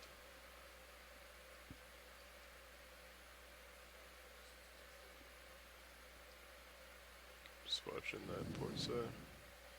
Yeah, I think this is Calogorgia with the polyps. Looks like some of them were closing Just be upward, careful in but we'll case they bump you. take a closer look on board. And if they point up from the direction of the branching, that's probably what it is. If I had to guess, it's going to be Calogorgia fraseri, which is a species I know occurs in British Columbia, just north of here. Oh, okay, that's great. But it'll be really easy to see, really interesting to see. So you said if the polyps are pointing up, if they close up? Yes, if the polyps point up, it's probably Calogorgia. Okay.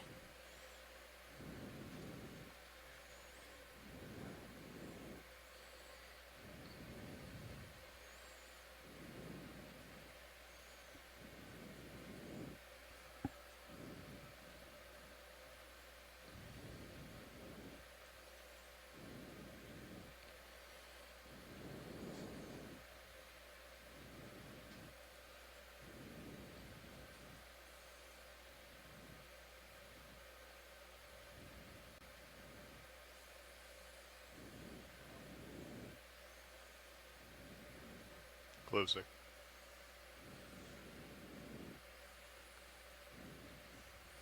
That was a great sample. Thanks, pilot. Yep, coming around. Thanks, team.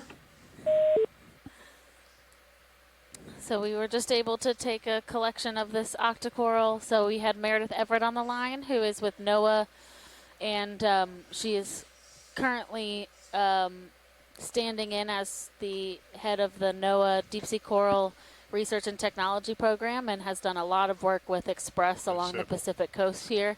So it's really great to have her call in and let us know that that's a species that is definitely a collection is necessary to be able to identify it and confirm its range. And sorry, Chris Ma, those astroschema were a little too low in the colony. I wasn't ready to take that whole coral with us.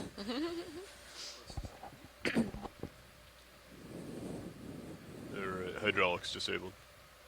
Oh, Heather Coleman is the leader of Deep Sea Coral Research and Technology Program. Right, pilot looking down at you, 5-2.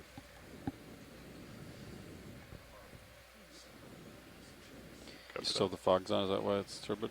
Yeah, I can go ahead and clear those if you want. You can turn the mains up, or do you think it'll just make it worse? Get the mains at 86. So it looks like we're just heading up further upslope along the northern edge of Quinault Canyon. And I think the ROV team is going to try to practice some still images in the water column, but we'll see if that's still their plan.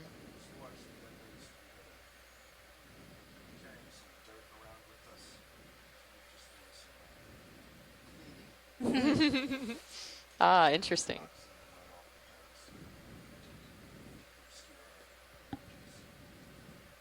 Oh, nice. Doing a little wash. Yeah. What's that? Taking a little eel pout. Eel pout. Yeah.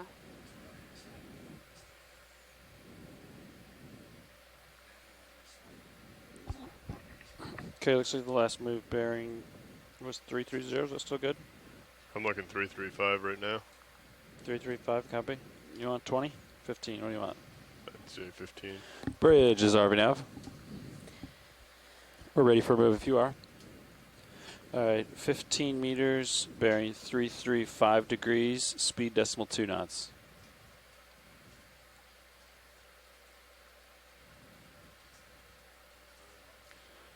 Good copy, Bridge.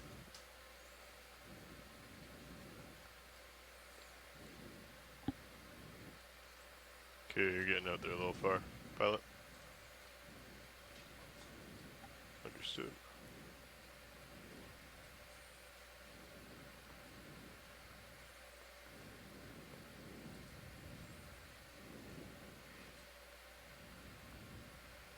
Just be advised, I'm seeing like 6 to 7 meter heaves. You're fine where you are. Just if you see me jumping up and down, it's not for fun.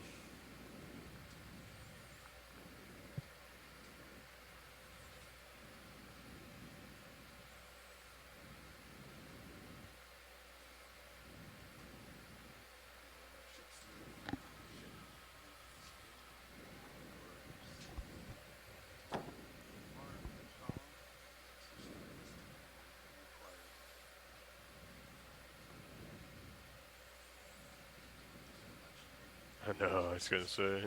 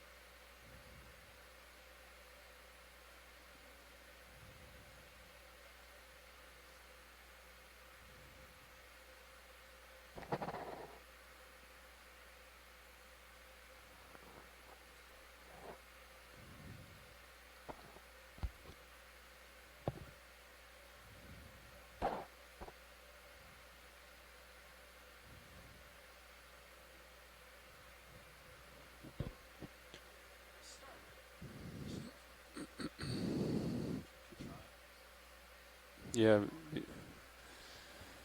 It's just seriously so many fly trap anemones just hanging out on these outcrops.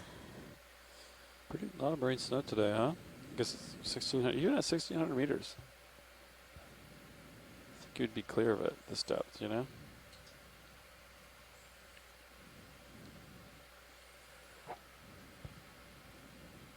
Should start moving pretty soon, co-pilot. Understood. I might tug you a little bit, especially with these heaves. I started the movie move 3-4 minutes ago. So copy.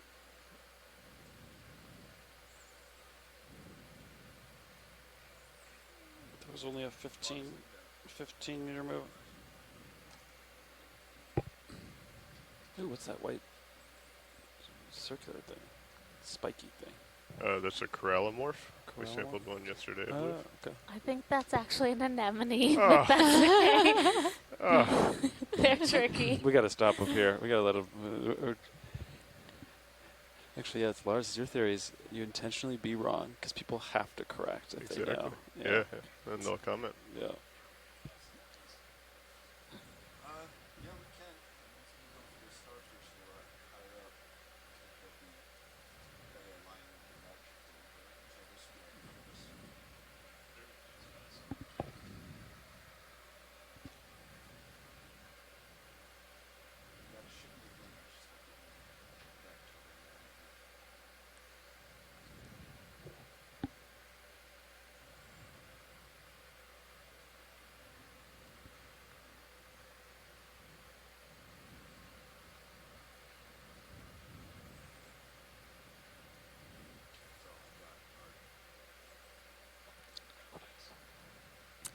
So we have a couple fly trap anemones right in front of us that our video team is imaging with the still camera.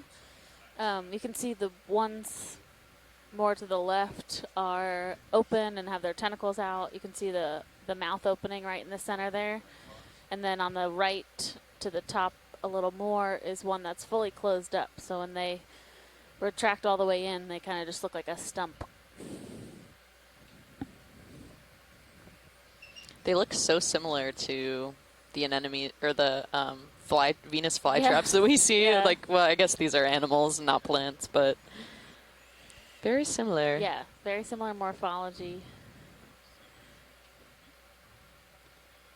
Makes them pretty easy to identify, which is nice. Consistent.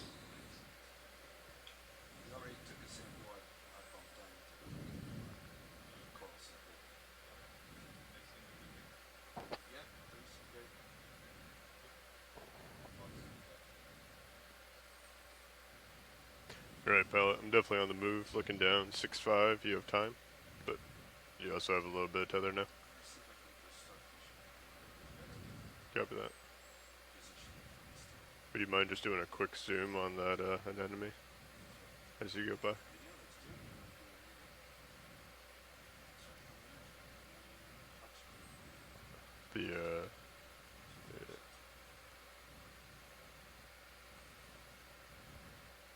Ooh. Ah. Okay.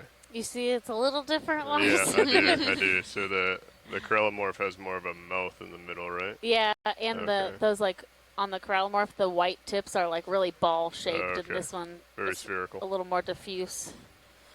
Okay, I guess it has a mouth in the middle. It does. I mean, they have the same kind of anatomy like that, where they have the mouth in the middle, but Gotcha. So it's just the spherical white tips. yeah, and there's other internal parts that Okay. are different between them, but for trying to ID them from video, it's kind of very. In fact, I'll show you two side by side later, and Excellent. you'll be like, "I got it." Thank you. I'll make some note cards for you, Lars. I appreciate it. Flashcards, yeah. I do think it is very important. It helps us be Oh, able to yeah. identify what science is looking for a little bit faster as well. And you Especially guys in are- a thing like this where there's so many different species. If you say, go to the sea star or anemone. This reminds me of there's a quite Brazinga, few. doesn't it? We don't know if you're talking brittle star or Yeah. Well, and you guys are doing this honestly so much more often than we are that you have better eyes most of the time than we do for spotting what we want. There's a lot of, so there's the big anemones, but it looks like these rocks are just covered in a small anemone also. Once we spend some time imaging, it'd be nice to take a zoom onto the rock just to. Yeah, it seems like this sediment has been settled for just so long that those species have just been able to latch onto the rock face without much disturbance. Oh, you want to wait? Yeah, I think it'd be really interesting to zoom in too. Yeah, we can go ahead for a 15-meter move. Okay. I'll call in another 15. 335, you said? Yes. Yeah. Oh yeah, we.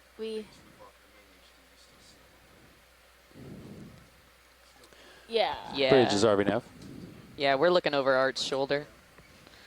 Okay, get on the ship We have move, same as crinoid last. right at the bottom of the 15 HD meters, camera bearing also, 335 which is cool. degrees, We've seen a couple of them speed decimal today. 2. These feather stars. Yeah.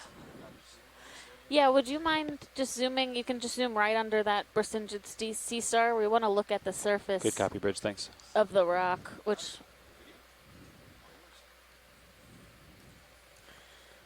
Yeah, you can see all these little tiny anemones. There's so many of them. Oh, wow. Yeah, so I was noticing that the rocks were looking a little hairy. And it's really just the tentacles from these anemones. And I'm going to say anemone and not stoloniferan because they do seem to be anemones and not an octocoral, which would have 8 tentacles.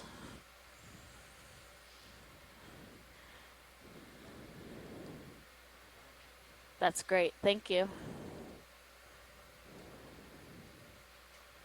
Yeah, and you can really see to the degree to how fine that sediment is. It's not surprising that we had to shake off the ROV. This mud's likely very sticky and very silty.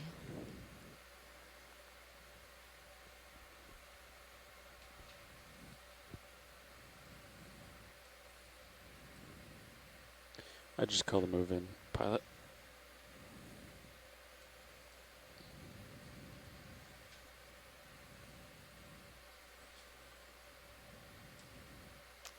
You talking there's one right by the AFCAM jars in the AFCAM. Yeah, there's a lot in between us. I'll keep my eye out on your rail cams for any of this.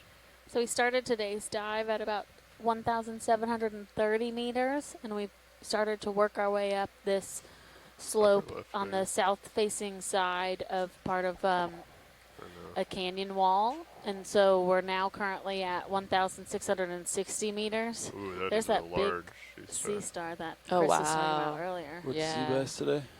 25? Yeah, we got a nice zoom in Alright. on that. Oh, good. Before, yeah.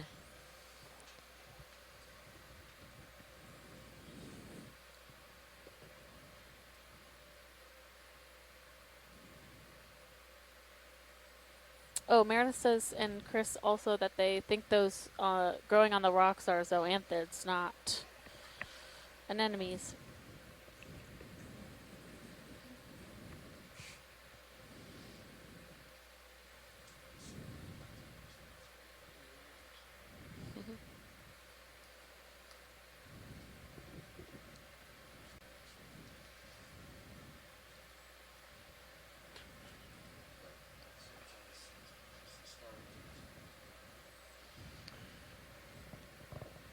You just need to put a still camera on Sirius.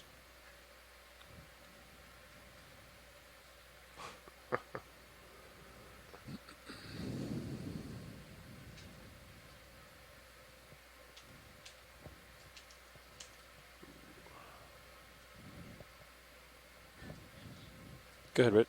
Go ahead, Rich. Thanks, Bridge. There's a coral. Yeah. Oh, yeah. There's a lot of those large. Do you have the name of that watch lead? Sorry. Sorry, which? The large sea stars that we've already looked at. I cannot recall what Chris called them, but he did ID them earlier. This Sorry looks like about that. another primnoid octocoral like we had sampled before. It'd be nice if we could take a look at it, but we won't be asking to sample this one. And for your reference, that is not a coral. That's a anemone in the background. You can tell that because Oh, of the those fly traps closing up as we approach them. spherical white tips that are lacking from that specimen.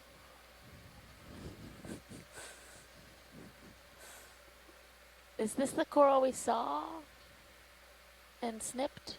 Oh. It's a different one. It's different? It's different. Oh, wow. It looks very Okay. similar, but yeah, we took the middle piece off. It looks very... It looks super similar. It's probably the same species. I just couldn't tell if it was the same individual. But when you're comfortable, pilot, when Art's done, if we could take a zoom on the brittle star, that would be helpful.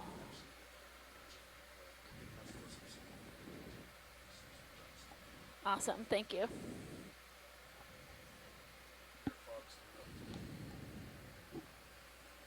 So Chris Ma says that the brittle star that's on these Calagorgia or Primnoids, possibly Calagorgia, is an astroschema that has not been documented in this area before. So that's pretty cool. We see them in association with other Primnoids in other parts of the world, but it's cool that we haven't had it off of this southern Washington coast before. Or you rotate it all the way down. This seems to be the name of the game here.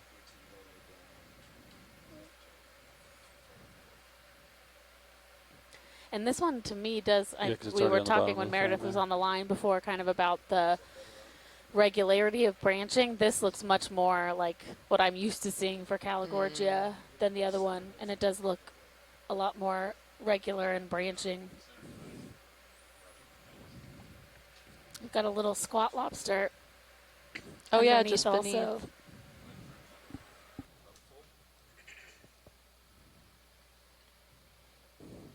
Yeah, you can really see like the full body of the sea star in this one. The other one, it was a little bit hard to see. But Yeah. this one is very prominent, which is cool. Sometimes the orientation can be difficult just with where you can land the vehicle, and this should give us a good image of the oral disc, which is really important for helping to identify. Yeah, Chris Moss saying that this is a definite new record. So very neat that we're able to see this.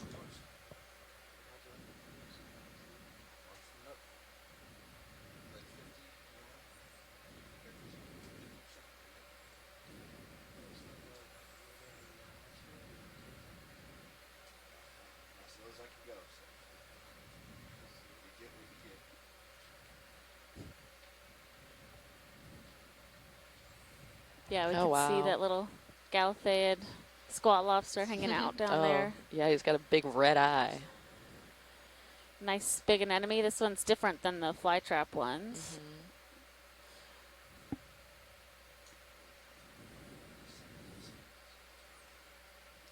Yeah, this is great. Yeah. And it's a nice close-up of the polyps also for the coral. Oh, that center disc is really interesting. It looks like a meringue cookie. Don't think you want to eat it. No. And you can see kind of why they're called snake stars. They have those long arms that really wrap around the coral branches and they hang on. But you can also see that the coral is not unhappy. So there's still polyps where the ophroid arms are. So it's not like it's ripping off the polyps or there's bare skeleton showing. So a really nice healthy coral as well as a healthy ophroid.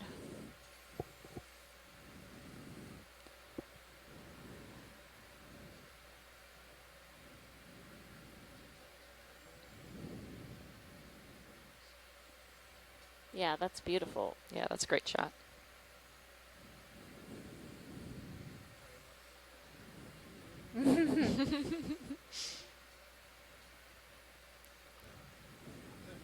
Wow. Great. Thanks.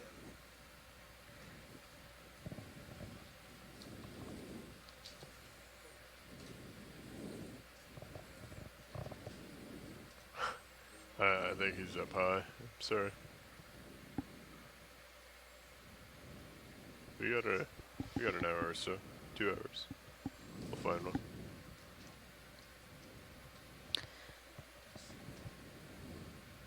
No, I had a significant watch the other day. If you want to take it. No. Oh, there you go. The fish center. You know, the ground. Oh, yeah, like Oh, the fish. wow. The ones that have the little. Ooh, the The angler or mohawk, the the angler? frogfish? Oh, the No. frogfish ones. Is it a frogfish? It's the no, these are the grumpy ones. The grumpy. We got to get these pilots in the back row.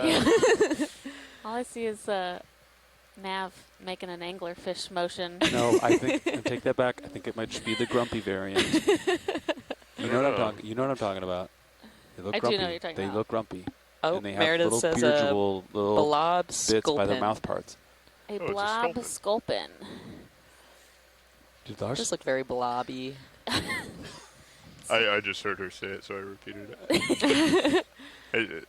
The sculpin I'm used to look a little different, a little more orange. Ashley confirms from downstairs that she thinks it's a blob sculpin also. It's amazing. Yeah, nice quick zoom. Just hanging out on these Oh, rocks. look how cute. Oh, wow. Got little puffy cheeks. Oh. I don't think we've not seen one of these yet. No, we definitely have not. That's not what I thought it was. Super neat. But I'm glad we looked at it. Hello. Very fun. I'm a big fan of this fish. Yeah.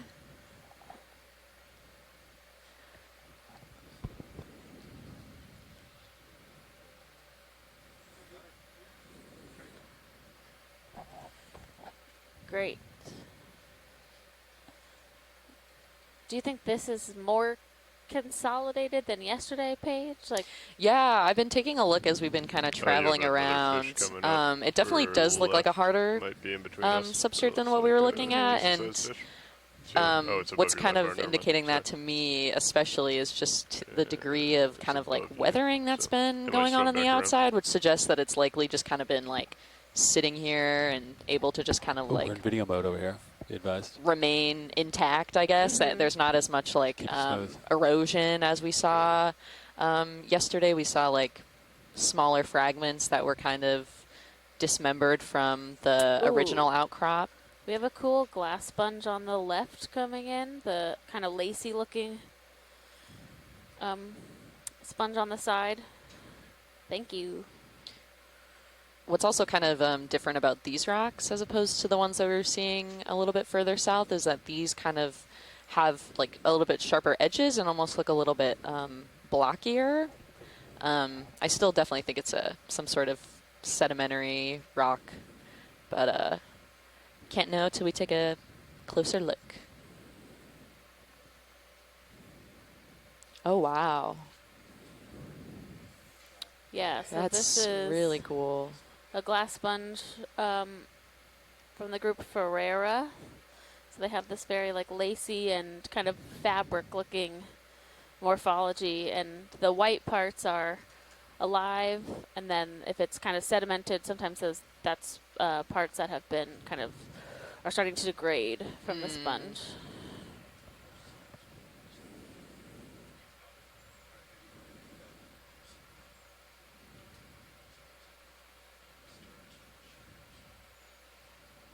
Steady.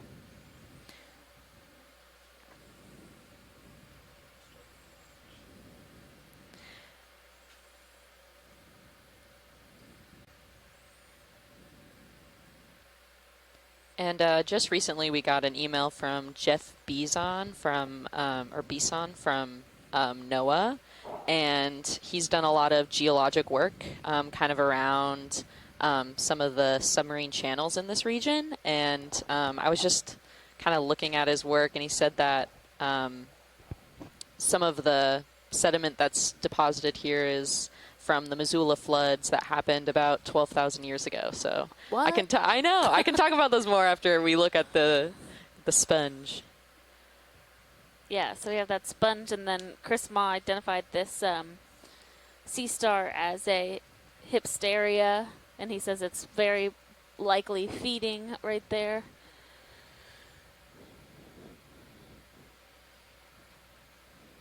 So they're called, one of the reasons these are called glass sponges is because they are made up of mostly silica. So Oh, yeah. essentially, and they can be very prickly. So if we brought this to the surface, you want to wear gloves because it will kind of embed in your skin like cactus spines.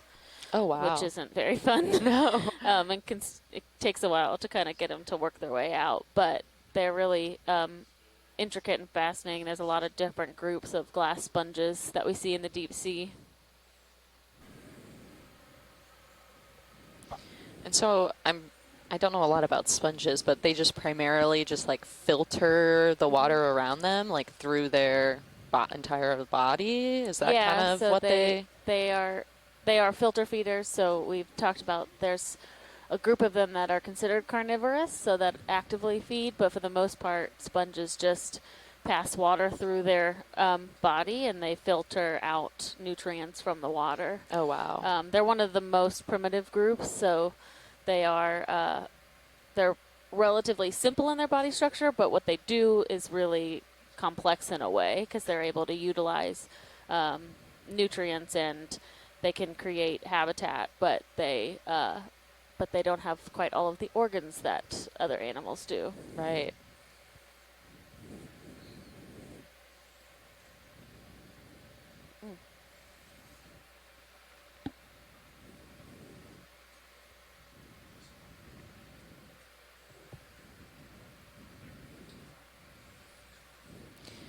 And yeah, so I was just talking about the rocks in this area, and we have Jenna Hill in the science chat who is mentioning that a lot of the rock here is probably semi-consolidated, meaning it's like partially intact from the Pleistocene, which was about 2.5 million years ago to 10,000 years ago, and many of the canyons in this region are filled with sediment during repeated glacial periods.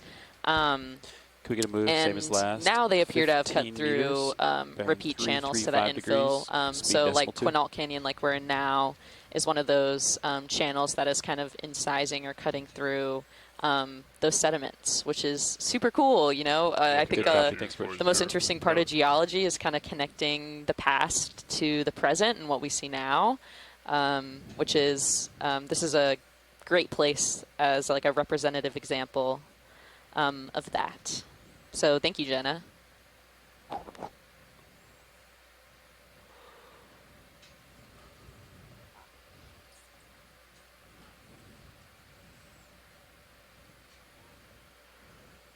Coffee? Fish.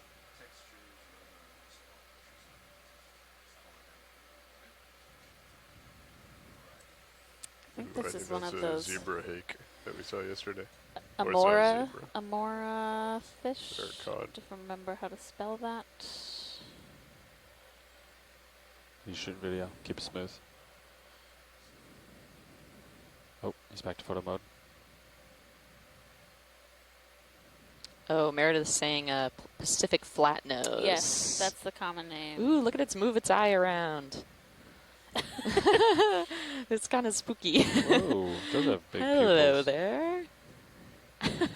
Antimora, not Amora. Oh, Antimora. Okay.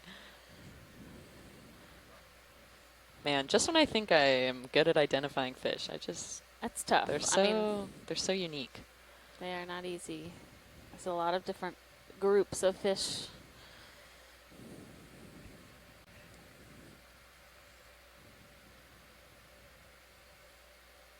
Video mode.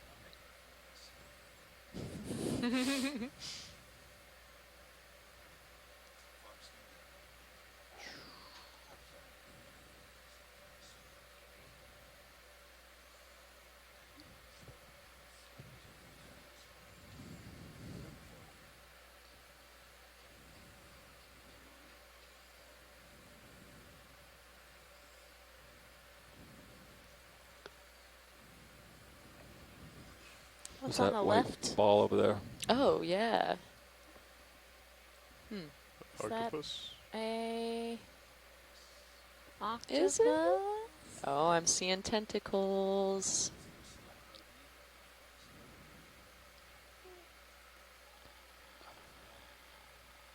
Oh, That is an octopus.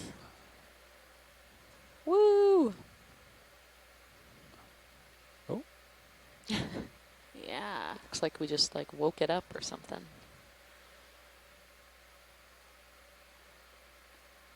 See if he's got horns. He's definitely unsure about you. Doesn't look like he has any of the like Oh. horns above his eyes. Like, This is a type of robot. muse octopus, which is a pretty general name for some of these deep sea octopus.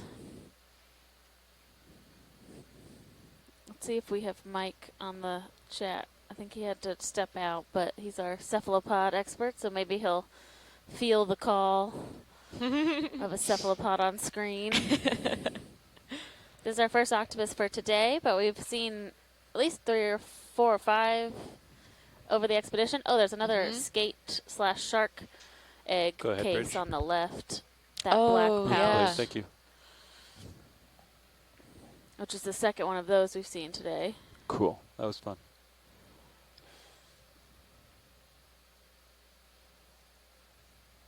Pretty good size heaves, huh? Yeah, we're getting rocked around.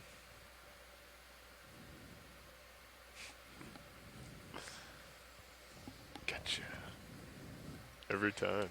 They look like they're right out Yeah, front. and just to revisit some of that geology that I was talking about as we peer into the water column, a lot of the compact or semi-consolidated sediments that we're looking at, those rock faces that we see, are likely remnants from the Missoula flood. And so this was during the last glaciation period, about 12,000 years ago, as the glaciers were, ooh, jelly.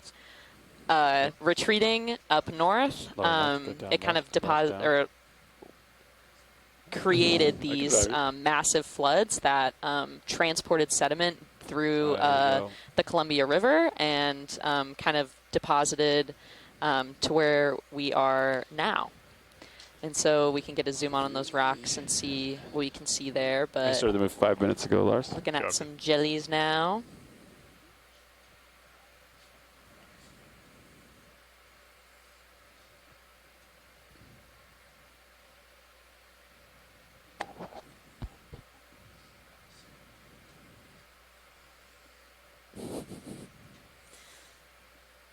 This is another one of these Paralia jellyfish that we've been seeing through most of today's dive. They've kind of been hanging out just above D2 and between D2 and Sirius. Definitely a pretty high abundance of these in this area. We have our video clipper working on the still camera, so he's trying to get some really crisp shots from up in the water column.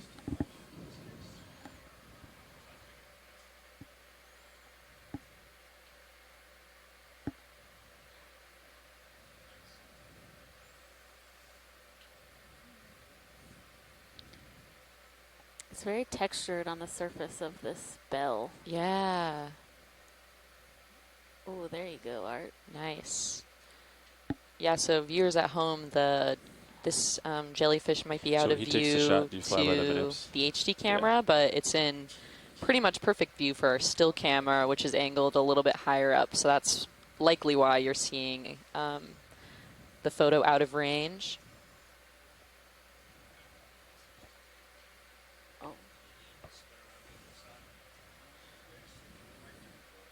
You guys are both coming up together? Is that what's going on? Yeah. Yeah. Yep.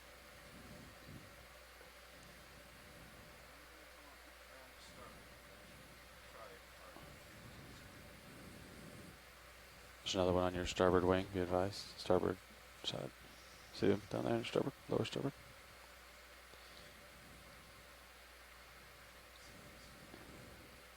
Keep bringing the Titan over so you can see what's going on. He's in the vehicle. Oh, hello. It's a good day to work on these water column snapshots because we've got Bring my head around a little pretty bit, keep you centered. nice water column subjects. The contrast of the red with the blue background helps too. It's not trying to focus on a transparent floating object. Right. Oh, we might get to see like the inside. Yeah, under the bell, which is very cool. Always a useful image to have because you don't often get to see that side of jellyfish. And for people that study jellyfish, the under the bell is just as important as the top of the bell. Might be getting a little Maybe far more out there, important. pilot. Yeah.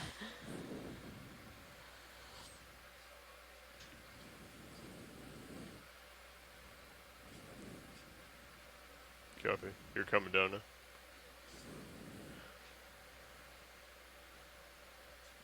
Understood. Quite a bit. That was cool, Bobby. Copy. Okay, I brought my head a little bit over to starboard. I'll bring it back to the 345. It is a great day for jellies. Tilting camera down. They kind of are reminding me of gonna get Mbari, the Monterey Bay Institute. They have these YouTube videos head for like down. deep breathing, Tilting relaxation of Oh. jellyfish. Looking down at That's your almost what 5-7. these jellyfish videos are reminding me of. They are very soothing. Yeah. Yeah, you got big delta. Yeah, we have a 26 delta.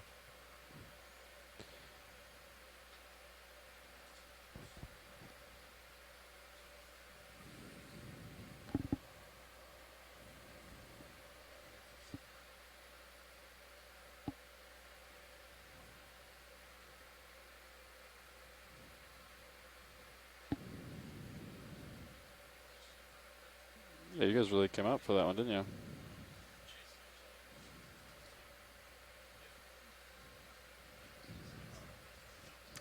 The workhorse needs to be locked pretty nicely, eh?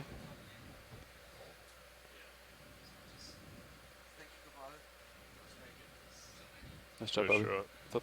I thought you got some good ones. The texture, I think the texture was really cool.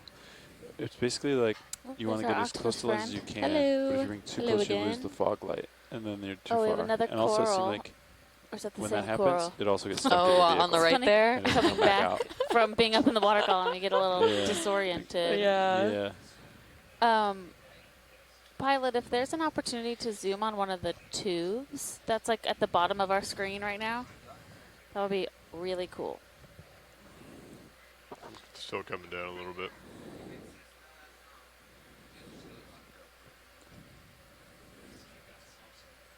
Yep. So.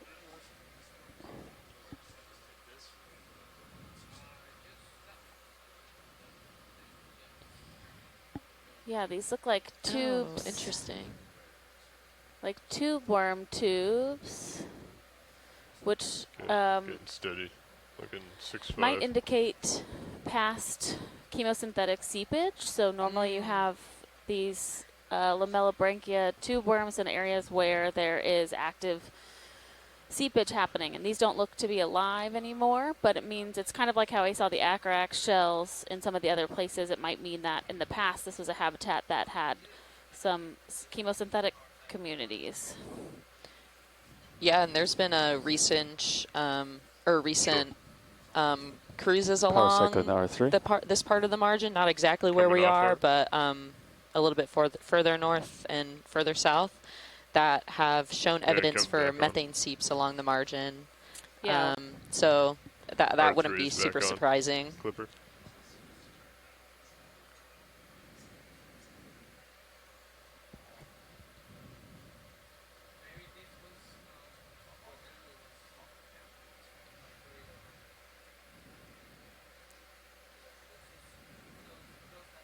What is that kind of clear looking thing on the tube worm? Do you know? It looks Alexis? like a brachiopod, which is like a really interesting group that has like two shells, but they're not technically bivalves, but that looks like a very young one. Interesting.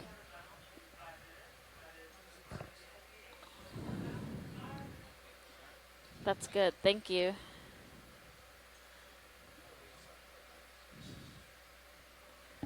Yeah, so that end that's got the opening, that's where the tube worm plume would have come out of if it was still alive. Oh, I see.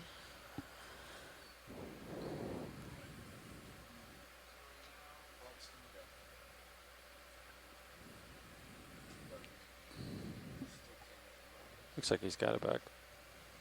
I see the orange bar moving. And so it looks like we're at Yeah. about 1,630 meters depth, which is about, I don't know, looks like we've risen about 70 meters since we first landed on bottom at 1,700 meters. So we're making our way up this slope. 335? Yeah, yes, 335. 335 degrees.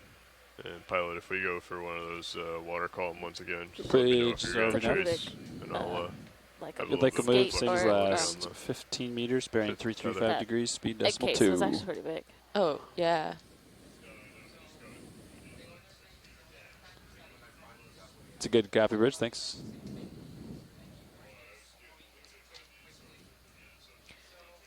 Now it looks like we're seeing some more loose rocks that seem to be kind of ununiform and kind of eroded away from the main basement rock, likely just tumbling down the slope. 2 hours, 24 minutes on bottom. I think the next watch will come up. Yeah, the next watch will, yeah.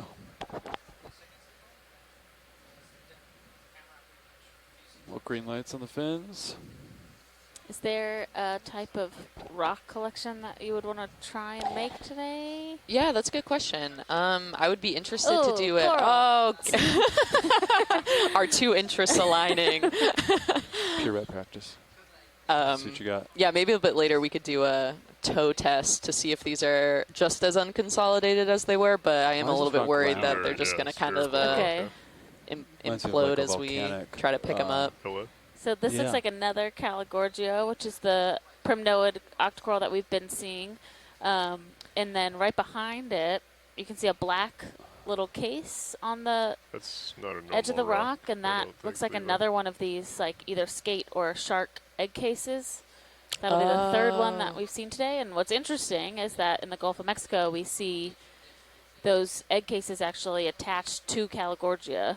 Oh, wow. Different species of Caligorgia, but Caligorgia all the same. So it's kind of cool to see how close those are. They're not. It's not attached, but it's definitely an interesting observation. Yeah, and I'm glad that you brought that up because I was almost about to point out how round that kind of rock nodule is. Yeah. Like right where that case is kind of located, which is kind of curious. It looks a little different than the surrounding rocks. Yeah. There's some more of these tubes that look like old tube worm. For a while, if I remember correctly. Tubes. I agree. Just remnants. I agree. Oh, hello, fish. Another Antemora. Yeah, should be getting steeper. Very. Looks like there's that white sea star that we zoomed in on earlier of Chris Mossing. That's a Astroschema. That's the brittle star that's on the Caligorgia. Oh. Thank you. Yeah. Getting all my terms mixed up. And we have a different sponge there also, so kind of like more of a vase sponge.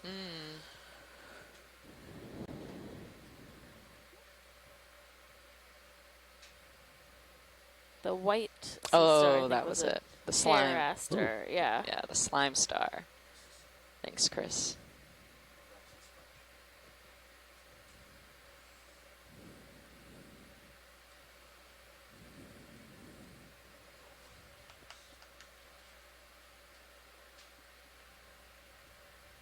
Yeah, just one of these.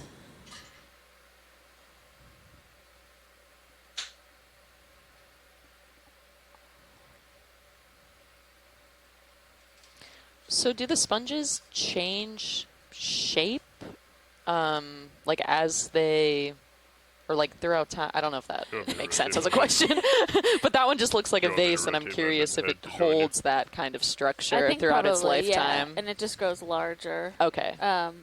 Like that would be a different species than the one we collected. Right.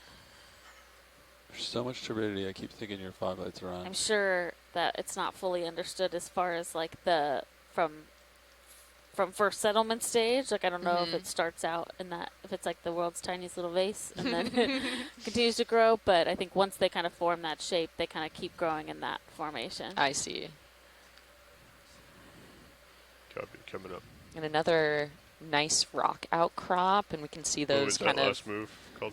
You got a fish in the rock. parallel lineations. They look a lot more ago? rugged for some reason. That could be 5 due minutes to the left. weathering. So you should be starting to swing, I think, right? 5 minutes left. There also seems to be like some planar intrusion. No. Go ahead, Bridge. Just kidding. I think that was a trick of the Move eye. complete. Thanks, Bridge.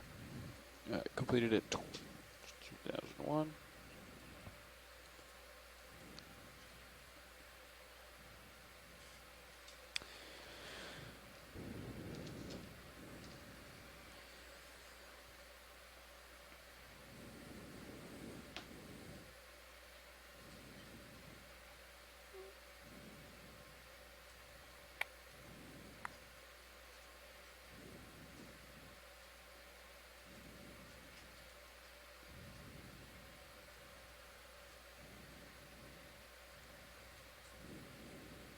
Ooh, interesting step down there.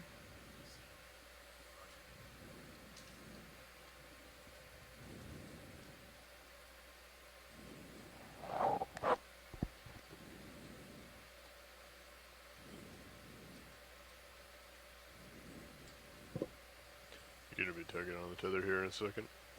There's kind of a mound. Yeah, it doesn't seem to have as prominent of foliations as we've been seeing, but it definitely still has some. Yeah, it's not near as angular as some Angular, of yeah. the rocks that we've been seeing as we've made our way up. Yeah. Interesting.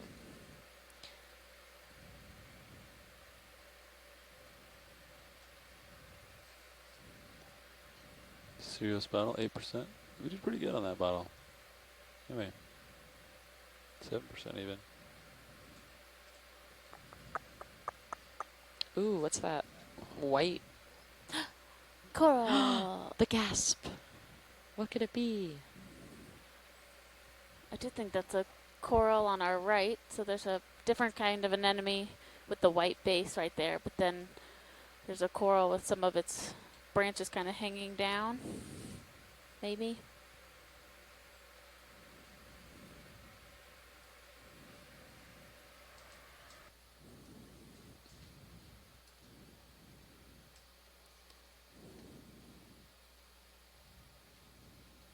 And the distribution of like the rock bodies here are really interesting. They almost seem to like be in like flow, almost like down slope, which is kind of cool to observe. Oh, wow. Yeah, let's take a look at this.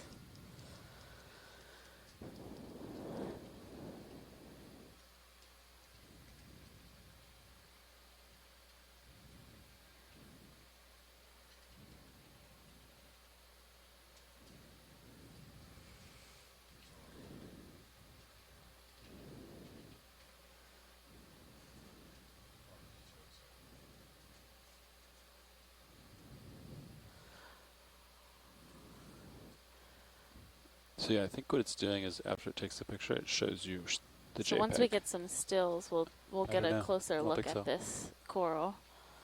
There's an enormous amount of settings on it, though. There you go.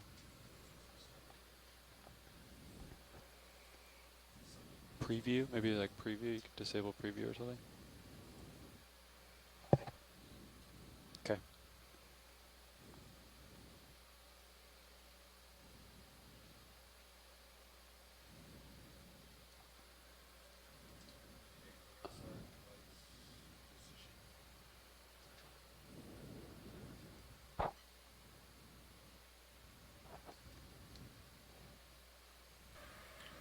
We could probably get another 15-meter move in. So do you want 15? Please. 335? So this Yes. looks like a black coral. It's cool. a little bit different than Bridge the is one we RV now. saw yesterday, which was I Very think we saw exciting. yesterday an We're gonna move, same as last. alternapathes. 15 meters, bearing 335 degrees, speed And this decimal one, 2. I can't quite tell the way that it's oriented with the branches what genus it is, but it is definitely Rich. from Antipatheria, which is the black coral 2006. group. And so these have, they're called black corals because they have a black skeleton. So when you see the skeleton dried, it's like a shiny black proteinaceous material, whereas other corals often have more of a calcareous skeleton. And then they have these really fleshy tentacles. You can kind of see even into the polyps when we're moving a little less. You can kind of see some of the internal structures inside the polyps, and the tentacles are all the projections coming off of each polyp. These are within the group Hexacoralia, so they are hexacorals, so more closely related to like scleractinians and hard corals than to octocorals. But they are a very ancient group of corals, and they can live for a very long time. So certain colonies can live for hundreds to thousands of years. Oh, wow. And not really necessarily grow super huge. They just kind of can grow to a certain size and then seem to hang out.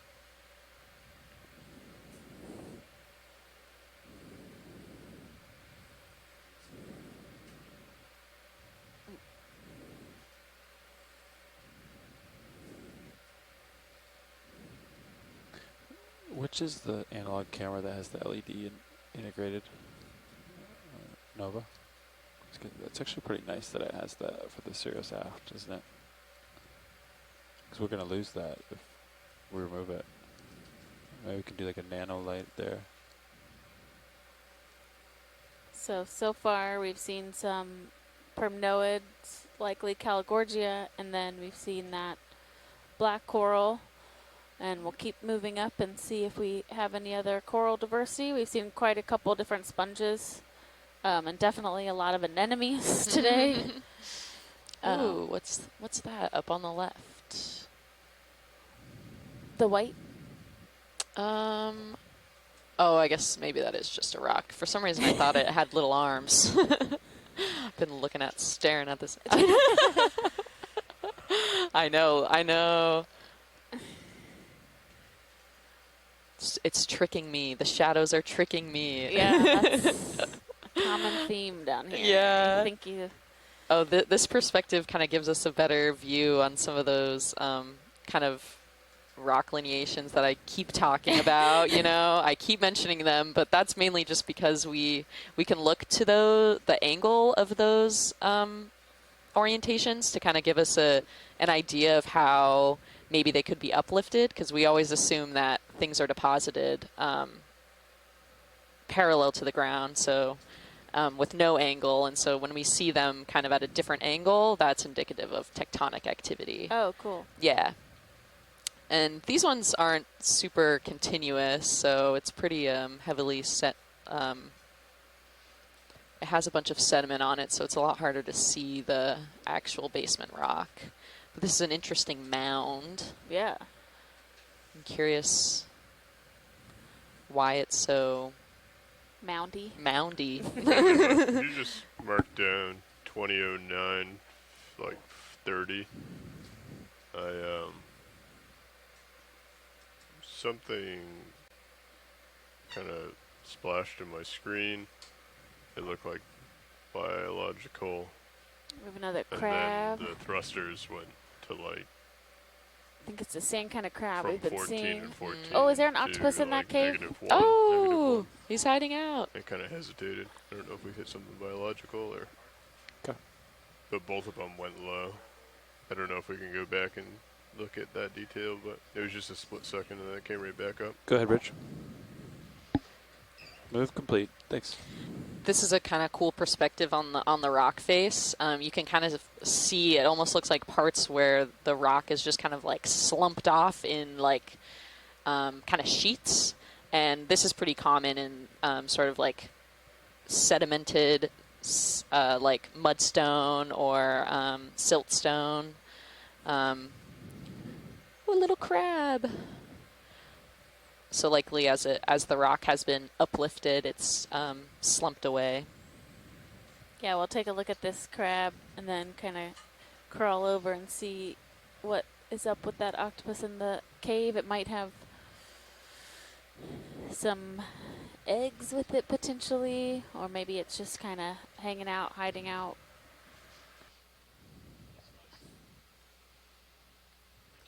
I'm kind of curious what that fracture is in the rock. Art said it was nice, so that means that's a pretty good compliment, Bobby.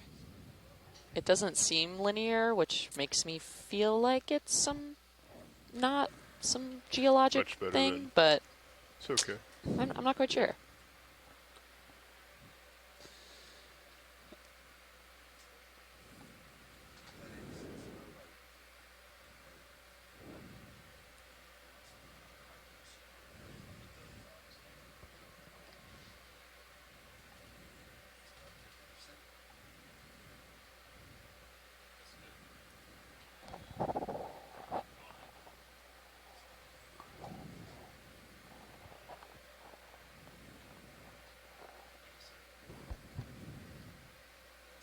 Could we, before you take off, could we take a zoom on that crinoid to the left?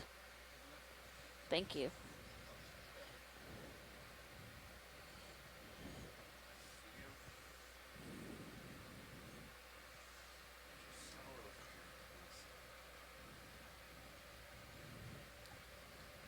We've seen a couple crinoids today, but we'll take a closer look at this one by request of Chris Ma.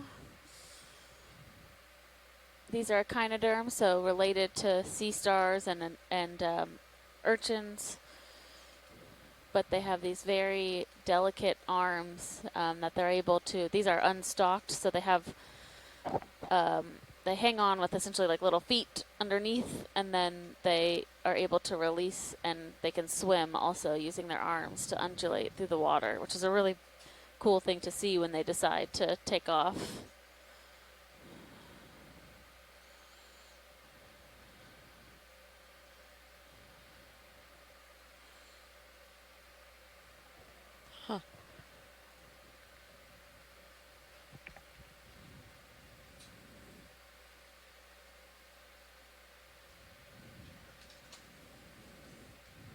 Little brittle star hanging out there too. Yeah.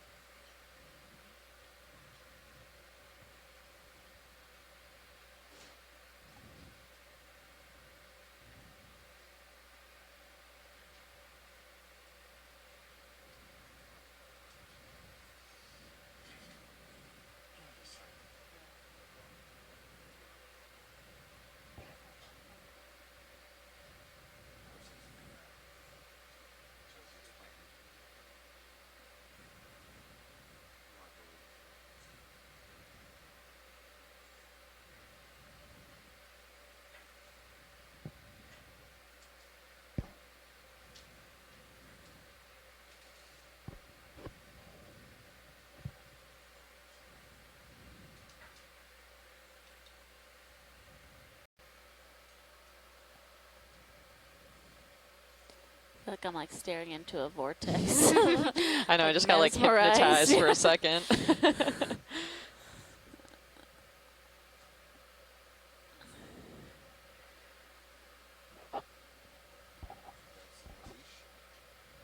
Yeah, little brachiopods and other ophoroids along the rock also. Yeah, sounds good. Crab.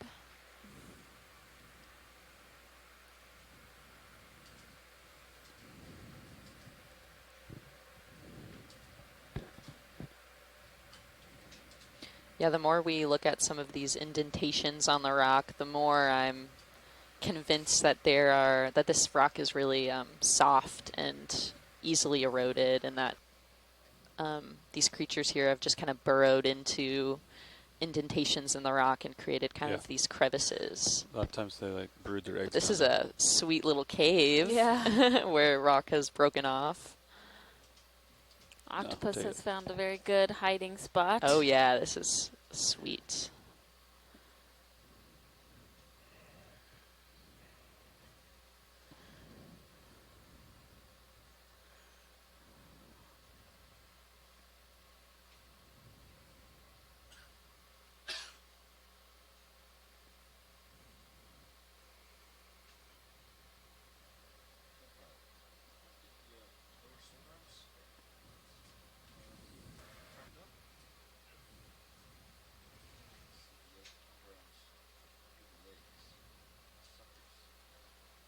We'll see if we can get a glimpse. This guy might be a little too tucked in for us. Yeah. Full power on the lower swing arms. Will do.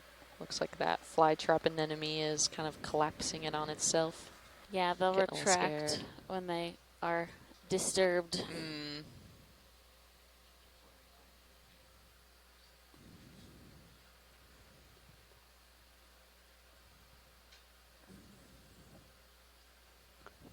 Port one has the mechanical block, right? So it doesn't hit, if I remember right. So you can't hit the shilling.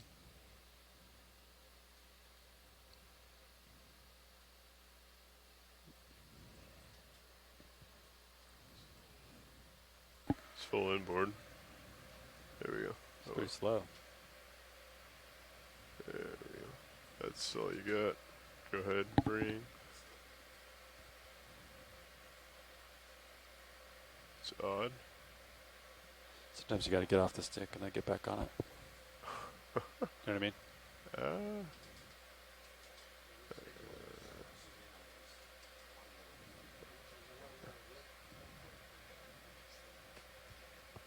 Do you have your fogs on?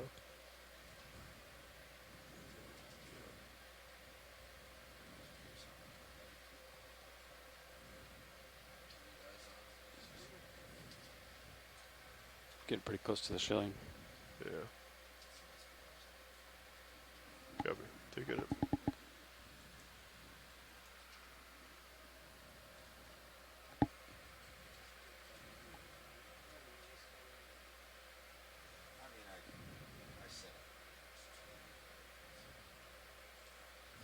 Yeah, it's full in. I think I've ever seen that for inboard before. Can see some of the Right? suction I don't know cups if on I the have bottom of either. the legs, but this octopus is happily tucked away. Yeah, he's not coming out.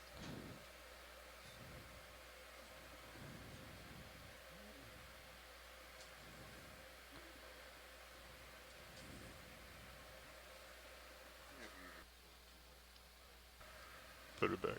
Copy.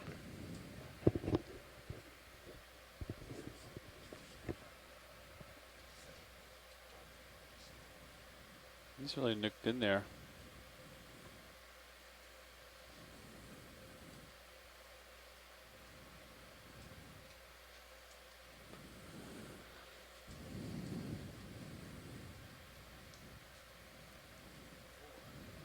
Okay. Hydraulic secure. Looks like he got to kind of hide behind like a sheet of some of the sedimentary rock that's eroded away, which is super cool. Goodbye, octopus. Switching back my camera.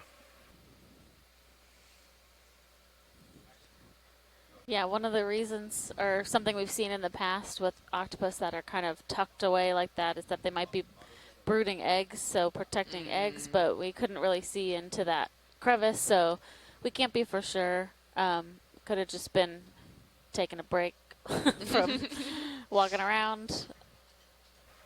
Coming up, pilot. You want to move? Yeah, we can go ahead and get We have a lot another of, 15. I think these are again. just Still little looks white pretty good. sponges on the. Oh, that's what those little scattered kind of dots Yeah, are. Bridge is already sometimes now. I was wondering we've been what those seeing were. brachiopods, Yeah, would like another but I move, think please. some Same of as those, when you last. can see the 15 meters, the bearing osculum, the 335 opening of degrees, the speed sponge, decimal you 2. can see it might be a little sponge. Oh, there's another black coral just to our right. Oh, neat. Okay, Oh, well, we no. can Good copy, Bridge. Thank you. we'll wait our turn.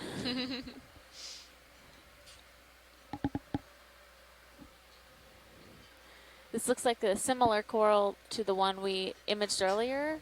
Oh, wow. That black stalk is so prominent. That's cool.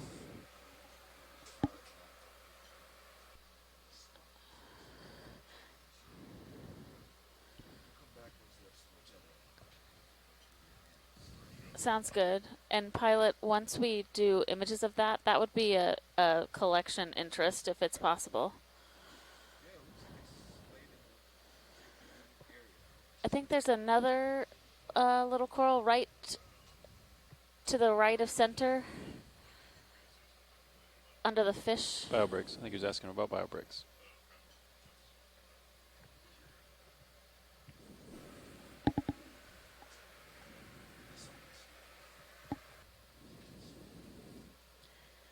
Oh. Yeah, another black coral. This one looks more like possibly bathypathes. Has more of that, or this could be similar to the one we saw yesterday, but smaller. It has polyps all the way down the stalk, which is interesting. And if we have a chance after we get a little footage of it, will we? Could we put some lasers on this? Thanks.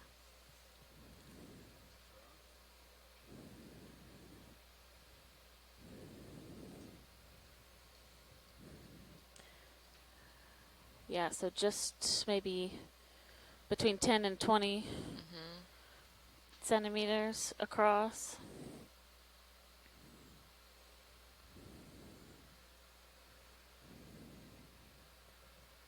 Two minutes, you should start moving. Copy that. That's great. Thank you.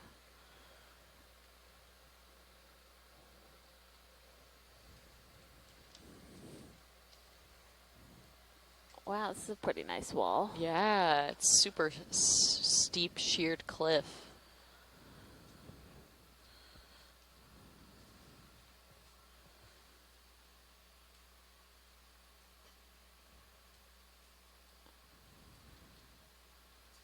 Got a rat tail hanging out at the bottom.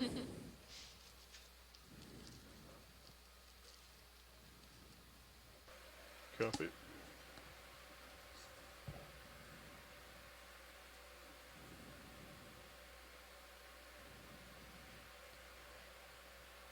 Lots of these white anemones now. Yeah. Kind of less of the fly traps.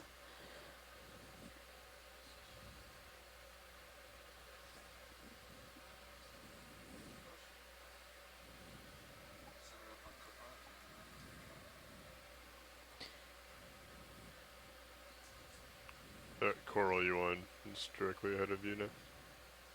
Go ahead, Bridge. Move complete, thanks. 2024.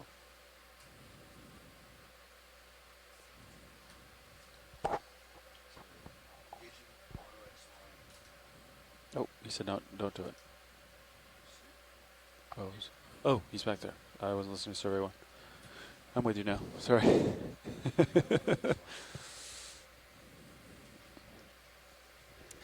I'm surprised by how droopy these branches are. I know that's a funny way of describing it, but Yeah, are they often more parallel to the surface? yeah. Interesting. You're out of XY. You lost bottom lock. And I'd be curious when we get over there. I'll be curious to see if there's polyps along the stalk. But it looks like some of the stalk might be exposed. We're gonna get steeper. Because you can we see can that like get on black top of that rock skeleton and then towards the base. you can lock that. Would that be like indicative of their health or? Maybe, yeah. He should have bottom lock once he gets up there.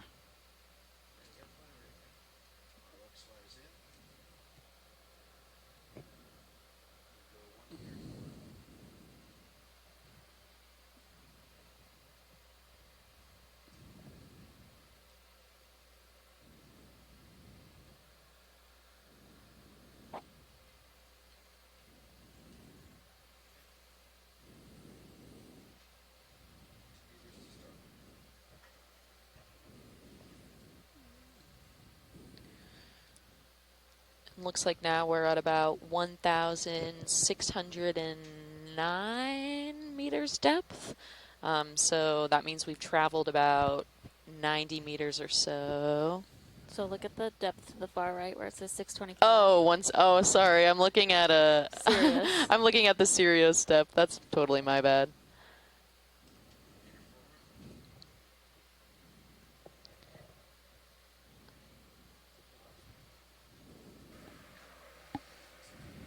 Looking down at your 6.5 pilot, plenty of time.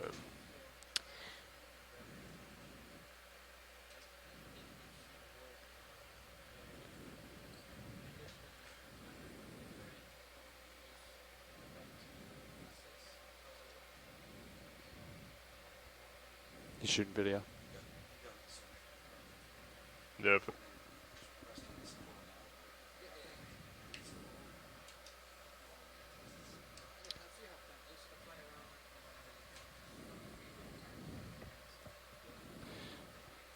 Hey, Nev, how much left in that move?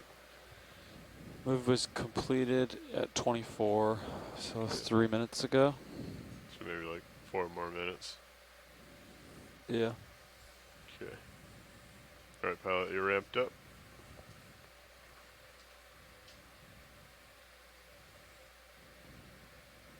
I have eyes on you with Sirius. When you're ready, I'll switch the second HD to my screen. Yeah, this looks similar to the first black coral we saw. Has the same kind of, I would say, fluffy polyp structure, and then kind of the droopy branches, which I'm not quite sure why they look like that, but it could be indicative of the species, or it could be indicative of the environment or the health of the coral. We'll take a look once we get some still images before we do a sample or attempt a sample.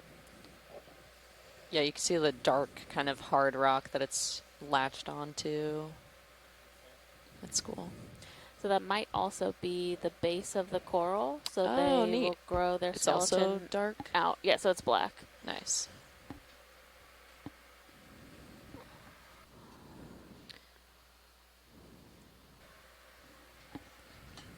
We also have Bob Carney in the chat, who's been looking at the dissolved oxygen numbers and saying that we're likely close to a depth of oxygen minimum zone, which is pretty cool. Yeah, so the dissolved oxygen is only 1.09 milligrams per liter right now, which is really pretty low. Yeah. Oh, and I think there's a worm living on the skeleton, so you get that sometimes with black corals. Is a worm that'll essentially like make a habitat on the coral skeleton, and that could also have to do with maybe why this coral looks a little sad. Is that it might be that this worm is taking up some of the nutrients or kind of growing under the tissue of the coral.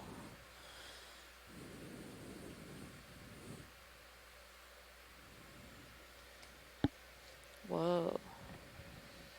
Yeah, That's so such a it's cool like pattern. Some type of polychaete, which when we try to sample it, I think we'll try and sample low enough so that we can take that polychaete with us also. Okay.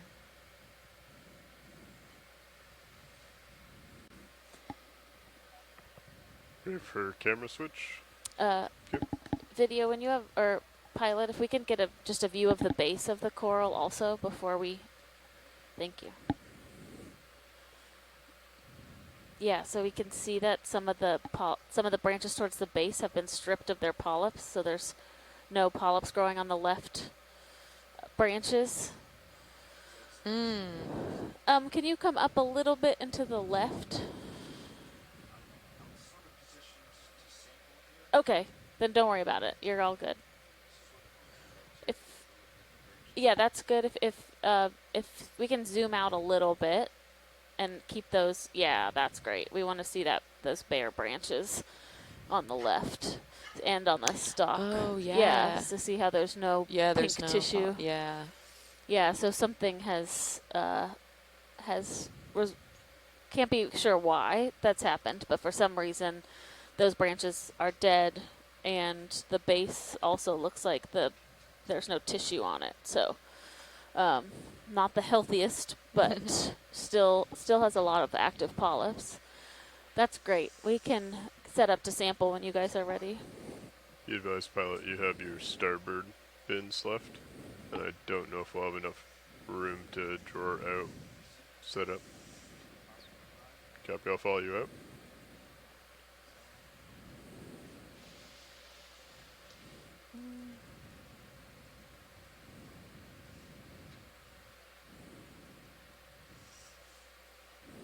Holding there.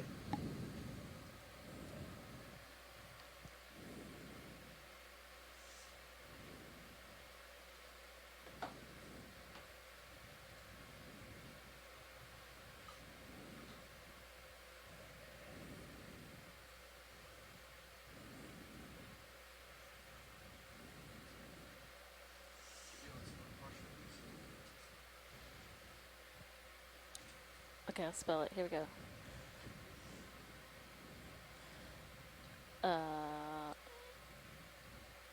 Don't do the schizopathidae. Do Okay. BATHYPATHES question mark. Cool.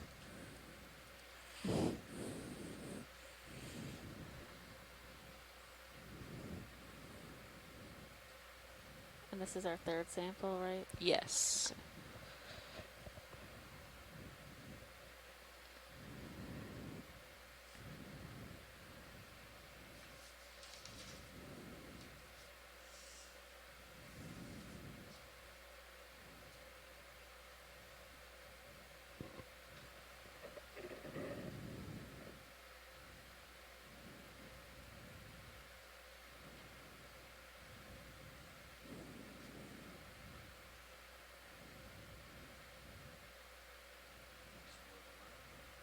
I would agree. Yeah, that looks good.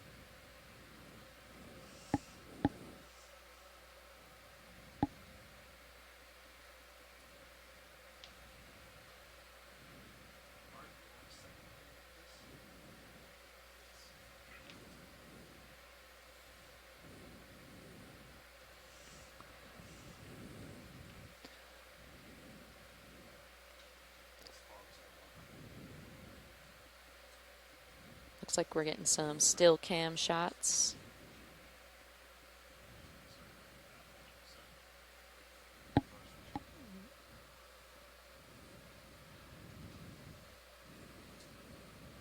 Okay, that's 50.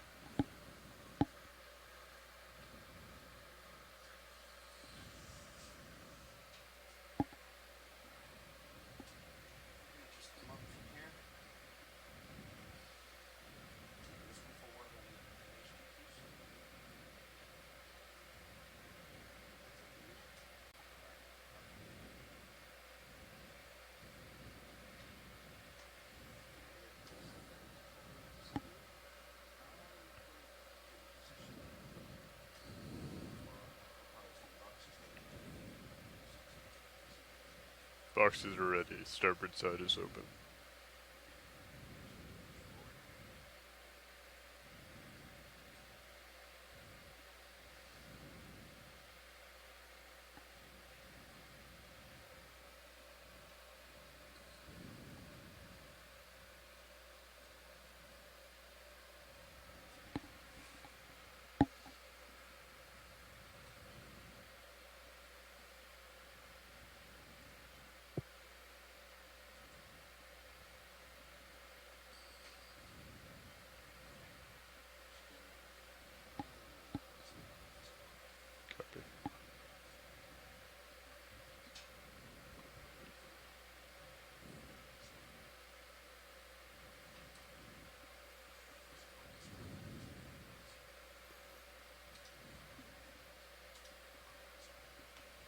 You don't doesn't bottom look lock? like you have bottom lock. If you come up a little bit, I think you had bottom lock a second ago.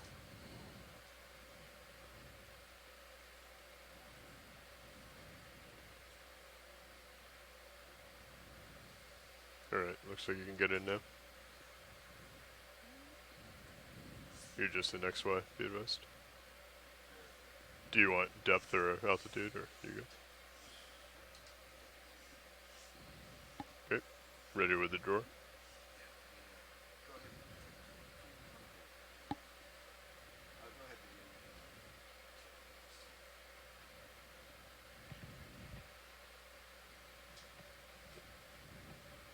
Okay, you dropped out of autos. Do you want XY in?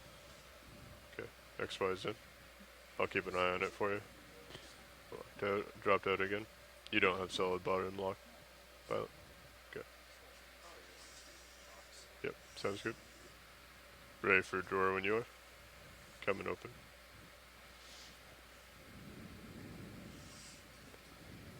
Looks like you might be a little low. Watch out for the suction. Yeah, right. Box full wide. Following you over.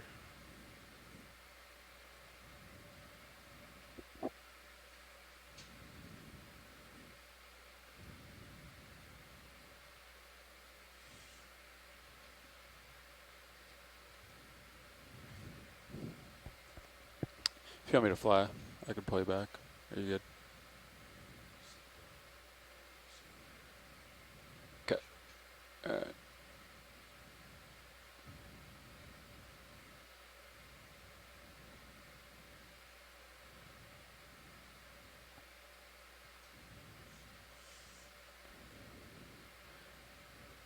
Yeah, bottom lock. You want me to try or leave it? Okay. Dropped out. Yeah, see that.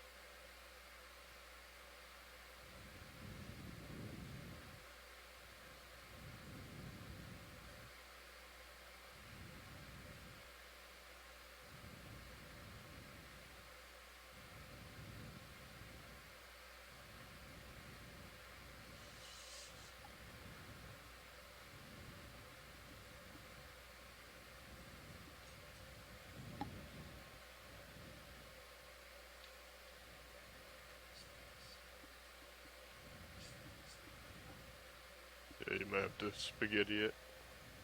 Spaghetti on the fork.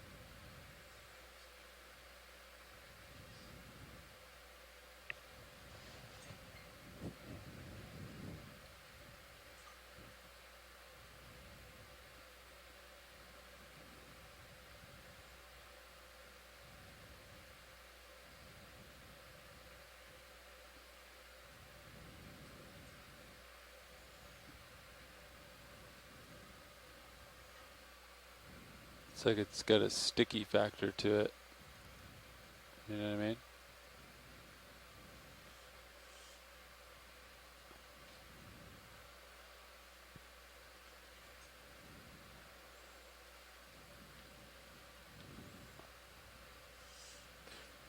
If you go ahead and open up your jaws, it might be just enough to like get that tooth out and like kind of like push it back towards the vehicle.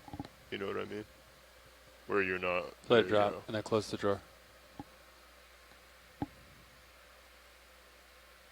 Yeah, then now you can kind of like push it down a little I bit. usually If you close need the to. drawer. Yeah, you want me to try? I'll come in slow. Right, Some of coming in slow. the little ends might be sticking out, but That's okay. yeah.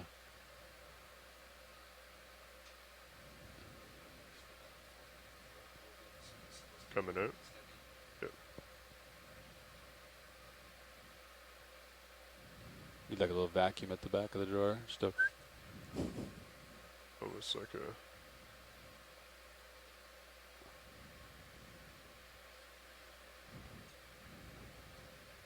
Copy.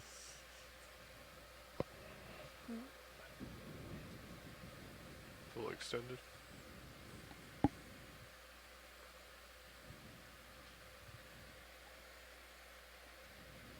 There we go. Alright, when you're cleared, I'll go ahead and bring it in. Coming in. Boom. Just a couple. Good? Happy? Going all the way in? Alright. Drawer is closed. Great. There's a jelly on your port wing there. See him? By your pull pin? By the pull string? See the jelly? Sharp minute. There's a lot of those. Pilot. Nice sample, pilot. That was a big one.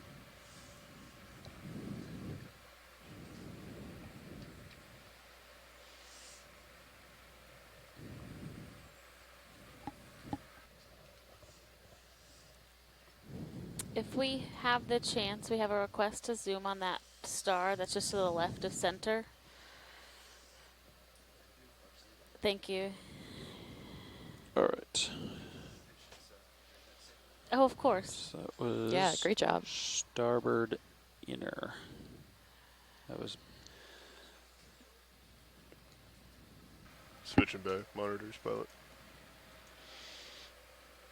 Looking down at you, 60.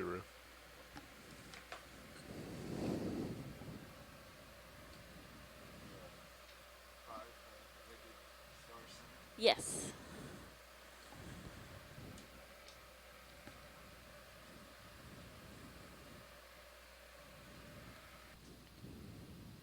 still got fog lights on. So we just completed a We're just gonna leave them on, I guess. sample of a bring black 'em down coral if you'd like. that Yeah, seems like also had a we'll polychaete use living them on the lately. main axis. I like that idea of changing. And now we're going to take a look at this sea star Yeah, we use them a lot now. before we continue to head up this margin, Scarp Canyon. Exactly. All of the above. And there's a little baby Ooh. brittle star, or Bursinja Oh, too. yeah. Has it lost some of its legs? Yeah, it definitely looks like it has. Oh, wow. That star is really cool. Oh yeah, looks like almost squishy. Mm-hmm.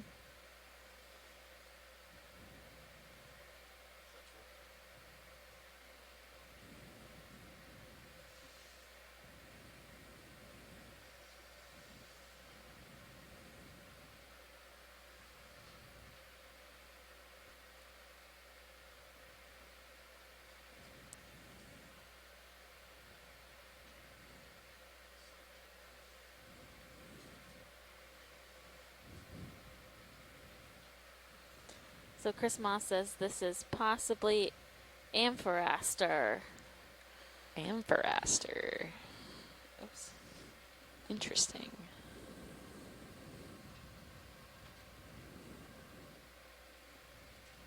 Thank you, pilot. That's great.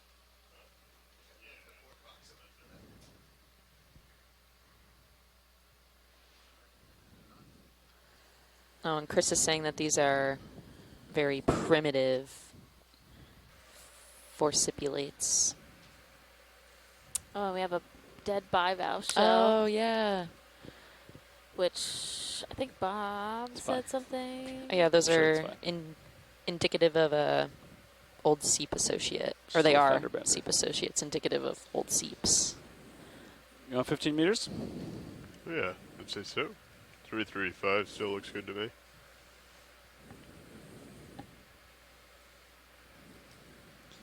Bridge, this is RV Hey, ready for another move? All right, same move as last, 15 meters, bearing 335 degrees, speed decimal 2, please. Oh, yeah, seems to be several of those shells, although I can't quite tell. If we kind of go to the left a little bit, pilot. Yeah, there seems to be... There might be some shell hash. There's also a coral in front of us, so now I'm torn. I'm sorry. We could do both. We could do both. Yeah, shell hash might lead us to something neat.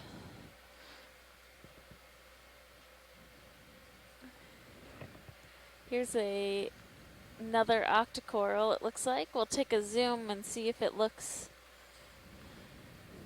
Oh, Meredith's already ID'd it for us. Hooray! This is, I think it's a primnoid, so it's Peristinella, which I have not heard of that genus before, so that's cool. Interesting.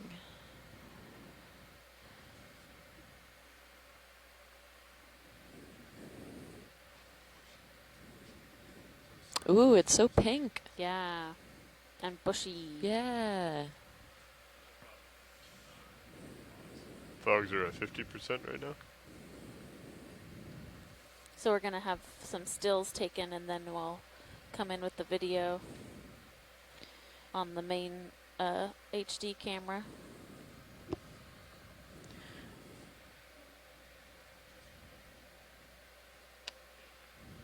I'm not. Yeah. He's very quiet in my ear. That's 100. I have him turned up all the way too.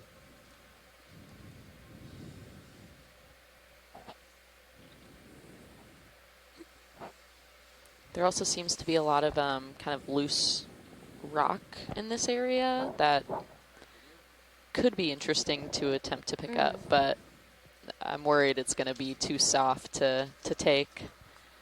But maybe we could do a poke test. I didn't hear him either. Down 50 I think they're always willing to do a poke test. Just give it a little poke. The video's really low too.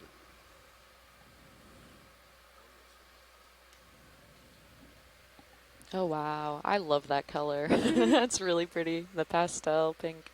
So there's another type of ophroid living in this coral. It doesn't look like the same. No, it's definitely an Ophiocanthid, so it has the spined arms versus a astroschema like we saw in the other corals. And there's a little, it looks like an amphipod, that little crustacean latched on there also. Wow. It's really densely packed polyps on this species, and they're all out and very 1 hour, happy. 30 minutes left. You can even see with this really great video that you gotta make them pop. you can see those tentacles coming out with the little pinnate structures on each one. It's nice to get the really high quality video when the corals are in their natural habitat, because when we pull them to the surface, they pull all those tentacles in. You could do like a and so you can't see like those structures rubber ball on the end anymore. Of it, and you just gotta, like, you'll get different qualities that you can Go ahead, see Bridge. on the surface more closely, but move complete. Thanks, Bridge. it's really nice. That's cheating. All right. You can always do it in post, right? That really strong base on that rock too. Oh, Just yeah. throwing that skeleton over. Really suctioned on.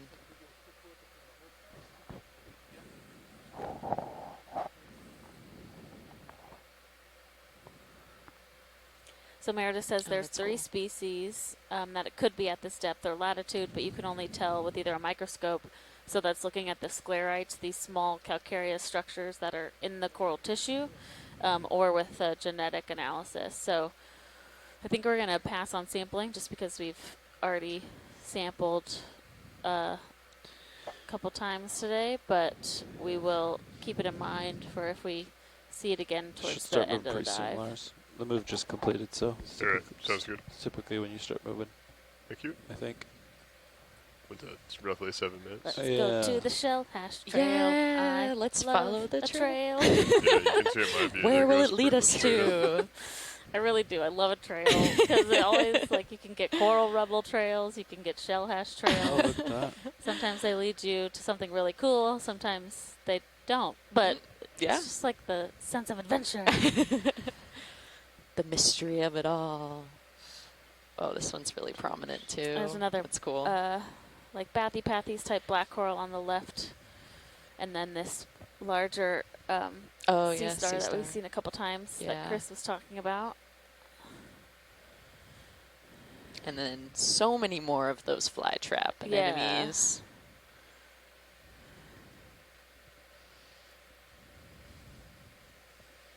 Yeah, so this is probably, these are a bivalve or a clam that would have been associated with a seep, so active chemosynthetic seepage at some point. So it doesn't mean that that is still happening or that we'll find any chemosynthetic environments, but it means at some point this area probably had chemosynthetic activity, or maybe uphill it was there, and these shells have kind of tumbled down with the current. Ooh. Oh, interesting.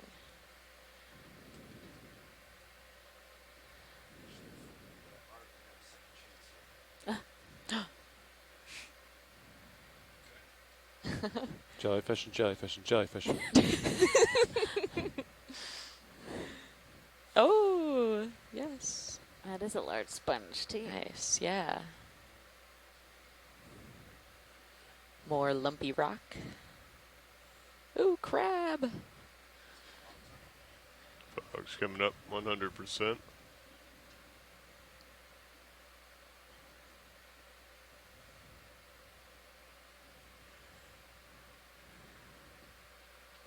To use the suction motor to push some air out of them and spin them around. So this is another one of these I am ready for that posterior if you want to. jellyfish Pilot. that we saw really abundantly, especially earlier in the dive. I don't think we've been seeing as many as we've kind of come up this slope, but they're a great subject for the video team to work on acquiring still images from the water column. So we're doing a little bit of that work right now. Ooh.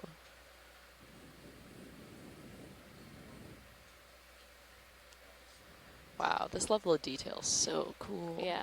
Gonna follow Got a you nice around background too with the hypsteria sea stars, those ones that Does it run on you? are predatory, and then the anemones. I think it's These inside. rock faces are just covered take in Titan what I and think look. were identified as zoanthids, just growing along the surface, kind of gives it that fuzzy look. Oh yeah, right in minutes. Just Yeah, so Chris says he thinks that those hypsteria are probably feeding on those zoanthids. Oh, wow. copy that. Fog lights coming down. Fog lights are off.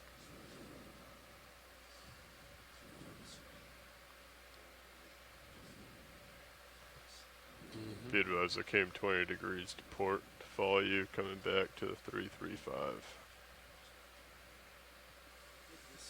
Oh. Yeah, we got a nice Look at all big these sea sponge. stars. Look at them all. Oh, wow. Ooh, I feel like maybe those sea stars are on their way to munch on that. Hey. Hypsteria convention.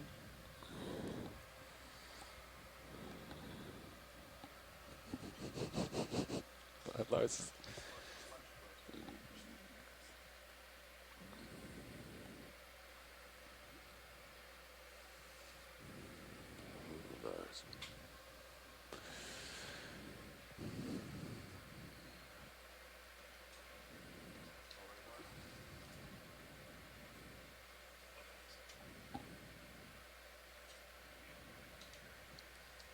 You said standby one. I'm guessing he's restarting something. Oh, there it goes. 0. That's correct.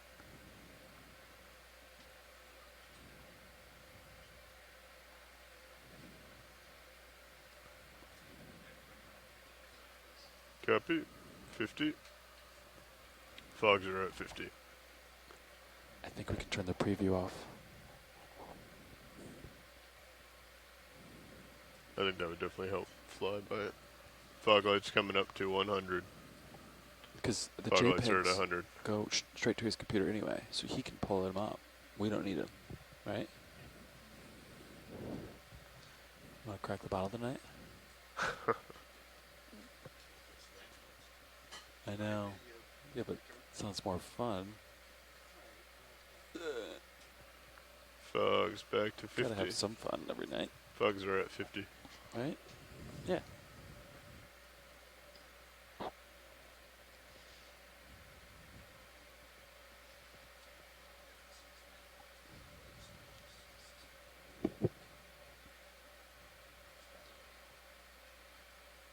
Oh, it looks like there's some like rounded nodules kind of around the opening.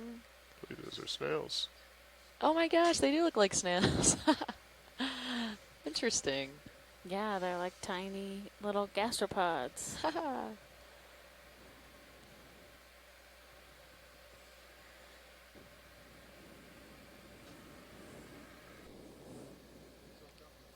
It's curious. I wonder if they are somehow associated with this sponge, and or if they're a predator of this sponge.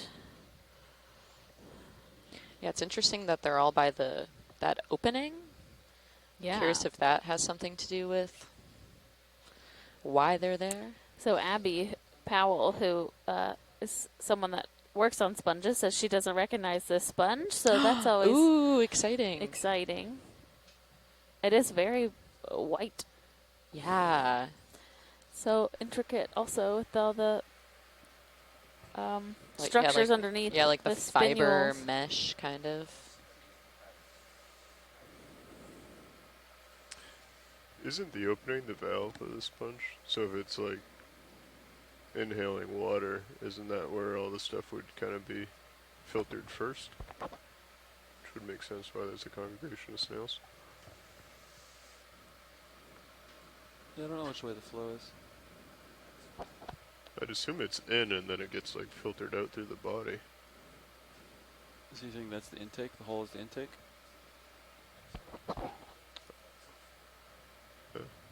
I don't know. I thought the hole was the exit, yeah.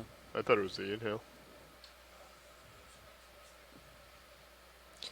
What are you Yeah, at? Sorry, I wasn't listening. They're talking about the so we have Abby on the chat who says the big hole is where the water comes out. Yes, it's exit. I thought so. Yeah, so they pull water in from kind of all around, and then they pump it out. It's called the osculum. Yeah, so it's like a slow velocity, but a lot of surface area on the way in, and then it kind of comes out at a little faster velocity, probably. Listen to you. Wow. Well, I mean, it's just, surface area. It's like physics. It's just math. Just math. We have another one of these black corals, like the ones we sampled. So do you want another move? I think we're coming up to a pretty steep face here. Couple different anemones. Do you want to assess it first? Yeah. How's the hold old on, I Ooh, can this is a see cool. over it. Oh, to the left, there's a coral search coming with the into blue view. See what we're looking at? Oh, yes. I think this Coral. is I'm also kind of looking at these cool rocks because there seems to be a lot less sedimentation that has settled on like the basement rock. Is a big Paragorgia, our favorite coral. Oh, it's huge. My favorite coral.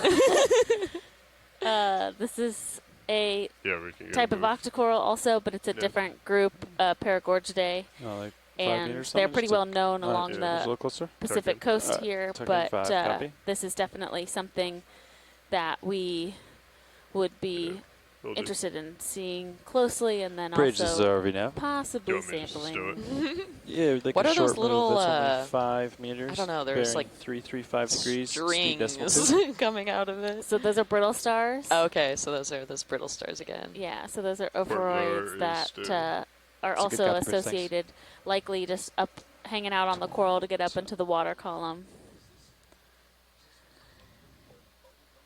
This is colloquially a bubblegum coral, because when you look at them, they look like chunks of bubblegum. So as we approach and get a closer look, we'll see if the polyps are out, but it looks like for the most part they're retracted, so it kind of has that knobby look.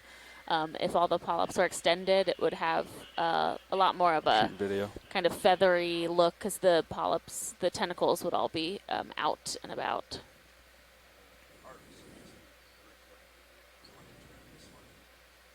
Just get some nice smooth pirouette.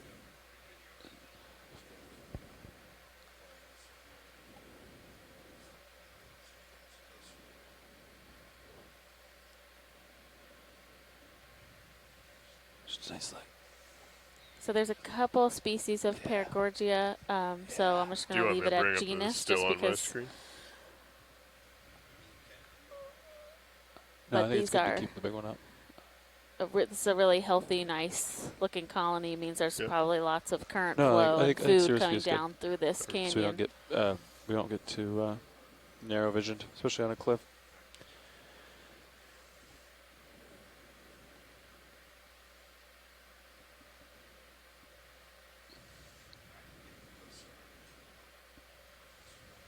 So we've got our video clipper doing some nice still images of this, and then we'll do some.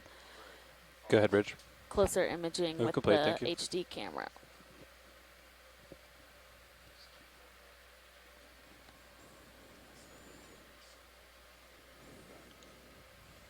Oh, you got a little bit.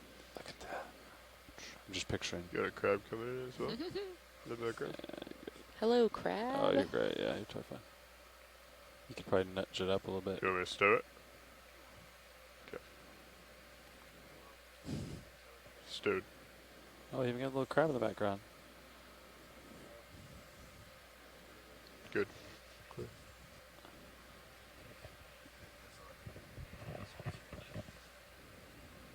Boom. Cut. That's what you say, cut. Awesome.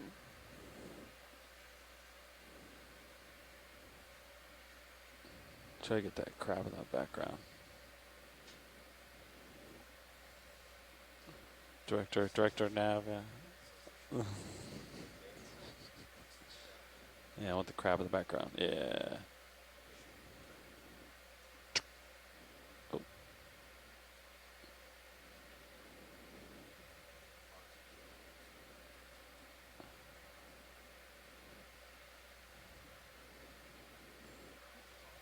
Oh, wow. No, 50. Yeah, so we're starting to get closer to this. 100%.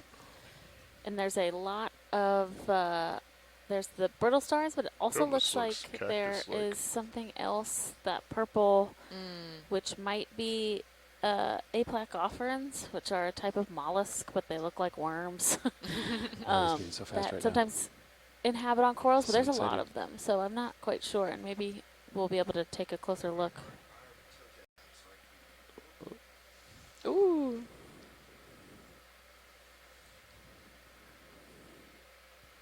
Oh, or they could be Demertians, yeah. Bob Carney in the chat.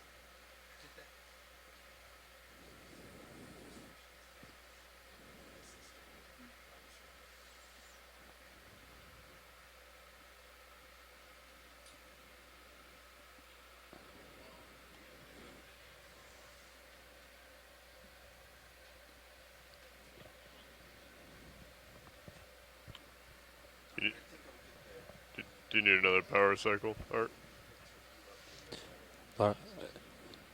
Copy.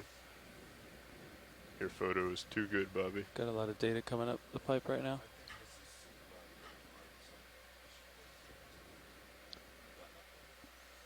I see the little Wi-Fi symbol moving. I see data's going up. So Chris Ma has said that these are astrochelae, There's the photo, brittle stars. There's the photo operator and the video operator. How you doing, co-pilot? Did you feel that 5 meter move yet? Yes. All right, good. And the astrochelae are unbranched basket stars. Oh, so they're basket stars. They're not brittle stars. related to Gorgonocephalus, which is the basket star group with long slender arms. That makes a lot of sense because their oral discs look much more like basket stars than like brittle stars.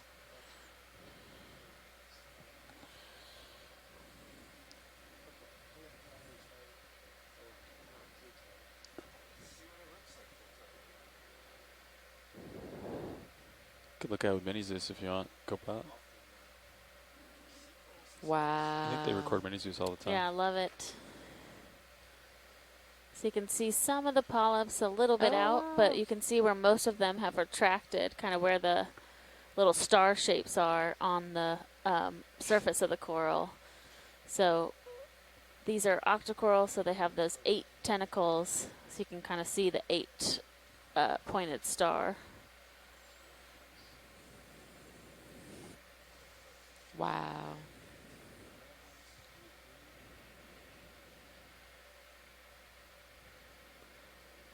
And so are some of them closed versus open just because of that's the way that they are right now? Yeah, it's kind of like it seemed like when we approached they were already pretty closed, so I don't know why, but it kind of just depends normally. Like if we were to have approached and poked the coral and its polyps were out, it would retract them normally. I see.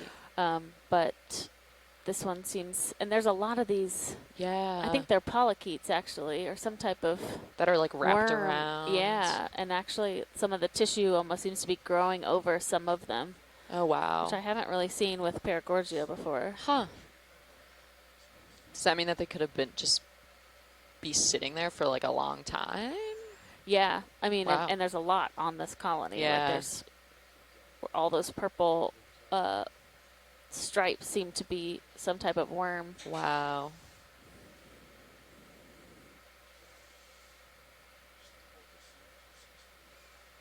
And so the Astroscele for the basket stars, they're primarily known from the Aleutian Islands, so getting them from Washington in deep waters would be a range extension. Oh, wow. This is a really thick Paragorgia, too. Like the branches themselves are really chunky. Yeah. Yeah, I feel like the bubblegum analogy is really fitting for it. It is.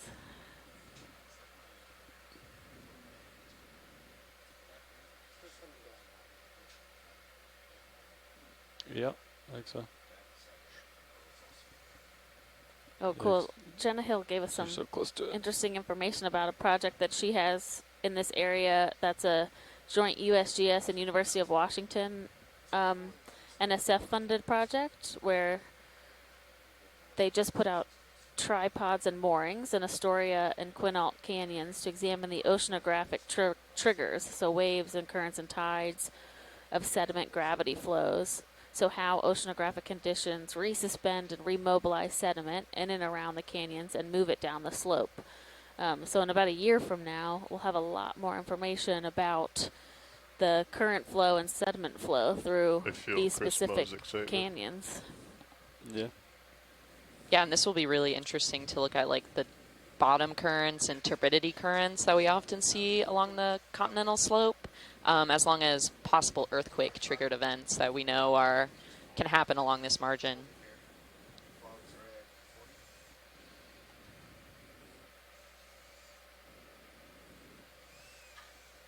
And we're currently at 1,611 meters. And we are at a pretty low dissolved oxygen, 100. so it's only about 1.08 milligrams per liter, which is pretty low in oxygen for most biology. And the temperature is 2.5 degrees Celsius, so it is very cold. Oh, whoa. Burr. Even colder than this control room, surprisingly. 50%. Yeah, Steve says the darker worms in the branches look like they have scales, so maybe pollinoids, so maybe scale worms. That's what I think too, Steve.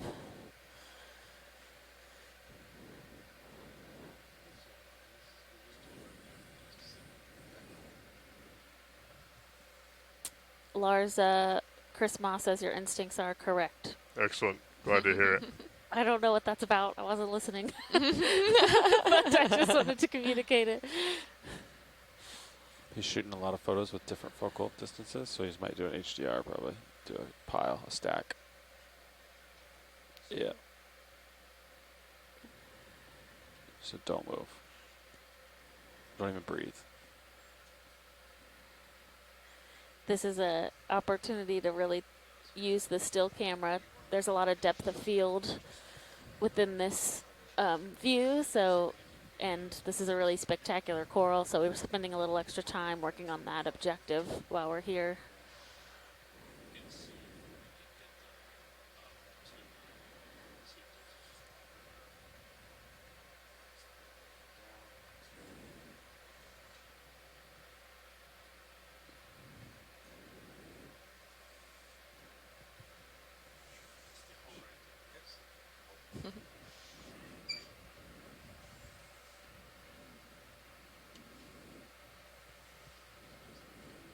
Yeah, 50%. We can increase to 100 if you'd like. That's at 100.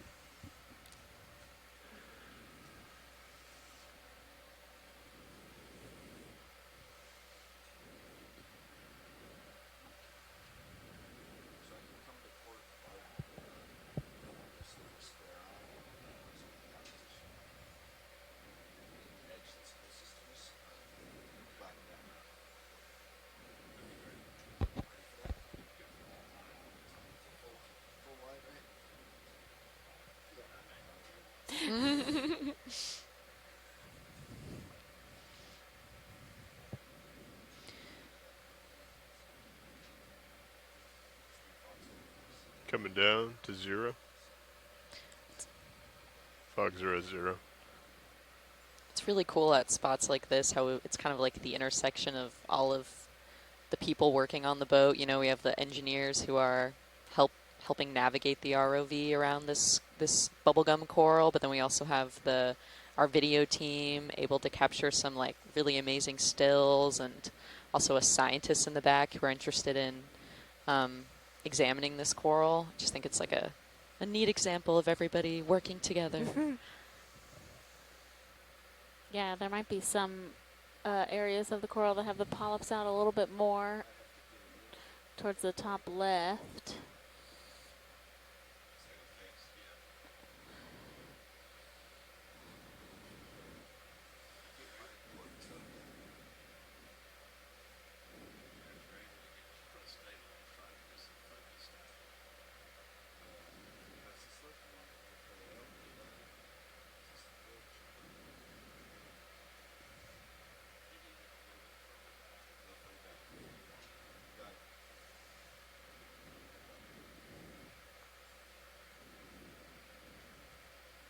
Ooh, you got a rat tail in the back as well.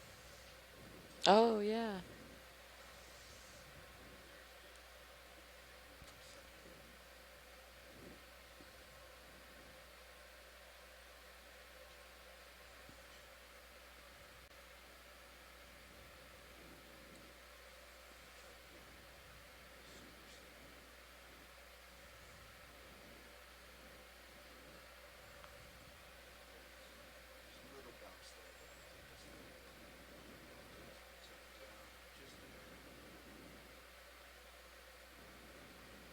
Be advised, fog lights are at 0 at this time.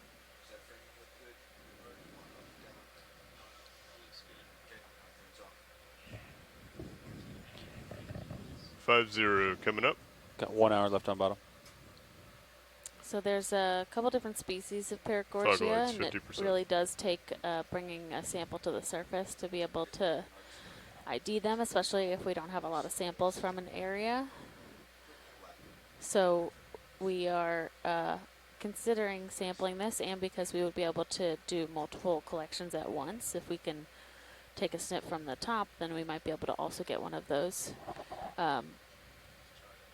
astrochelae that Chris Ma was talking about, and one of those scale worms that seems to be wrapped around all over this colony.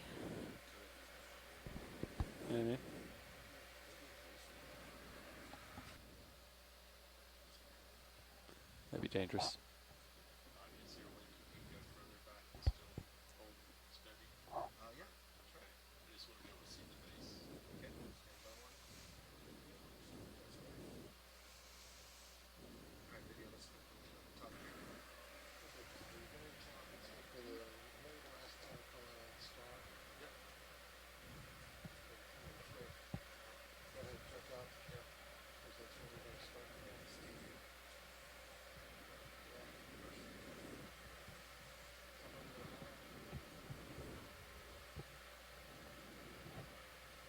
Oh, whoa. Oh, wow. That's really cool.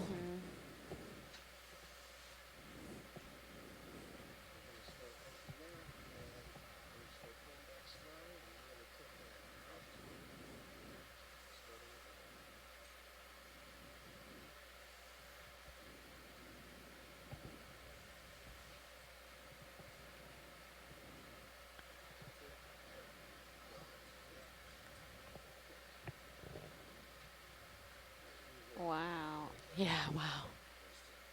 It's nice to have that black background too. It really makes it stand out. Yeah, that's beautiful.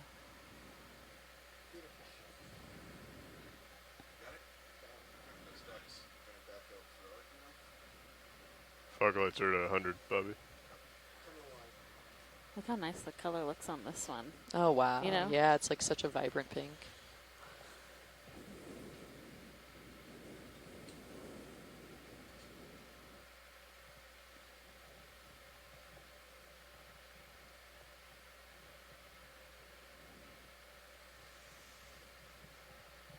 And you might have heard our navigator a little bit earlier. He said we have about an hour left on bottom, so we're probably down to about 55 minutes before we head back up to the surface.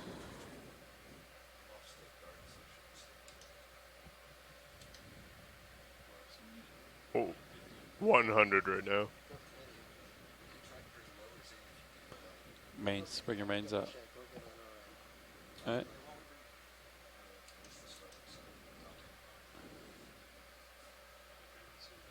Copy. Lowers, let's go ahead and deploy them. Pump your mains up. They're at 86.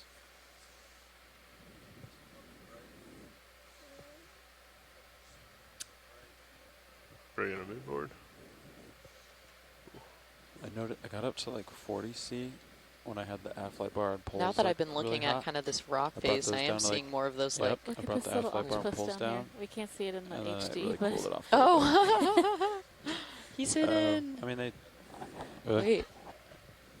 Wonder Oh, if the wow, thermal that's turn-off funny. is- What is, Just chilling at that the base port of lower this swing arm rock. yeah, definitely you can has see a, it like walking. Uh-huh. I wonder if he'll crawl up into the shot. That'd be amazing. That would be really cool. Sweep it. Deploy. He's making his way. I don't know. Might be too slow.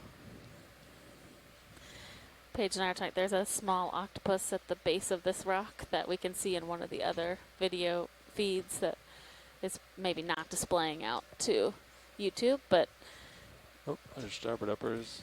all the little we can things promise it's there. you can notice, yeah, when you.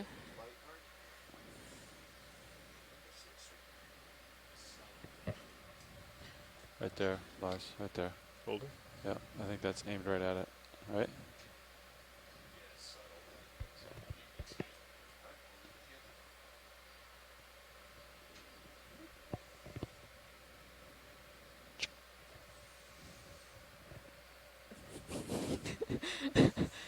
Wow, this is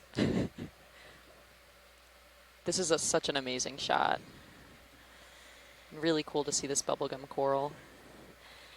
Yeah, this is our first Paragorgia or bubblegum coral for this expedition, or I guess even for this whole field season. So it's really exciting to get to see this healthy and thriving colony Fog here lights coming in down 5-0. Quinault Canyon. They're Such at vibrant 5-0. colors too. I love those pops of pink.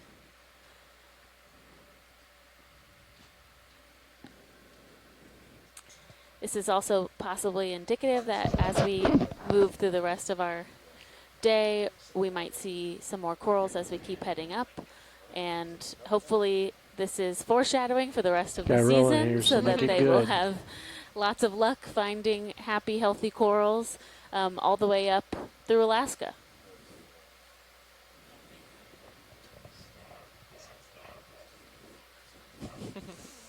That's my new children's book, Happy Healthy Corals. Could be a song. Happy healthy corals. It's a nice zoom, nice close image of these Tilt up to give basket us the stars. topmost section. that seem to be very happily perched on I'm working it. this Paragorgia. Work it.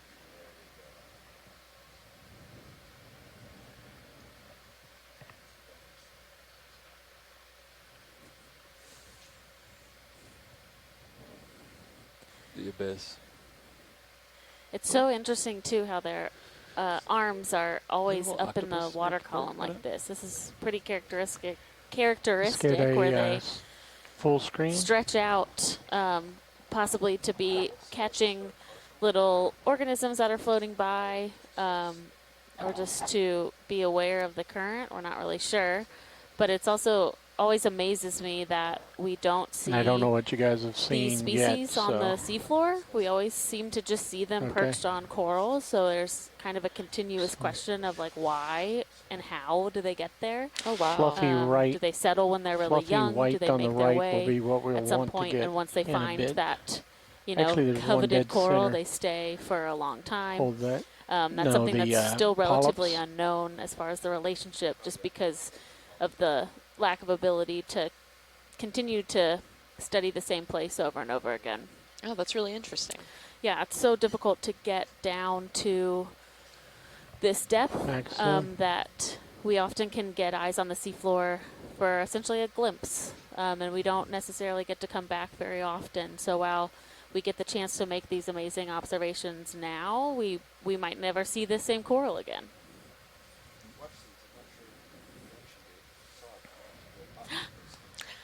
Oh, yes. Yeah, he's making his way. We were hoping he would just crawl onto the coral and just increase our wow factor of the day. I would say wow factor is pretty high. Wow. It's so beautiful.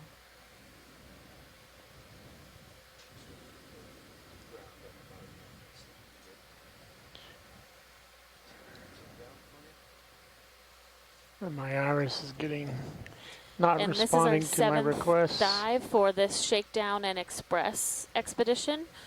We have hopefully 2 more dives left, so we will be headed up to Quinault Canyon right off of Washington, or off of Seattle, Washington. Mm-hmm.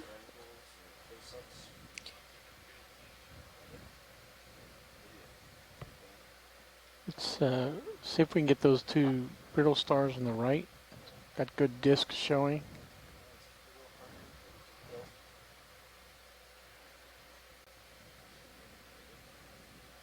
Push in as you go.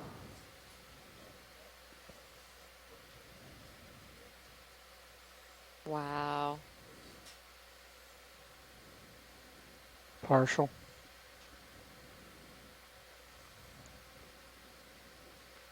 Also, I could be wrong, but I think there was And I think this is potential suggestion. kind of for why we something. really look for these sloped areas. that in This mind is as we showing that wrap as we up the video. continue to climb up slope today, we've kind of seen more and more of these corals and sponges.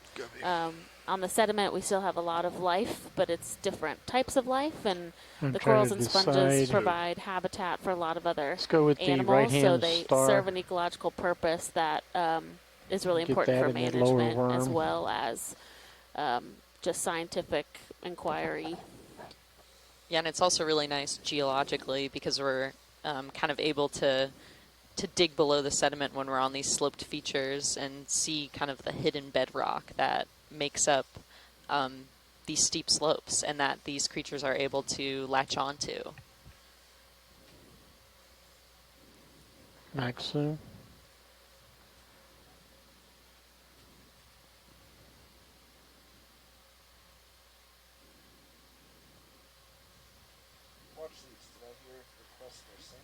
You did. Indeed. Actually, right where we're looking right now, if that is somewhere that you can reach. Yeah. Perfect. Remember starboard dinner. That's all you have left to starboard dinner? Yeah, we have, yes, sorry.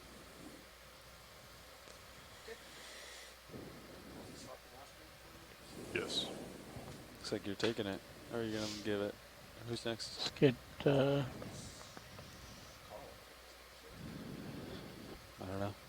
unsure. I can look.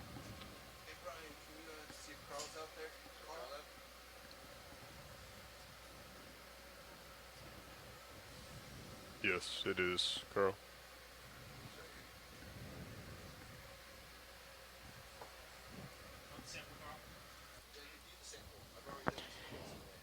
Did you do the foothold?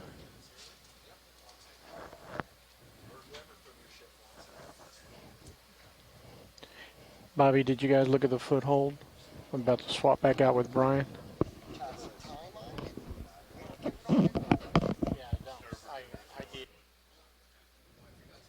So our pilots are doing a watch change, so they're going to switch out, and then we will sample a branch of this coral that has both the brittle star as well as those scale worms.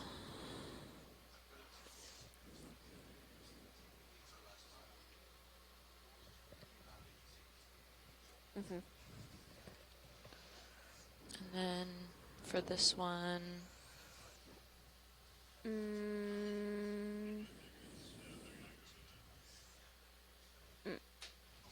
cool.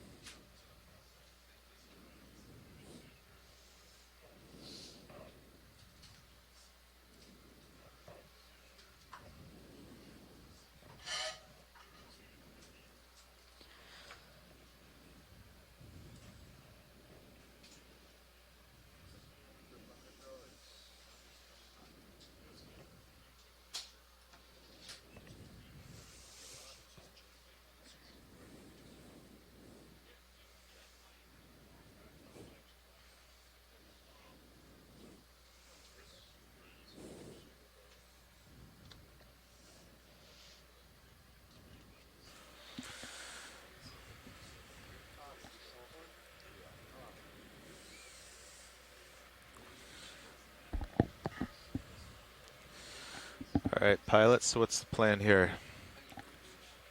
Gotcha. Yeah, you need to wash your plums when you're going for that.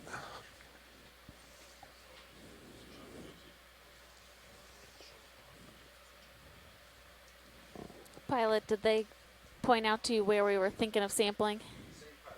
Oh, sorry. Oh. I watched everybody else.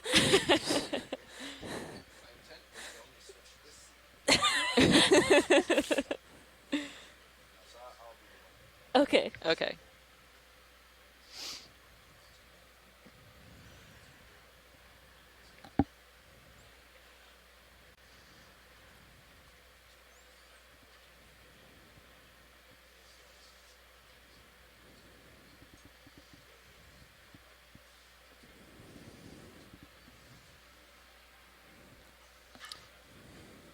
And while the ROV team sets up to collect this sample, I'm just going to do a quick plug for this port event that we are hosting next weekend. So there'll be a Seattle port event on Saturday, April 28th from 10 a.m. to 4 p.m. at Pier 46. And that'll be a good opportunity to see the ROV up close and personal, tour the ship, and learn more about NOAA offices and what we're kind of up to in the Pacific.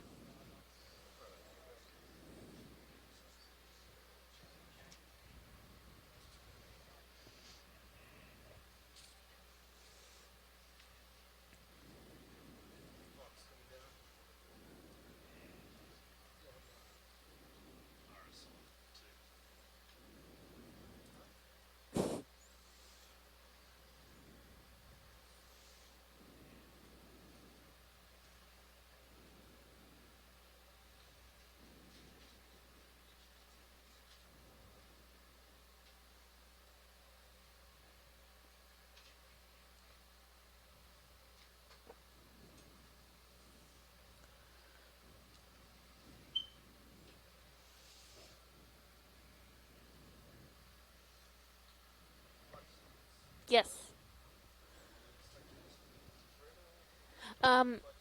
It'll be flexible and it'll be kind of squishy. So I would say if you can get that branch right below where the star is and just make contact with your blades, you should be good.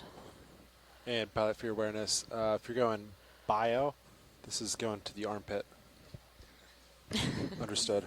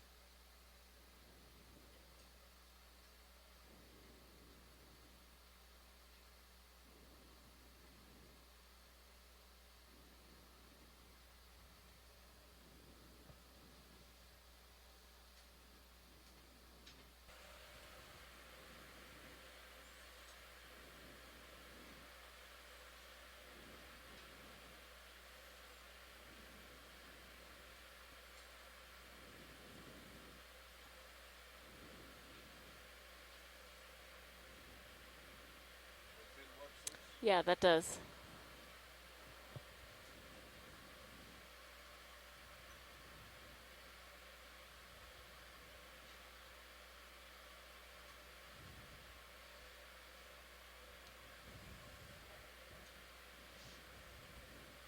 Nice.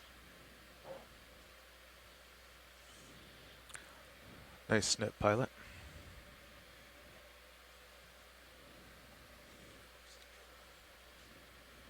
Nope. Is there somewhere flat to set down?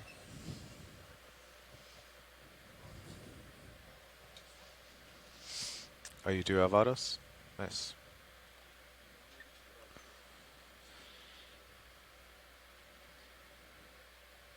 I'll tilt down your mini Zeus for now.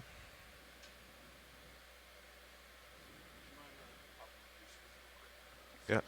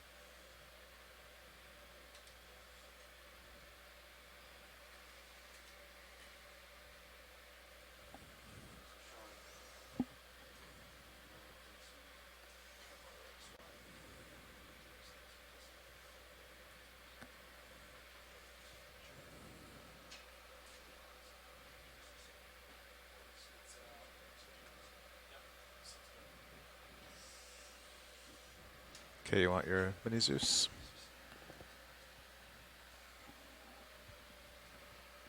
Okay, tilting down.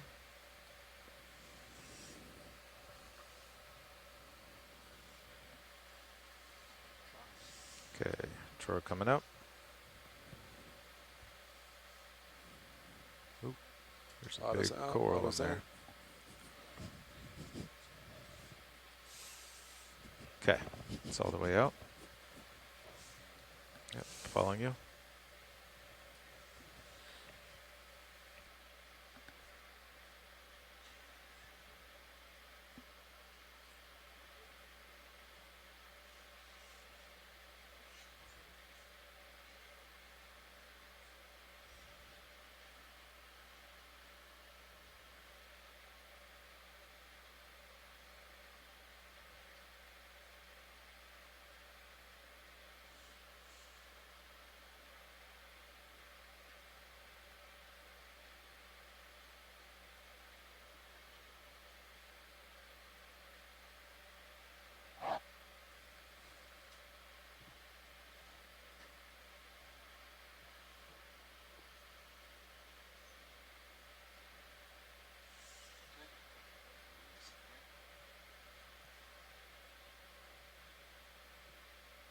Very nice.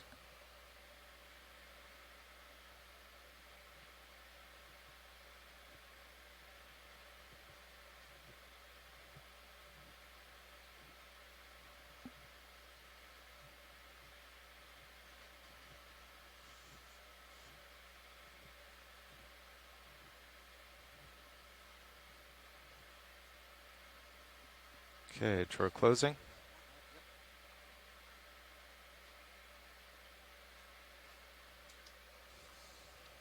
Thanks, pilot. That was great. Bobby, you get Coral Sampling Award for the day.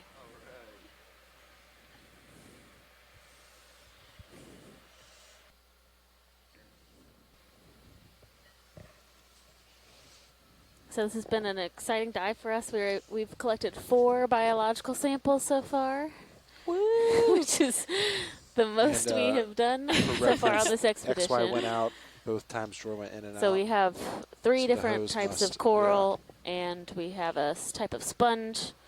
We have a couple associates with some of those collections as well. So we should have a nice little haul to go through in the wet lab when this dive is over.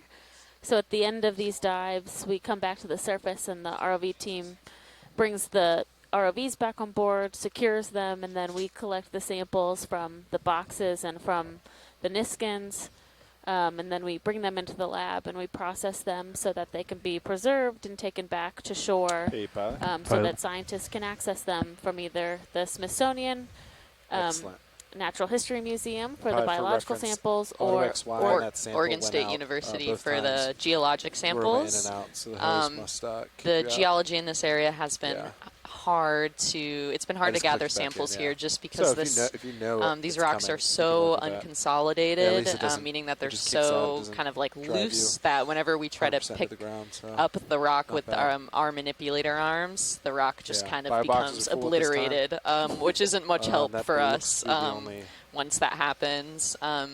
But it has been great geologically to kind of get a better understanding of this canyon, especially because moves have been 335. So much work has been done kind of like south of this canyon and near the canyon, that it's great to kind of get a geologic look into what these slope faces look like.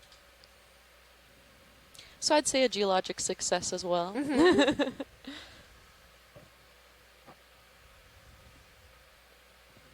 And I'm curious how much time we have left on bottom. 6-7. Let's see. Yeah, maybe I'll have to. Hey, Nav, when you have a second, could you let us know how much time we have left on bottom? Thanks, Alexis. About 40 minutes, watch leads. Awesome, thank you. Thanks. And by it's 40 minutes on bottom. You went starboard up as well?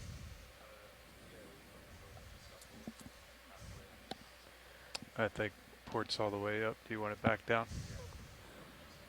Understood. So just on the port side of the coral, there was an octopus that had started kind of crawling around. I think we have plenty of great imagery of the coral. So if we want to look at the octopus or just start heading up, either are options. Just to the left of the coral. So if we kind of scoot over that way a little bit, he's a little purple octopus. And I'm also still kind of curious where that trail of clams leads to. But we can see if we get there. I don't know if that's we're quite far on our off. track, but it's also not too crazy to veer off track for something that exciting. I know. We'll see. Do you see it? Yeah. Oh, yeah. Oh, he's so small. Oh, my gosh. So, yeah, quite a bit smaller than the ones we were seeing before on the sediment. So probably a different species, but I'm not quite sure.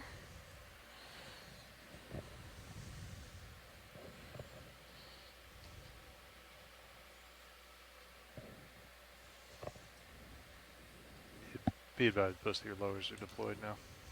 Looks so small next to the coral. Yeah, very miniature.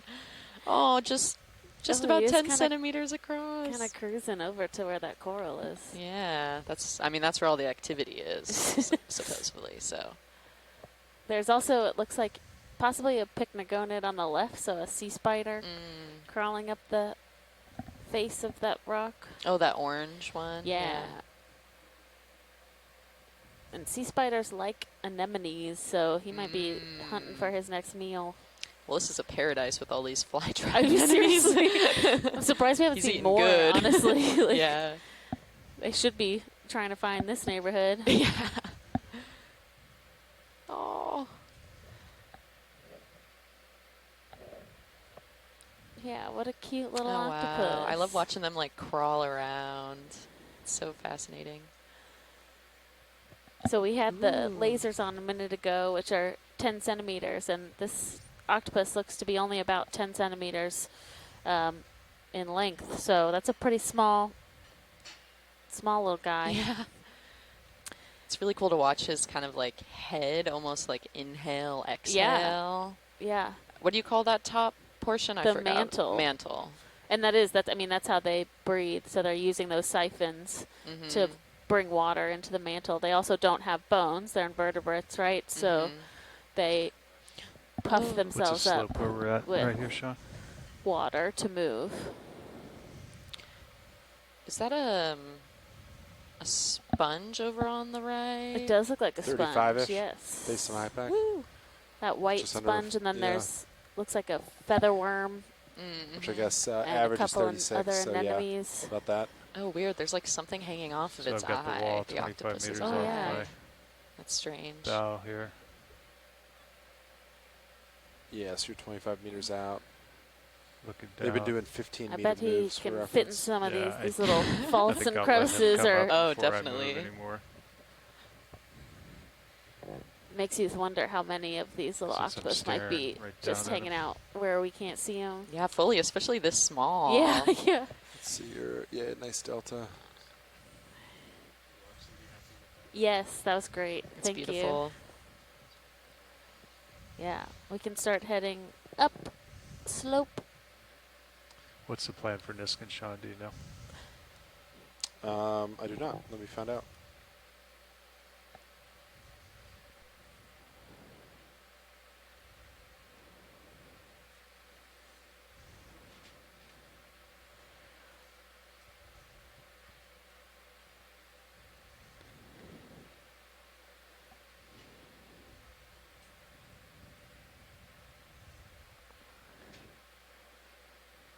So we started at about 17 Just let me know. or when coming up. 1,730 I'll follow you up. meters, and we are currently at around 1,610 meters. So we're working our way up this side of this canyon, and looking Yeah, for you should areas have of decent slack on pretty the high tether. I don't slope think or I'm high tugging on relief, you. because that's where we find We a don't lot have of any, these communities living. We've seen a haven't lot of taken- yeah, we anemones haven't taken today any yet. that I was seem to wondering like if this science had area. Let me ask We've our also reference. seen some pretty interesting changes in the we can do it biology whenever. as we moved up.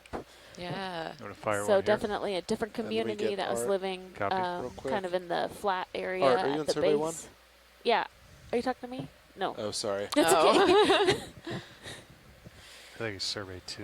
Art, are you survey 2?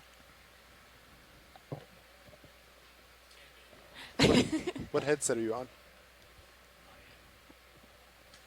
You are survey 2. Understood. We were thinking about firing a Niskin. Are Coming you in a up with position you. for that? Oh, nice. Yeah. I would love to fire Niskin here. Yep. Yeah, and so those at home that are unfamiliar with our ROV setup, we have a couple, we're called Niskin bottles at the back that of an affirmative, D2 Sean? that are just these bottles that will collapse in the water column that allow us to collect water in situ. And Yep, thumbs up from Art. we bring that up to the On surface U-Pilot, whatever you and want. Copy. extract environmental All right, DNA I'll or do it at the eDNA bottom of the from it. minute here. Resetting Niskin 1 now. Yeah. Wait. Firing in 3, 2, 1. Visual confirm. Niskin 1 fire. It's okay. It's okay. We'll get it. Get it. Just put water. Securing W. the hydraulics. Thank you. Yeah. Securing valve packs. Sweet. Definitely got some interesting terrain on our way up. Oh, yeah. These Yes. rocks look super mashed up. Plenty of room. They almost look, these regions where you can see those kind of like linear planes almost look like metamorphosed, meaning that they kind of undergone some like high pressure, high temperature, where the minerals start self-aligning and kind of creating these like streams of minerals. Bugs are off, Brian. That's really cool. There's our trail of shell hash Oh, on hello. the side. Yeah. And a nice big sponge.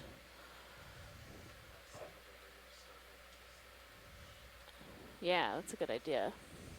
Yeah, so you guys weren't here earlier, but we noticed this kind of, we call it shell hash, but it looks like a trail of shells that are likely indicative that at some point there was chemosynthetic environments around here.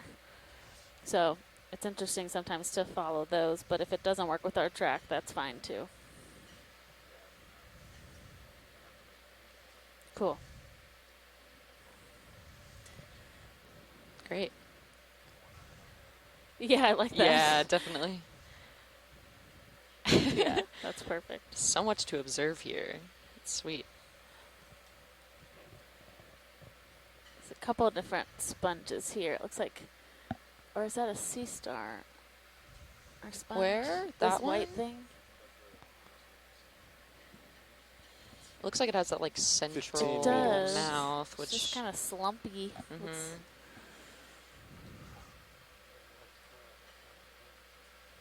Yeah, I've seen a couple of those crabs today. Yeah. That's me staring at you 4-5, Carl. We've got some of these buconid gastropods still, which is interesting because we had 15. those What's, also down heading has been in the 335. sediment. What do you guys think? There's a nice black Yeah, coral I'm still standing. coming up I'm left of staring center. 3-2, Oh, wow. 3-3. Which maybe our If you want to get over fourth some, Carl, we can. or fifth black coral for push today. more. We took a sample of probably a similar type earlier today. So maybe like a 045.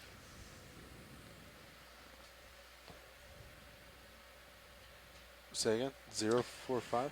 I think he's looking to. water column. Or due north. I think he's looking to get over into that shell ridge.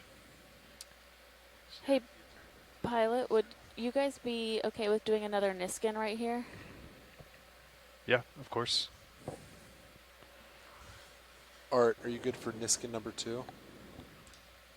Copy. Do it at the top of the minute. Resetting Niskin now.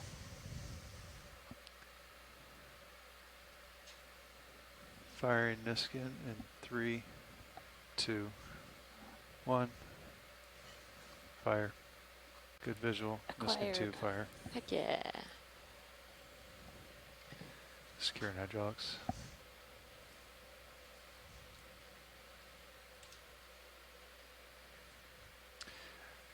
$340, Carl.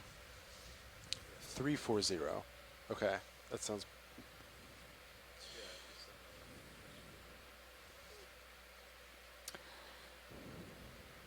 Yeah, sorry, Sean. I said 045. Yeah. That was not correct. Pilot, we have a request from shore when you have a chance to take a zoom on one of those like kind of see-through blobs. There's all the like white blobs. Oh yeah, there's so many of them. It'll help us to ID what they are to get a better look.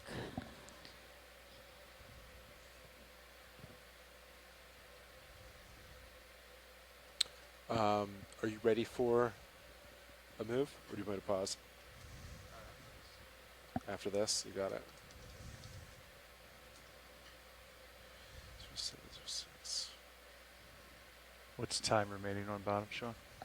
We've got our lasers 30 on so we minutes, can see that less they're just maybe 25, 5 30. centimeters. Yeah, we wanted. I think I 4 or initially 5 set up centimeters this morning across. to Oh, wow, super come up small. 15 early. So I know we you can have to do the sometimes remind yourself motor that even though our troubleshooting. cameras can I make see things that. really big, they're actually pretty Smart. small Yeah. sometimes. I don't know if it's I have to still remind hooked in. myself that. Oh, but- yeah. It looks like it it's does. still there. Okay. Yeah.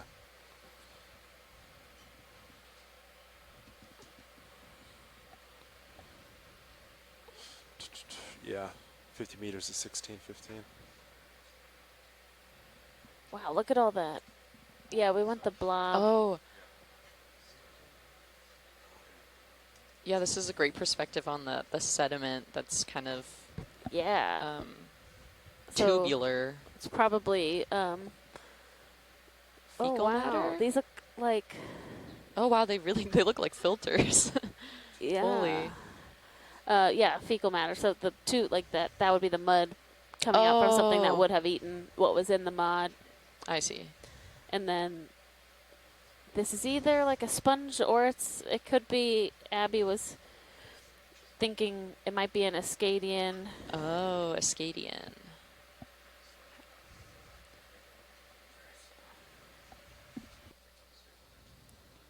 Yeah, so onshore, Dougal Lindsay and Abigail Powell are saying this is an Ascadian, so a type of sea tunicate.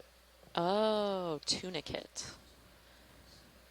That's really helpful. Thank you. Yeah, thank you.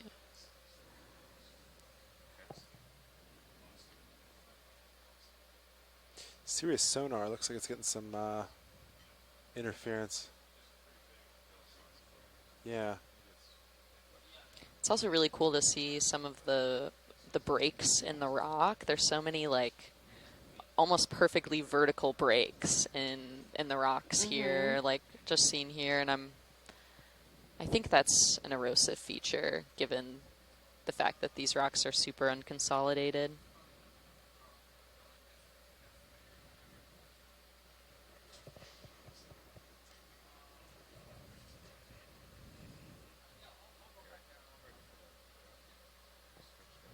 Okay, 15 meters at 345. Coming up. Oh, that's cool.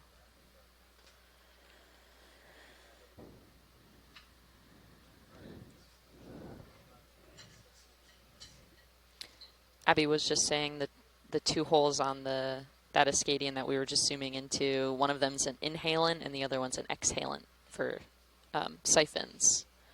That's neat. Ooh, yes.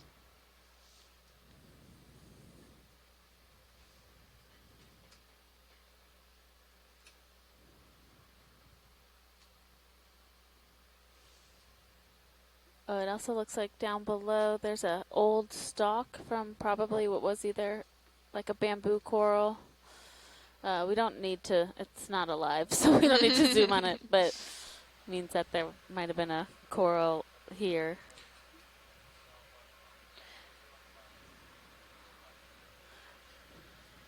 Okay.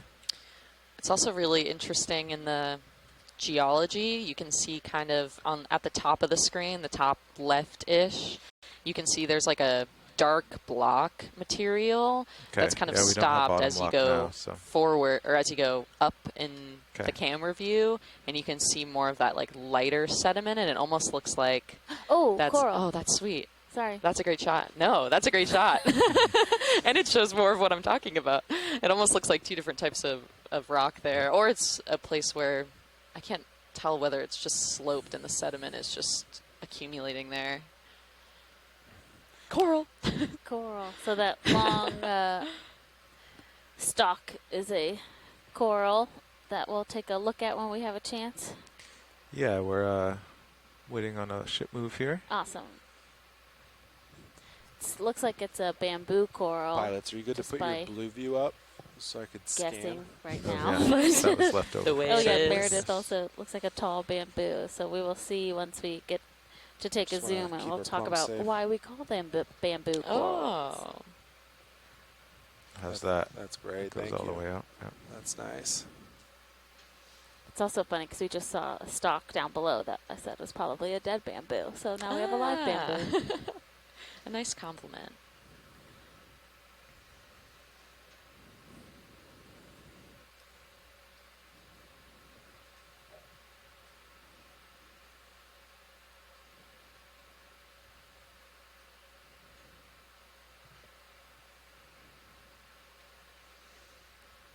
We have some more. So much life down here. Yeah, we got a lot of anemones. Yeah, there's so much to look at.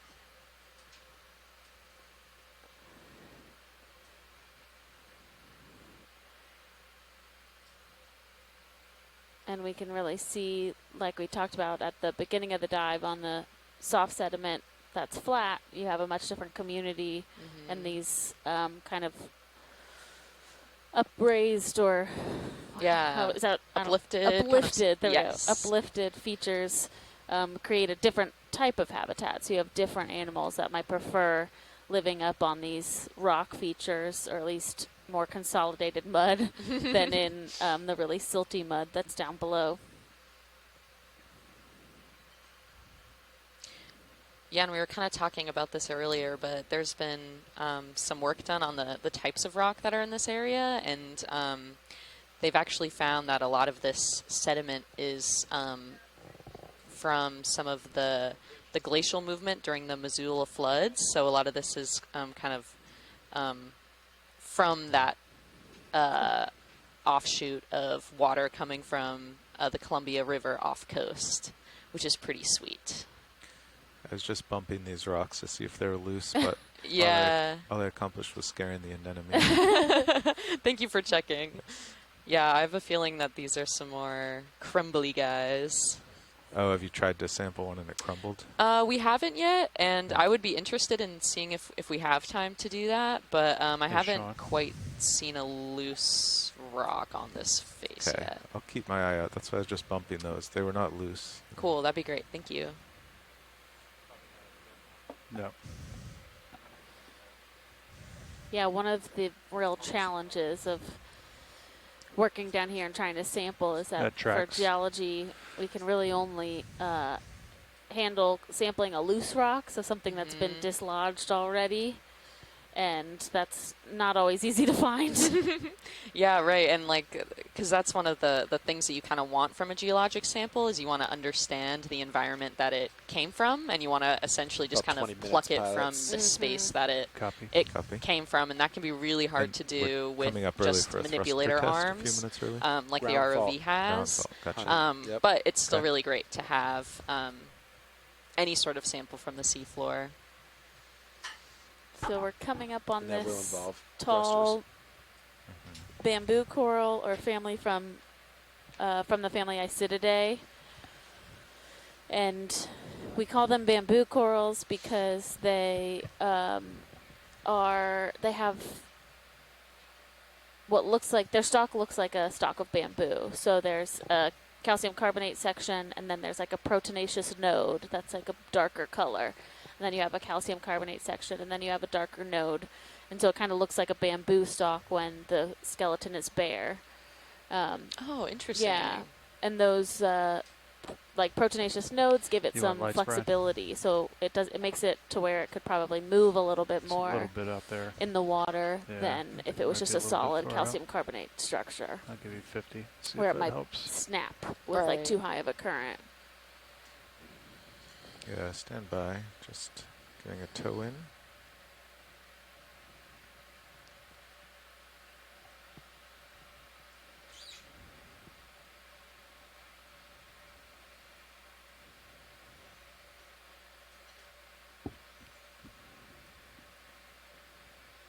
Just Sean, we're running the mains and the swing arms at 100 now. I actually avoid putting that at 100. Polyps kind of retracted. Did you see that when we came in? It was like fuzzier when we were looking at it from further away. Kind of enveloped itself. Yeah, so they tend to be sensitive to motion, and so probably when we approached, it can feel that water motion around it, and so it pulls its tentacles in as just like a defense mechanism, a way to protect itself. Yeah, that's hot. But when we come in a little closer, you'll see those colorations in the skeleton.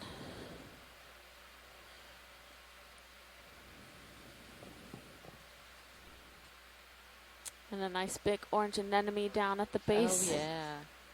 And that little sea star over on the side. Oh, yeah. I think Chris was asking for a zoom in on that sea star. Oh, okay. We can do that after we get this one. So you can see the tissue goes all the way down to the base. And then see the black node that's up a little bit. Oh, so it does look like a bamboo underneath. Oh, that's so cool.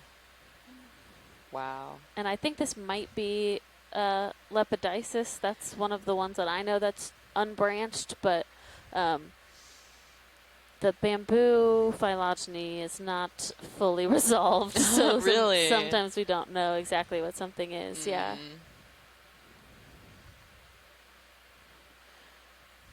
really close look at the polyps, and these that's are cool. have pretty translucent tissue, so you can see kind of the mesoteres on the inside, that pink part of the polyp, and then even they have what are called spicules, so it's those little calcareous spines that help identify by species, but certain species have really pronounced ones that you can even see on video like this when you get really close.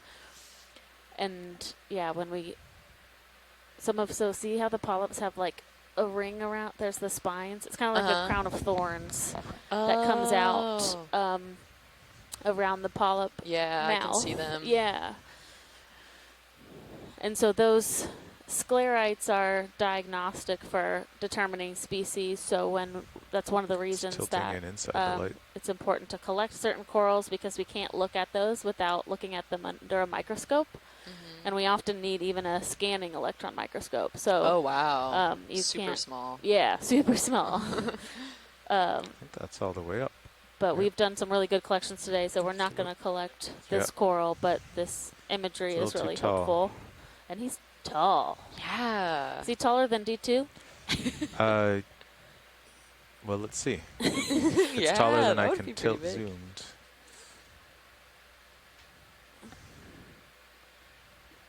You can see the toes of D2 are just a foot or so below it.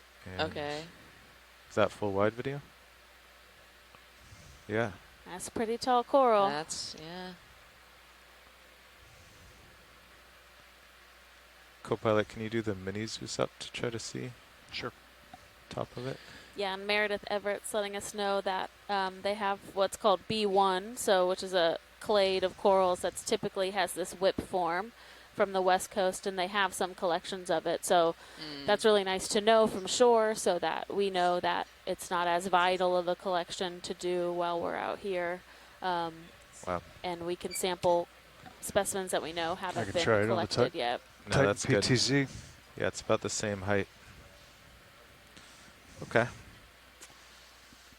Well, yeah, so this coral is taller than D2. That's oh my cool. gosh. Wow. So I'm going to just lift off carefully here. Are we full wide video? All right.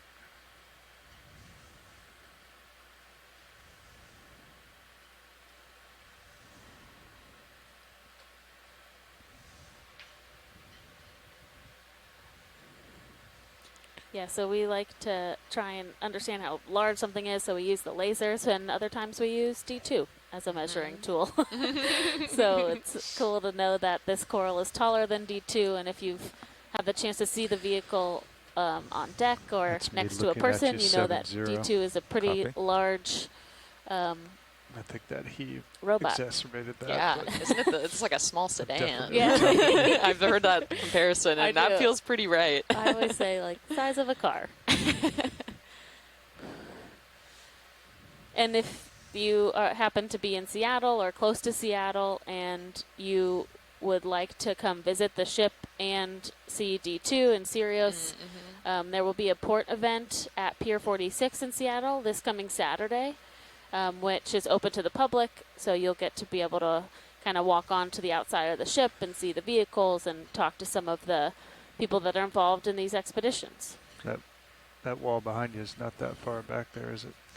Wow. Wow, that's so cool. Oh, it's up so on mega. my side, yeah. It's so Oh, big. I think that's directly behind you. Yeah. This is also a nice shot because you can see some of the platier kind of geology behind us, some of that like classic sedimentation that we see with this mud. It kind of just forms these plates that we haven't really been able to see on this like north-facing face that we've been crawling up, but on this angle you can easily, or you can see it a lot easier. How old would this coral be? You know, I'm not sure. It's hard to date them, but probably pretty old. It's hard to determine without being able to take the base of a coral when you can, and then you can do radiometric dating with the isotopes that are inside the coral skeleton. But they vary a lot in their growth rates, and we also just don't know a whole lot about their growth rates because they're hard to study in situ and hard to keep alive other than in the deep sea. So it's still a question that people are trying to answer. And there's an octopus. Oh my gosh. They're everywhere.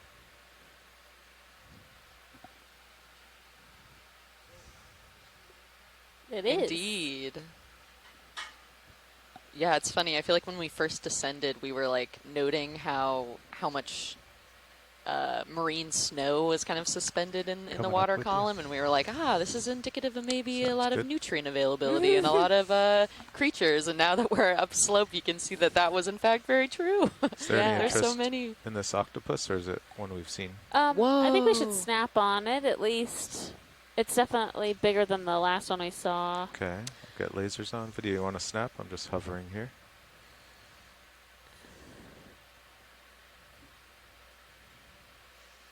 Yeah, that's good. Oh, wow. I love how its tentacles are like symmetrical and make this nice little ring around its body. Yeah. Definitely looks to have some different mantle coloration, but octopus have chromatophores, so they can change their coloration. Oh, neat. And I'm not an octopus expert, so I can't ID to species, but probably some type of muse octopus, which is a group of deep sea octopus. That's great, pilot. Thank you. Okay. I'll just fly up past it, video.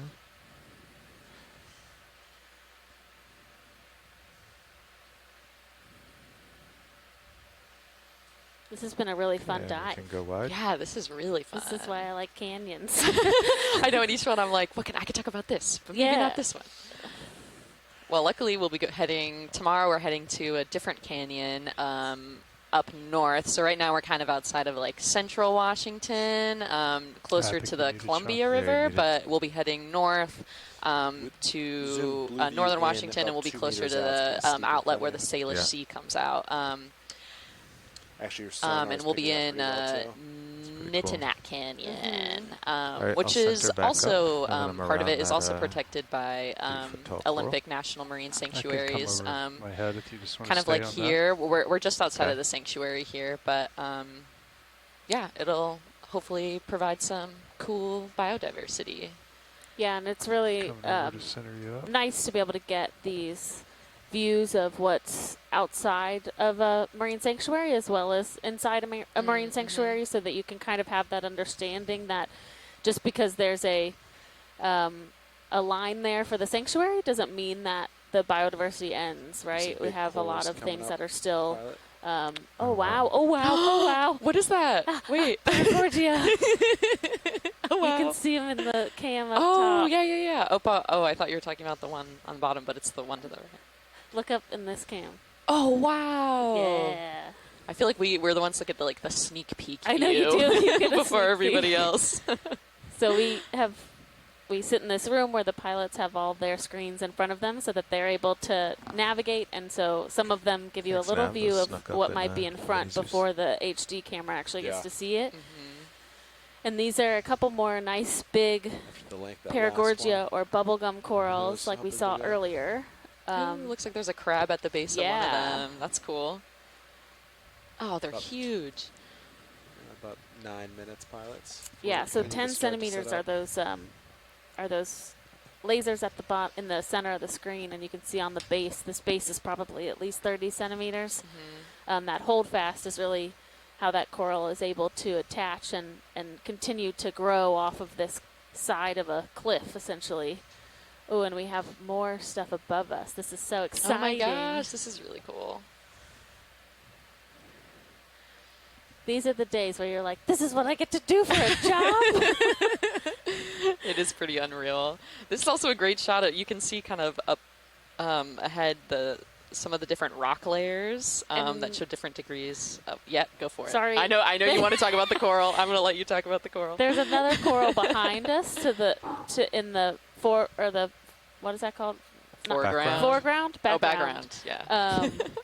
That looks to be a different type of coral. So these are great to get some images of, but we already sampled this kind, so we would definitely want to take a closer look at that coral in the background. All right. And sorry, Paige, tell us about the rocks. No, I was just mentioning how there seems to be kind of like either two different rock types or two different rock types with different degrees of weathering. We're seeing like that dark band that's kind of going like laterally, kind of intermittently like deposited on top of this kind of more like grayish kind of brown sediment. And I'd have to fully dive in to see what we're looking at, but we are likely seeing different degrees of weathering of the same rock, because it's probably all still just like sedimentary. Wow, do you see the big crab on the back of that Paragorgia? It's like one of these. Oh, It was yeah. up on the, that's pretty Oh, that's wild. significant. Do they crawl up?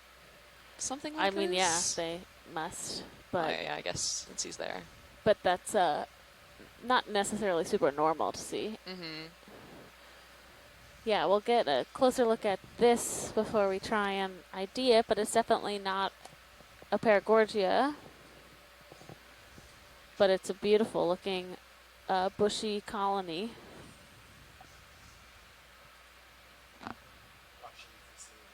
Yes, Nav. Okay. Oh. Yes. Oh, right. So I would like to zoom on this coral, and then we can fire the 3 Niskins right here. So I'd prefer to do them here just because for the eDNA it helps to kind of know that we have some DNA around. So, thank you. Yeah, this looks like a black coral, so a different type of black coral. Wow. So much bushier. We're going to get a zoom on this, and then we only have a couple minutes left on the seafloor, so we're going to fire our remaining Niskins to get our water samples, and then we'll begin our ascent. Video, you're free to zoom. Sure can. Stand by. And I'm also kind of curious because this zoom in also allows us to look at some of the rocks as well, and it seems like these corals and a lot of the diverse biology that we're looking at seems to attach onto this kind of darker looking rock segment. And I'm curious if that's almost like shale or something much harder. I'm going to reset now. We'll take it at the bottom of yeah, the that's minute. a good we observation. Resetting. It definitely makes sense considering we're seeing much larger colonies, so they need something that's not going to crumble as they gain biomass, right? And they become heavier. Yeah. Or longer if Sean. Oh, wow. This is really cool. Yeah, this is beautiful. So Meredith has said that she thinks this might be Trisopathes, which is a genus of black coral, which have that same black skeleton underneath, and then you have the kind of brightly colored tissue on top. Trisopathes has this really bushy morphology, versus the other black corals we have seen today just have kind of a planar branching pattern where they just have a couple sets of branches. These ones tend to have more dense branching.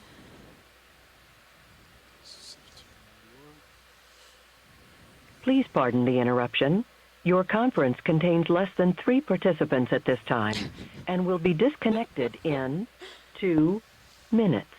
If you would like to continue, press star 1 now, or the conference will be terminated. You get that, Bri? I think we're about 3 minutes from Big Go anyway. Co-pilot, could you come down maybe a meter or 2? I sure can. I've got you Delta 14 right now. Oh, okay. Oh, I see in the waves. I saw the 21. Yeah, the waves are really grabbing me. Yep. All right, we'll do a hovering zoom on this guy. Yeah, look at all that black. We don't have time to move Sirius into place. Yeah, it's almost like just intermittent between. Yeah, the Delta went from 14 to 22. Yep. Yanked me off.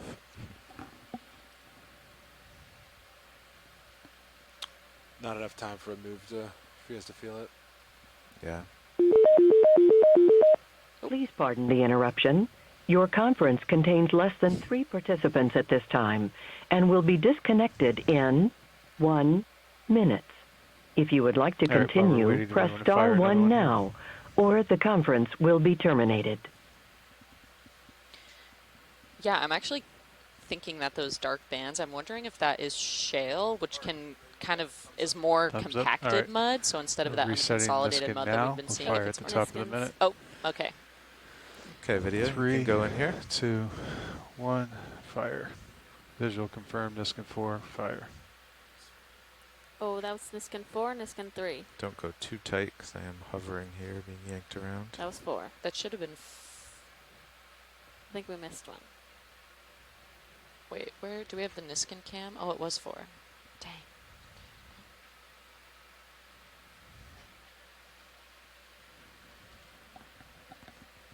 That seems pretty stable. You can go in a bit more.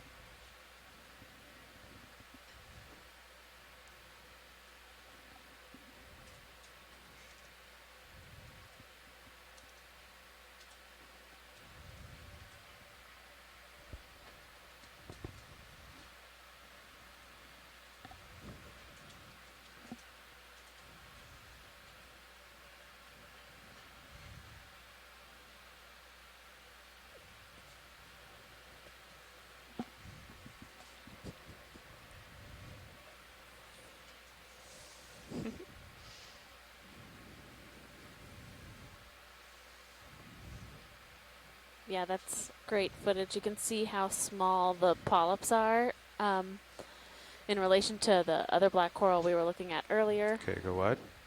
That's great, Pilot. Thank you. You're welcome. Yeah, and Meredith, I do think that we just got some good still images of that. Copy. So should be a Resetting good now. addition to your collection. We'll fire this on Art in 3, 2, 1. Fire. Confirm visual. Niskin 5, fire. Thank you. Thanks. And we do a reset on after the final Yeah, I red think we shot. did miss Niskin Copy. number Niskin reset and 3. securing hydraulics. Yeah, we'll ask about it. I don't know what happened there, though. Okay. I'll keep hydraulics on and we'll get the arms. Centering the still up. Do you want to try to get an R3 for Art? Yeah, that's what I'm doing. Okay.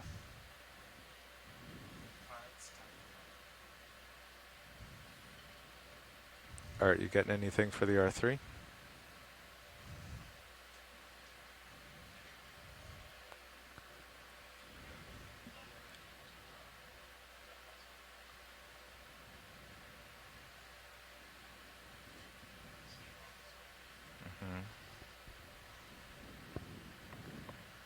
Coming down.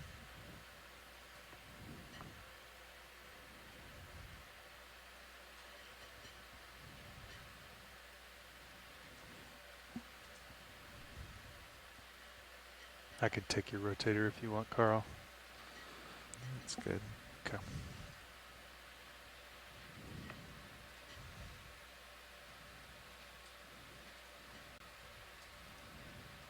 How's that look?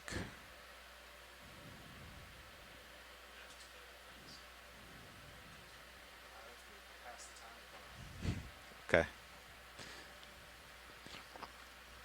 All right, Carl, you want to come up? I'll give you some delta and we'll secure the swing arms. Yeah. All right. Sorry, Art, that was the best I could do out here.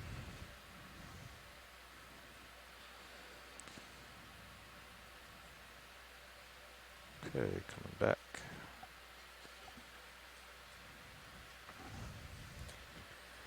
And so we have reached the time that we're going to start heading back to the surface so that the ROVs are on deck. Oh, there's more corals. We'll just watch them as we float away. Coming up with you easy. Okay.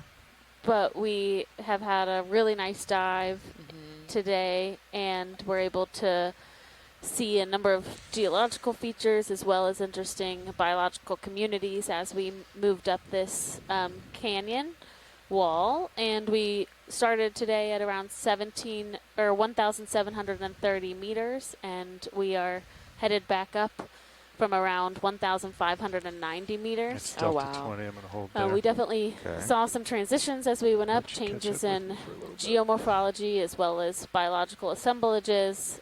So it's been a really fun day on the seafloor. Excellent. Yeah, and tomorrow we'll be heading up to Nidinak Canyon, so further up the coast, and we hope that you all will join us.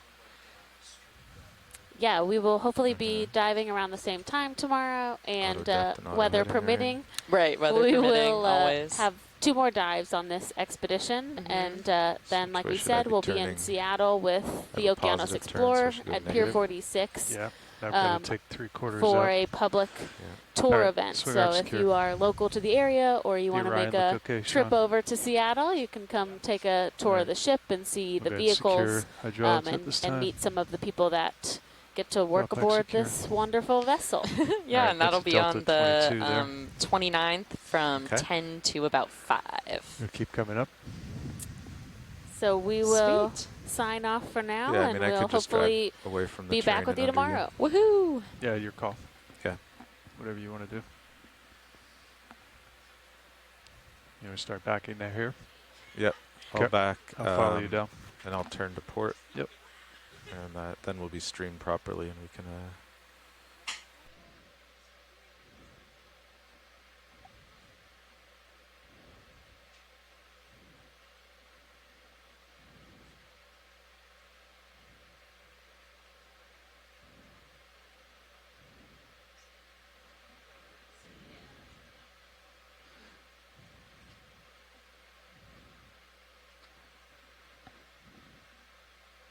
All right, that's me looking at you 90.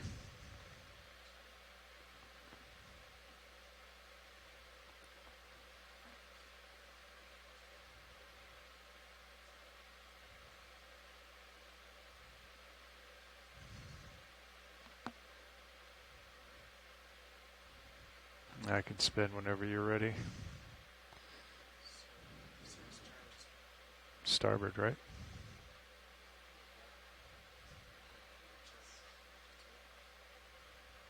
Yeah, I've got to take that 3/4 out.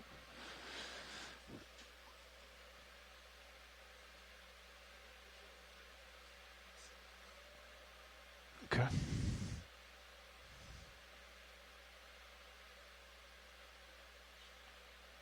And you got your light pull.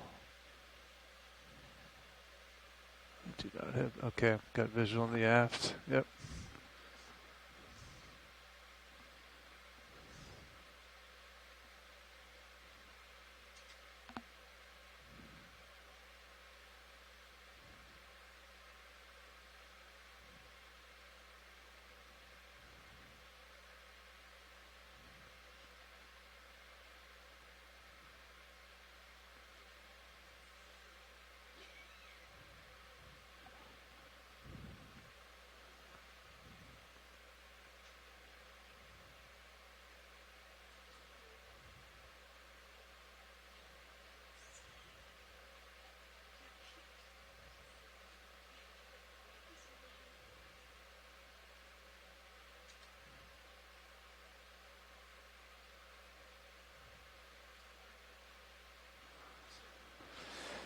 Yeah, what do you want to do about this big turn that I still have? You're not worried about the 6/8? Okay, understood.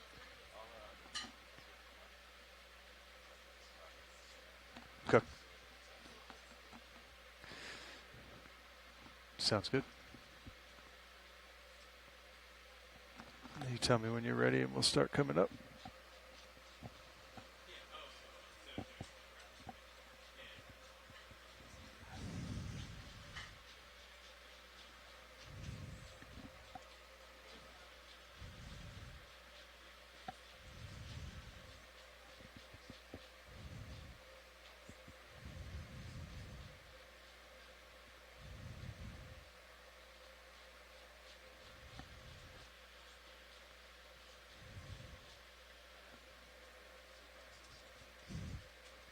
Okay, I'm going to let you come up a little bit. Close that delta first.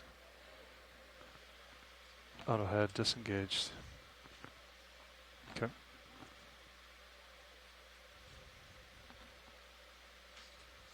Yep.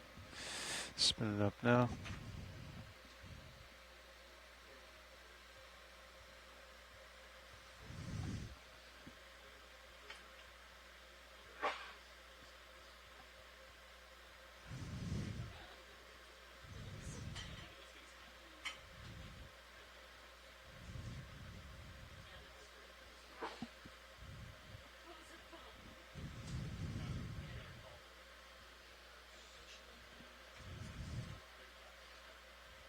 I can back off if you want, Carl.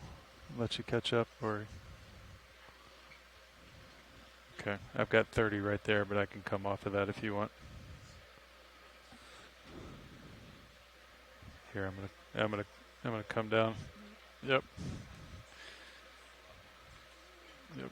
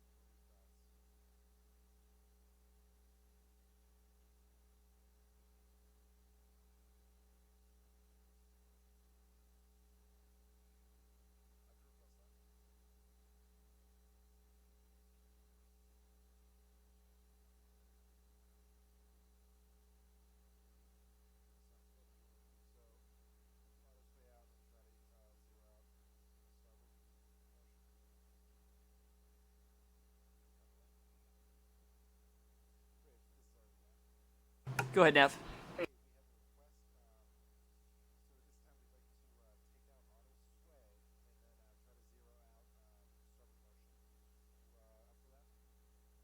Copy that. Take out auto sway and come to a zero lateral. Yep, and then maintain our forward speed that we have. Copy that. Half knot ahead. Sounds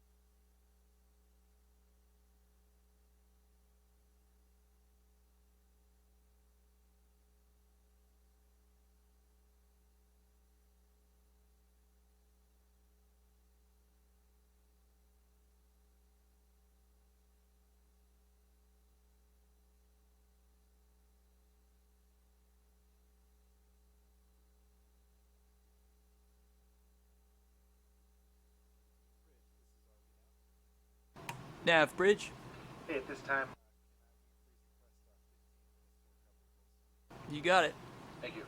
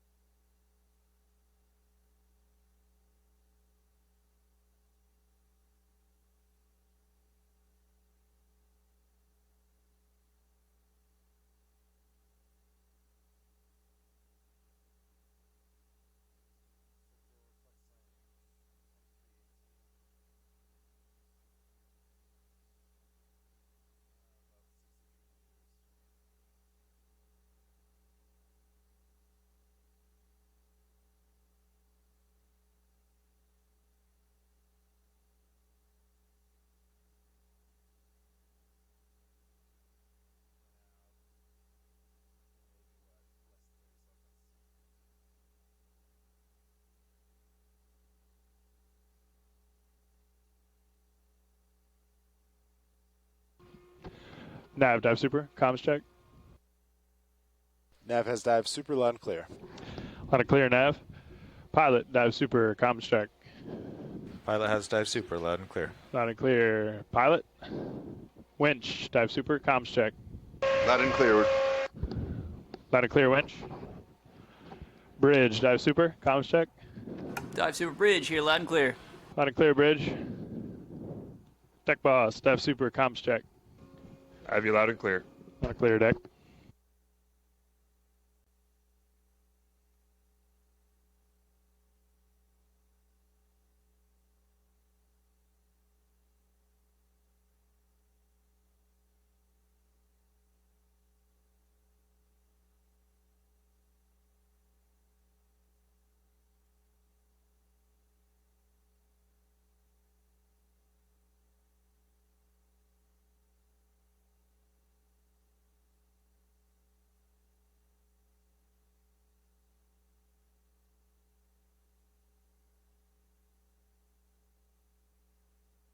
Nav, dive super. Dive super go. Hey, can I get an update from the control room, please? Yes, sir. Vehicles are sitting at about 50 meters. We just started our ground fault test with the thrusters, so we're just sitting here at the moment. Ship's doing about 0.5 ahead through the water. Streaming looks pretty good, pretty much dead on. Auto surge and sway are out at this time. Center rotations midship, port, prop, rudder are disengaged. We're about splitting the current wind at this time. Wind's about 10 knots, 60, 70 degrees on the starboard side of the ship. Everything else is looking pretty good. Copy all, Nav. Are you ready for dive super to take comms? Yes, sir. Dive super's comms. Okay, dive super has comms. Nav, just give me a call back when you guys are through with your testing, please. Understood.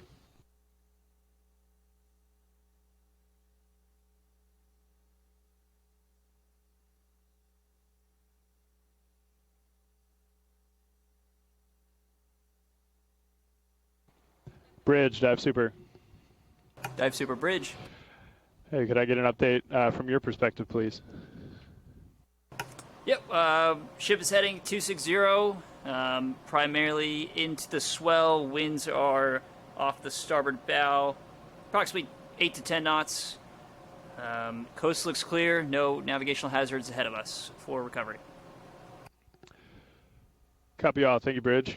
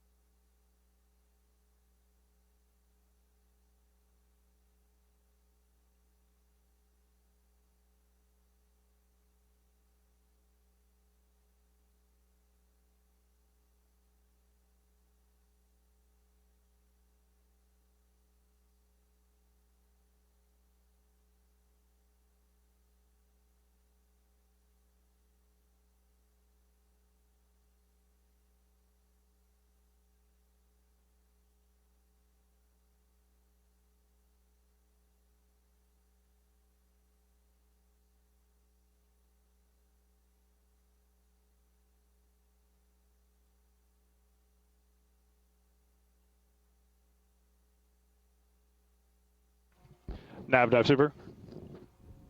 Dive super go. Hey, be advised, we have pass control to the aft station. We have auto heading and Surgeon's Way are out like they were on the bridge. We're making our way to 0.5. Looks like we're have to put in a little more starboard to take out that port way. But we're working on that now. We'll leave winch control with you guys until we're done with our testing.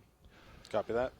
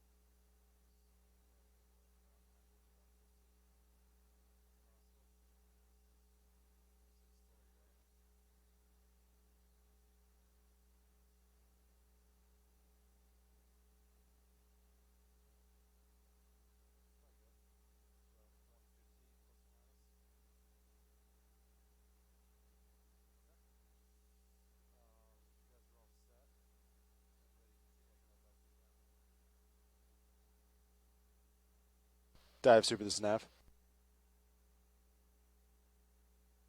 Go ahead, Nav. Hey, testing is complete. We are ready to continue recovery. Copy that, Nav.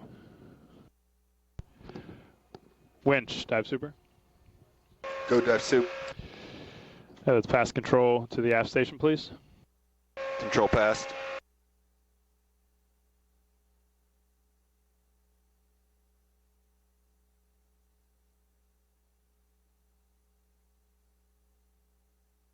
Aft station confirms control of the winch.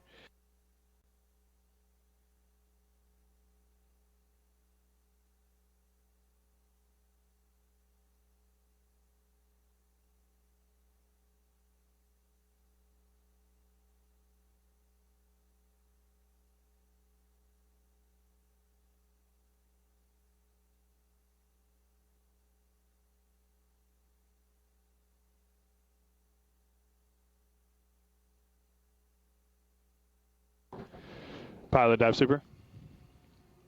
Dive super pilot. Is the control room ready to continue ascent? We are ready. Control room is go. Copy, control room go. All right, pilot, let's come up to surface at 15 meters a minute. Winch will do the same. Pilot is coming up to surface.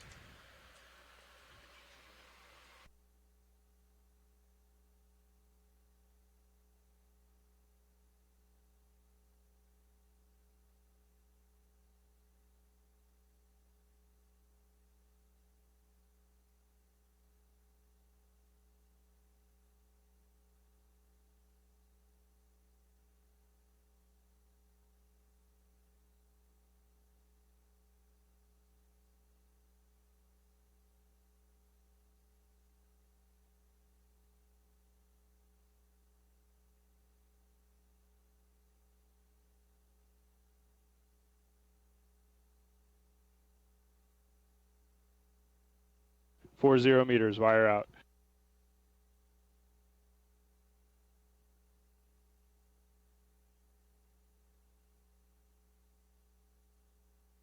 D2, 42 meters, all's well. 42I.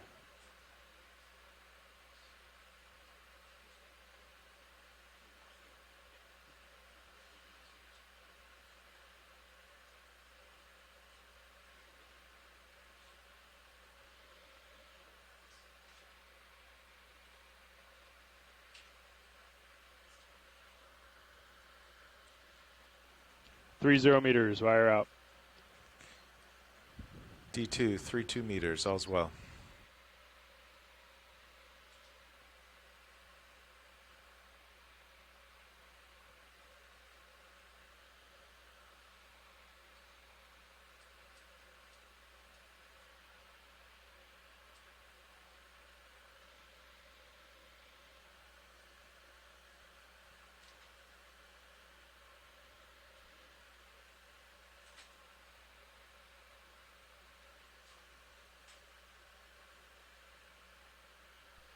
D2 appears to be streaming a couple degrees starboard. Copy that, Nav. We got 20 meters, wire out. D2, 20 meters, all's well.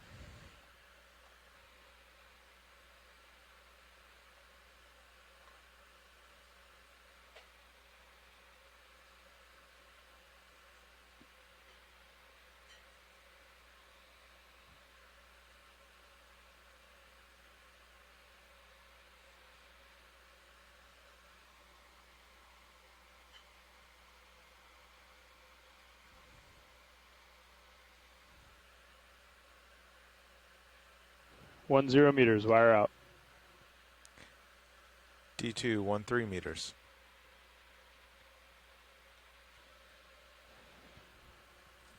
Eyes on D2.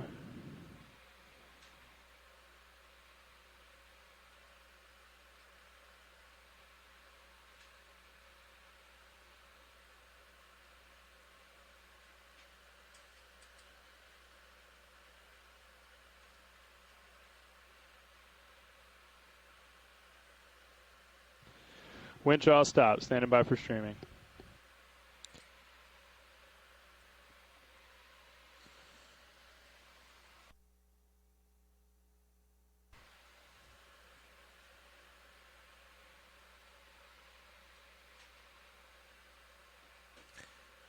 Pilot has visual on D2, just coming to the surface.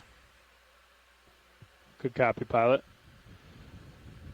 Yeah, it looks like you're about to break surface here. If you want to lock in auto head if you aren't already in it.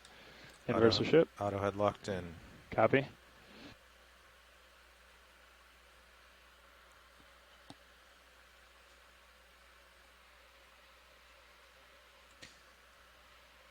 Oh, I already.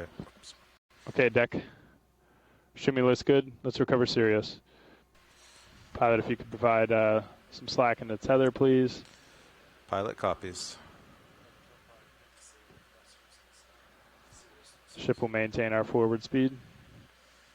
Pilot backing 20. 20, aye.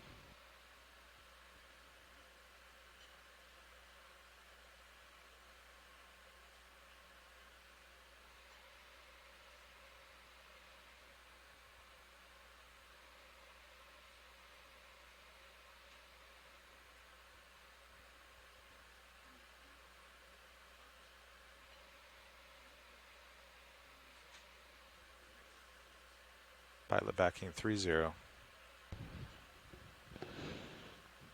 Copy that, pilot. We're bringing you back to center line now.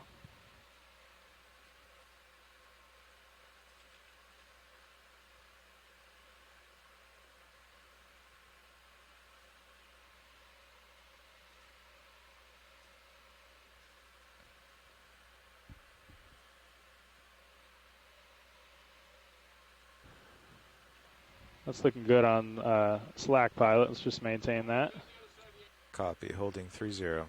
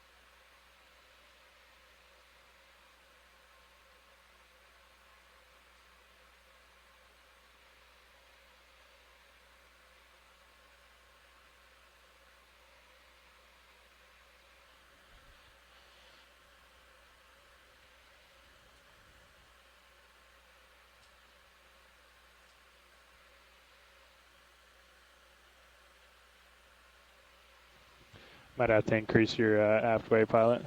Copy 50.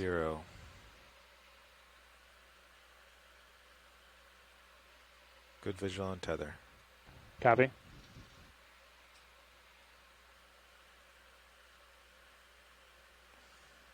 Pilot backing 60. Copy, pilot. Looks good.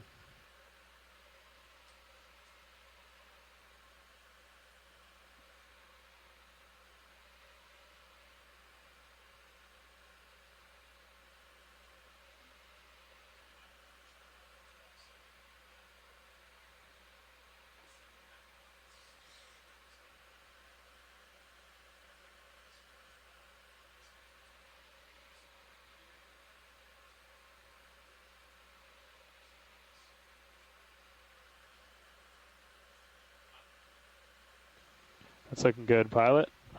Maintain that. Holding 60.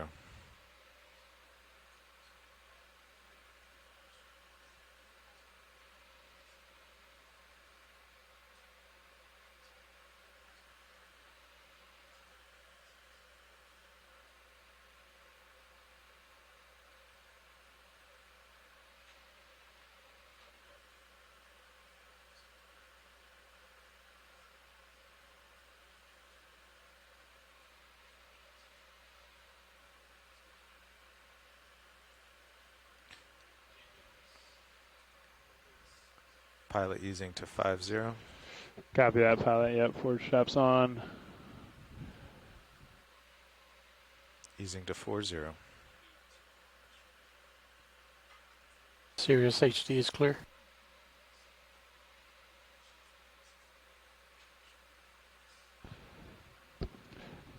Pilot, can we get a little port lateral in, please? Port lateral.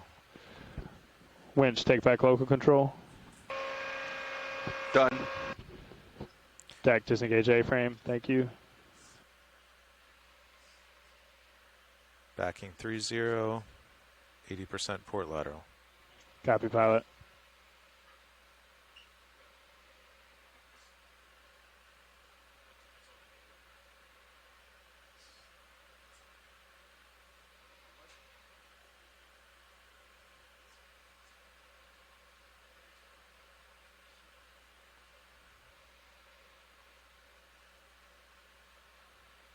Okay, pilot, you can ease on that port way, please. Copy that. Off stick, except auto head. Roger that.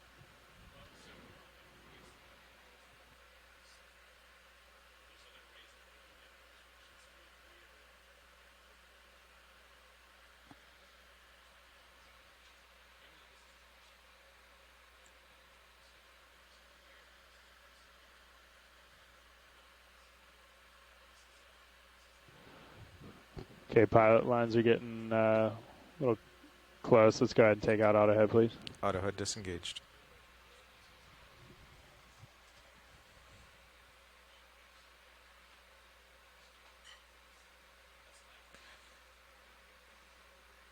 Daisy chain free. Lift line looks free from pilot's end.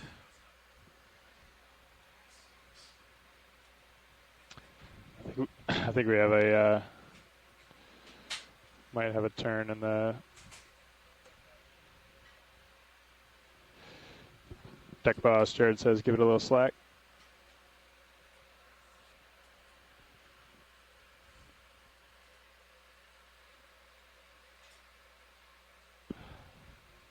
Okay, that came out. Lift line clear. Copy.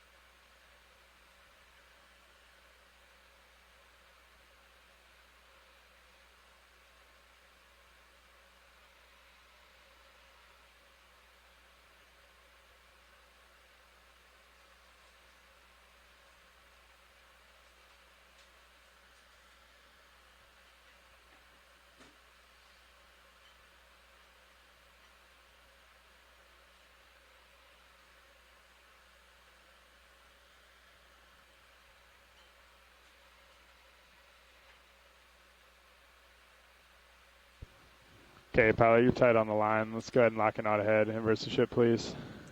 Auto heading locked in, inverse of ship.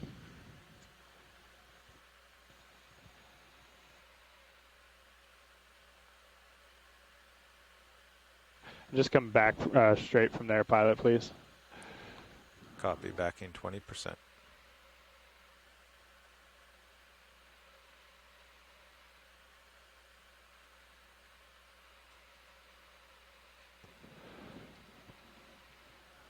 Might have to give it a little bump to surface, pilot.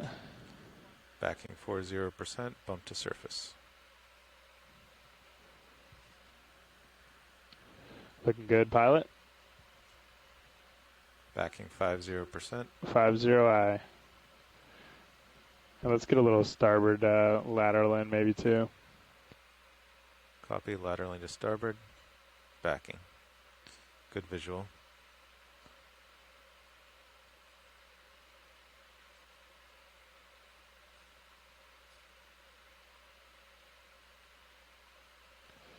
It's looking good, pilot. I think we'll maintain that. Pilot copies.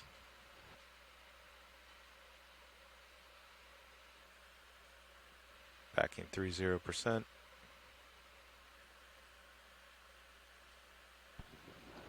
Looking good, pilot.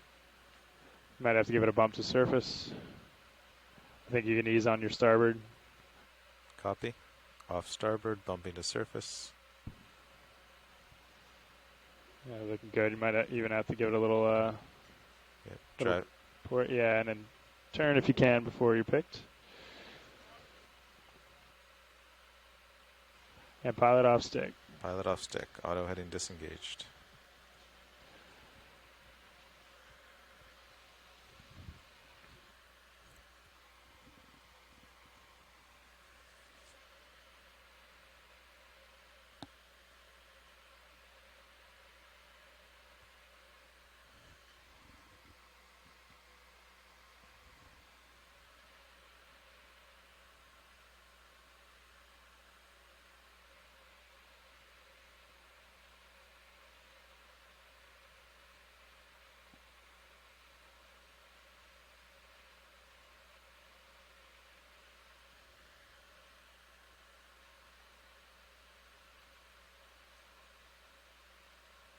Pilot secure power. Deck, hangar stop. Hangar stop is in. Winch, knife switch. Knife. Voltage is 0. Roger, vehicle cold.